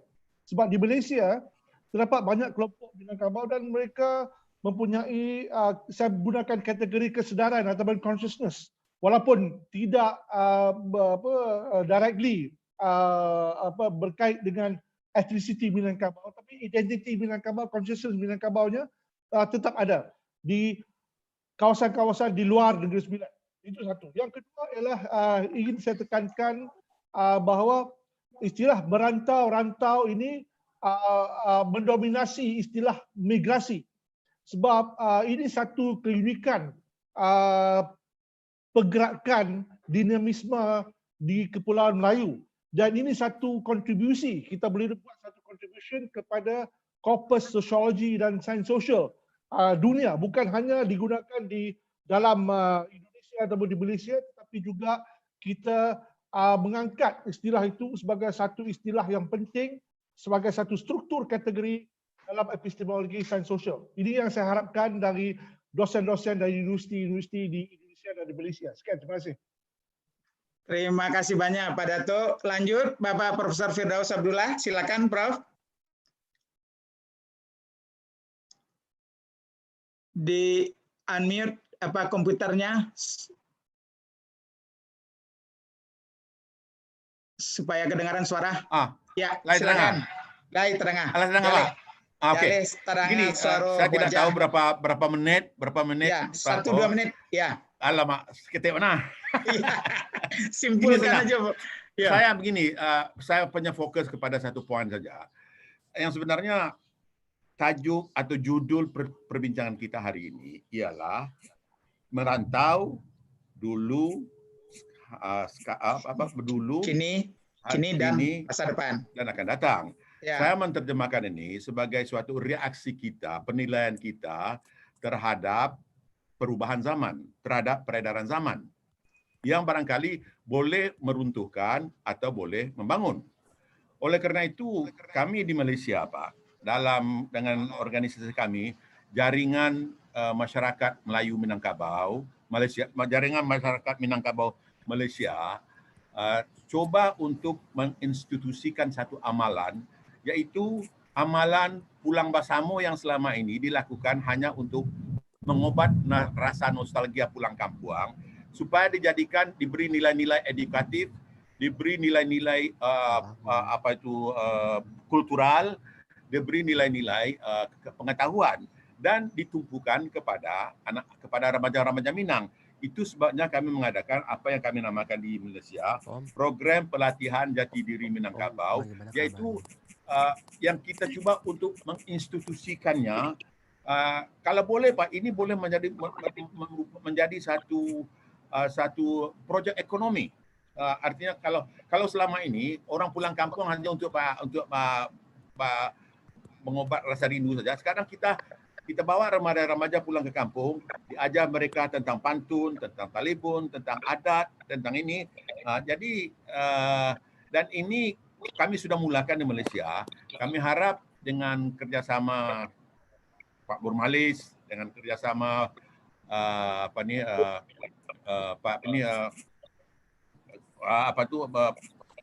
organisasi kita lah, Diaspora Minangkabau ini dapat kita institusikan supaya lebih sistematik, lebih terstruktur dan lebih menyeluruh. Artinya dengan demikian ini akan memperhebat kegiatan-kegiatan ekonomi di kampung apabila dan sekaligus akan menanamkan rasa cinta remaja-remaja Minang di rantau kepada kampung halaman.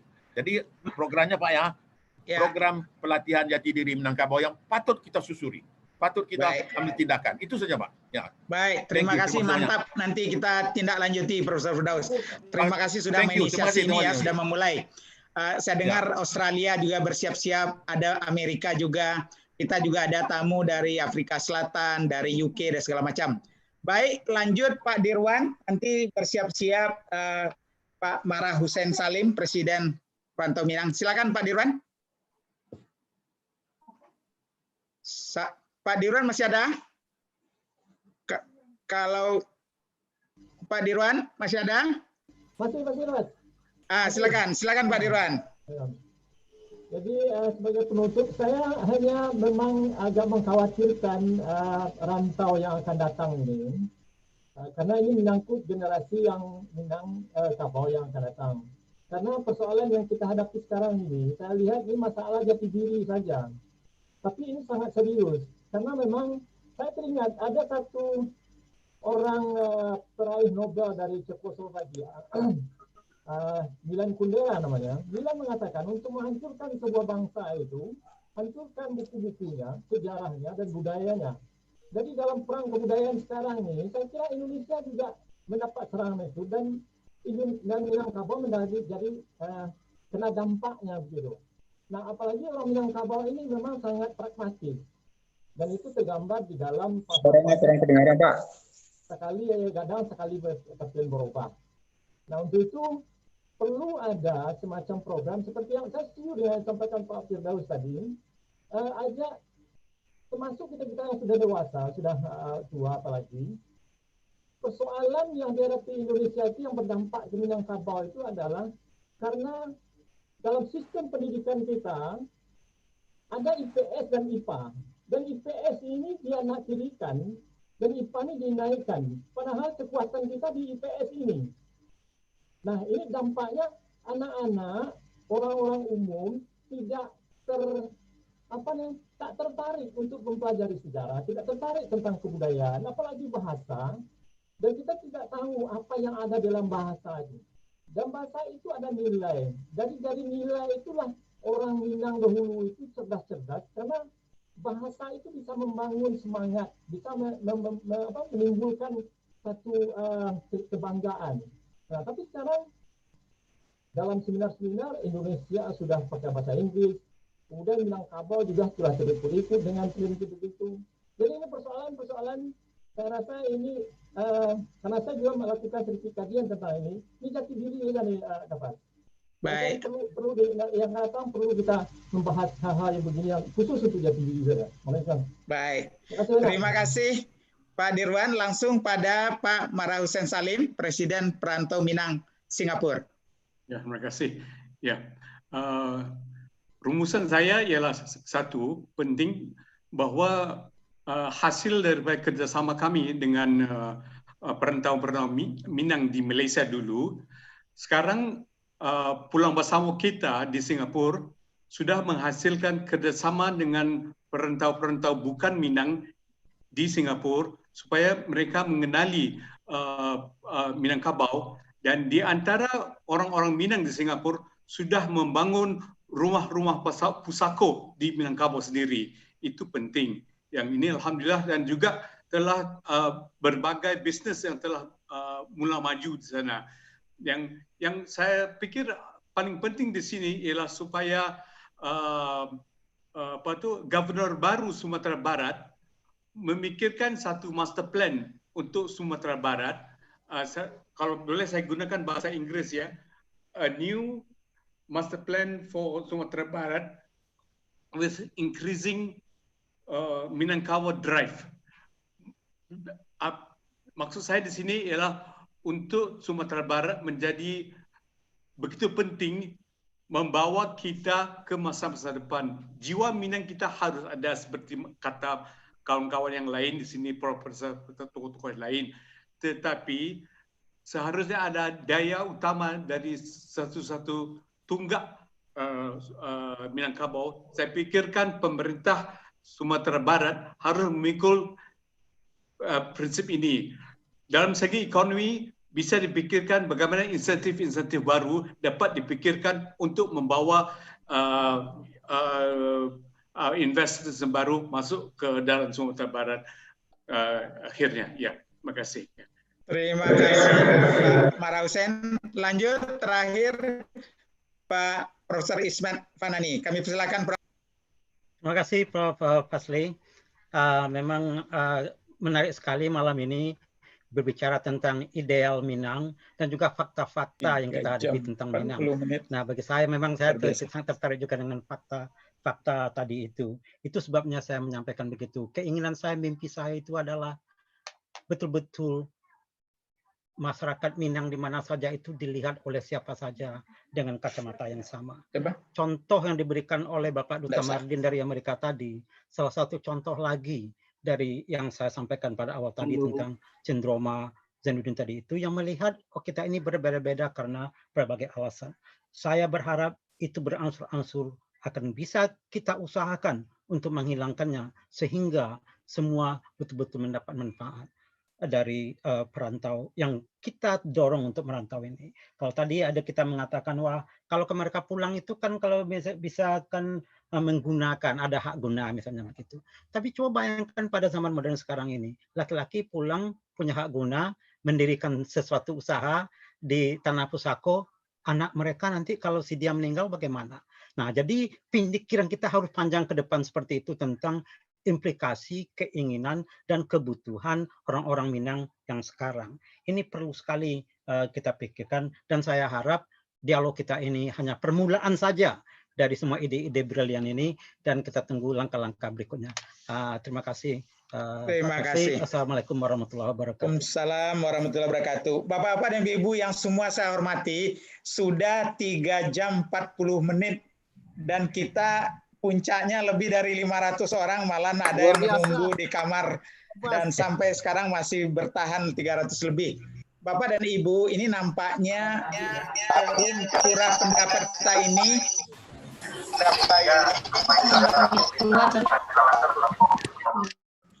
tindak lanjutnya itu saya kira yang paling dekat ini adalah apa yang sudah diidekan oleh Bapak Profesor Firdaus Abdullah tadi. Bagaimana membuat anak-anak muda Minang di rantau, baik di rantau luar negeri maupun di rantau nasional, ingin berdialog dan juga berdialog dengan kampung halamannya, baik sama generasi muda maupun juga totalitas komunitas di ranah. Sehingga terjadi Minangnisasi untuk mereka, tapi dengan cara mereka, dengan pilihan-pilihan mereka. Dan kalau ini kita lakukan, mudah-mudahan nanti akan ada forum-forum di mana mereka bisa berbaur, mereka buat rencana, mereka bisa pulang bersama, ada youth camp atau apa, tapi di dalam proses itu terjadi upaya-upaya meminangkan mereka dengan berbagai dimensinya. Yang kedua, mengenai studi tadi saya kira itu penting, kita coba nanti agak sekali memfasilitasi video conference khusus membahas studi apa yang diperlukan, siapa yang bisa melakukan. Ada misalnya S1, ada misalnya S2, ada misalnya S3, ada biaya-biaya penelitian, bisa kerjasama juga dengan Pemda. Apalagi kalau kita lihat keseluruhan rantau baik di Indonesia maupun luar negeri dengan angle-nya, mana tahu ini bisa kita kerjakan. Dan yang terakhir, mungkin nanti forum ranah dan rantau yang lebih dipersiapkan dengan baik, ya sekalian ini menjadi berkat. Mudah-mudahan sesudah gubernur baru lah nanti, sudah gubernur baru pada saat sebelum beliau membuat rencana pembangunan jangka menengah daerahnya, mudah-mudahan forum ranah dan rantau bisa kita adakan, tapi tidak banyak pidato-pidato, lebih pola lokakarya, menyusun program aksi, dan membagi tugas siapa melakukan apa, kapan, di mana, berapa biayanya, dan dari mana sumber pembiayaan. Nah, kalau ini bisa kita lakukan, insya Allah Prof. Fazli. Maaf, 1 menit. Tema lain, pendidikan, dan maaf Pak Asmun, ini waktu sudah habis. Terima kasih banyak pada semua. Billahi taufiq wal hidayah. Wassalamualaikum warahmatullahi wabarakatuh. Waalaikumsalam warahmatullahi wabarakatuh. Terima kasih para tetua kami. Semoga selalu sehat. Assalamualaikum warahmatullahi wabarakatuh. Waalaikumsalam warahmatullahi wabarakatuh. Terima kasih, Prof. Mama. Terima kasih. Assalamualaikum warahmatullahi wabarakatuh. Mengopi, Pak. Assalamualaikum. Terima kasih banyak. Terima kasih. Terima kasih. Asrin. Maaf sebanyak-banyaknya. Terima kasih. Assalamualaikum warahmatullahi wabarakatuh.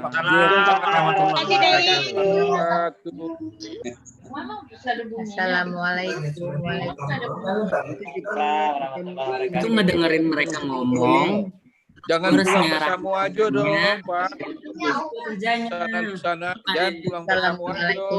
Tiga, bawa piti, bawa aset itu 3 di Padang. Waalaikumsalam.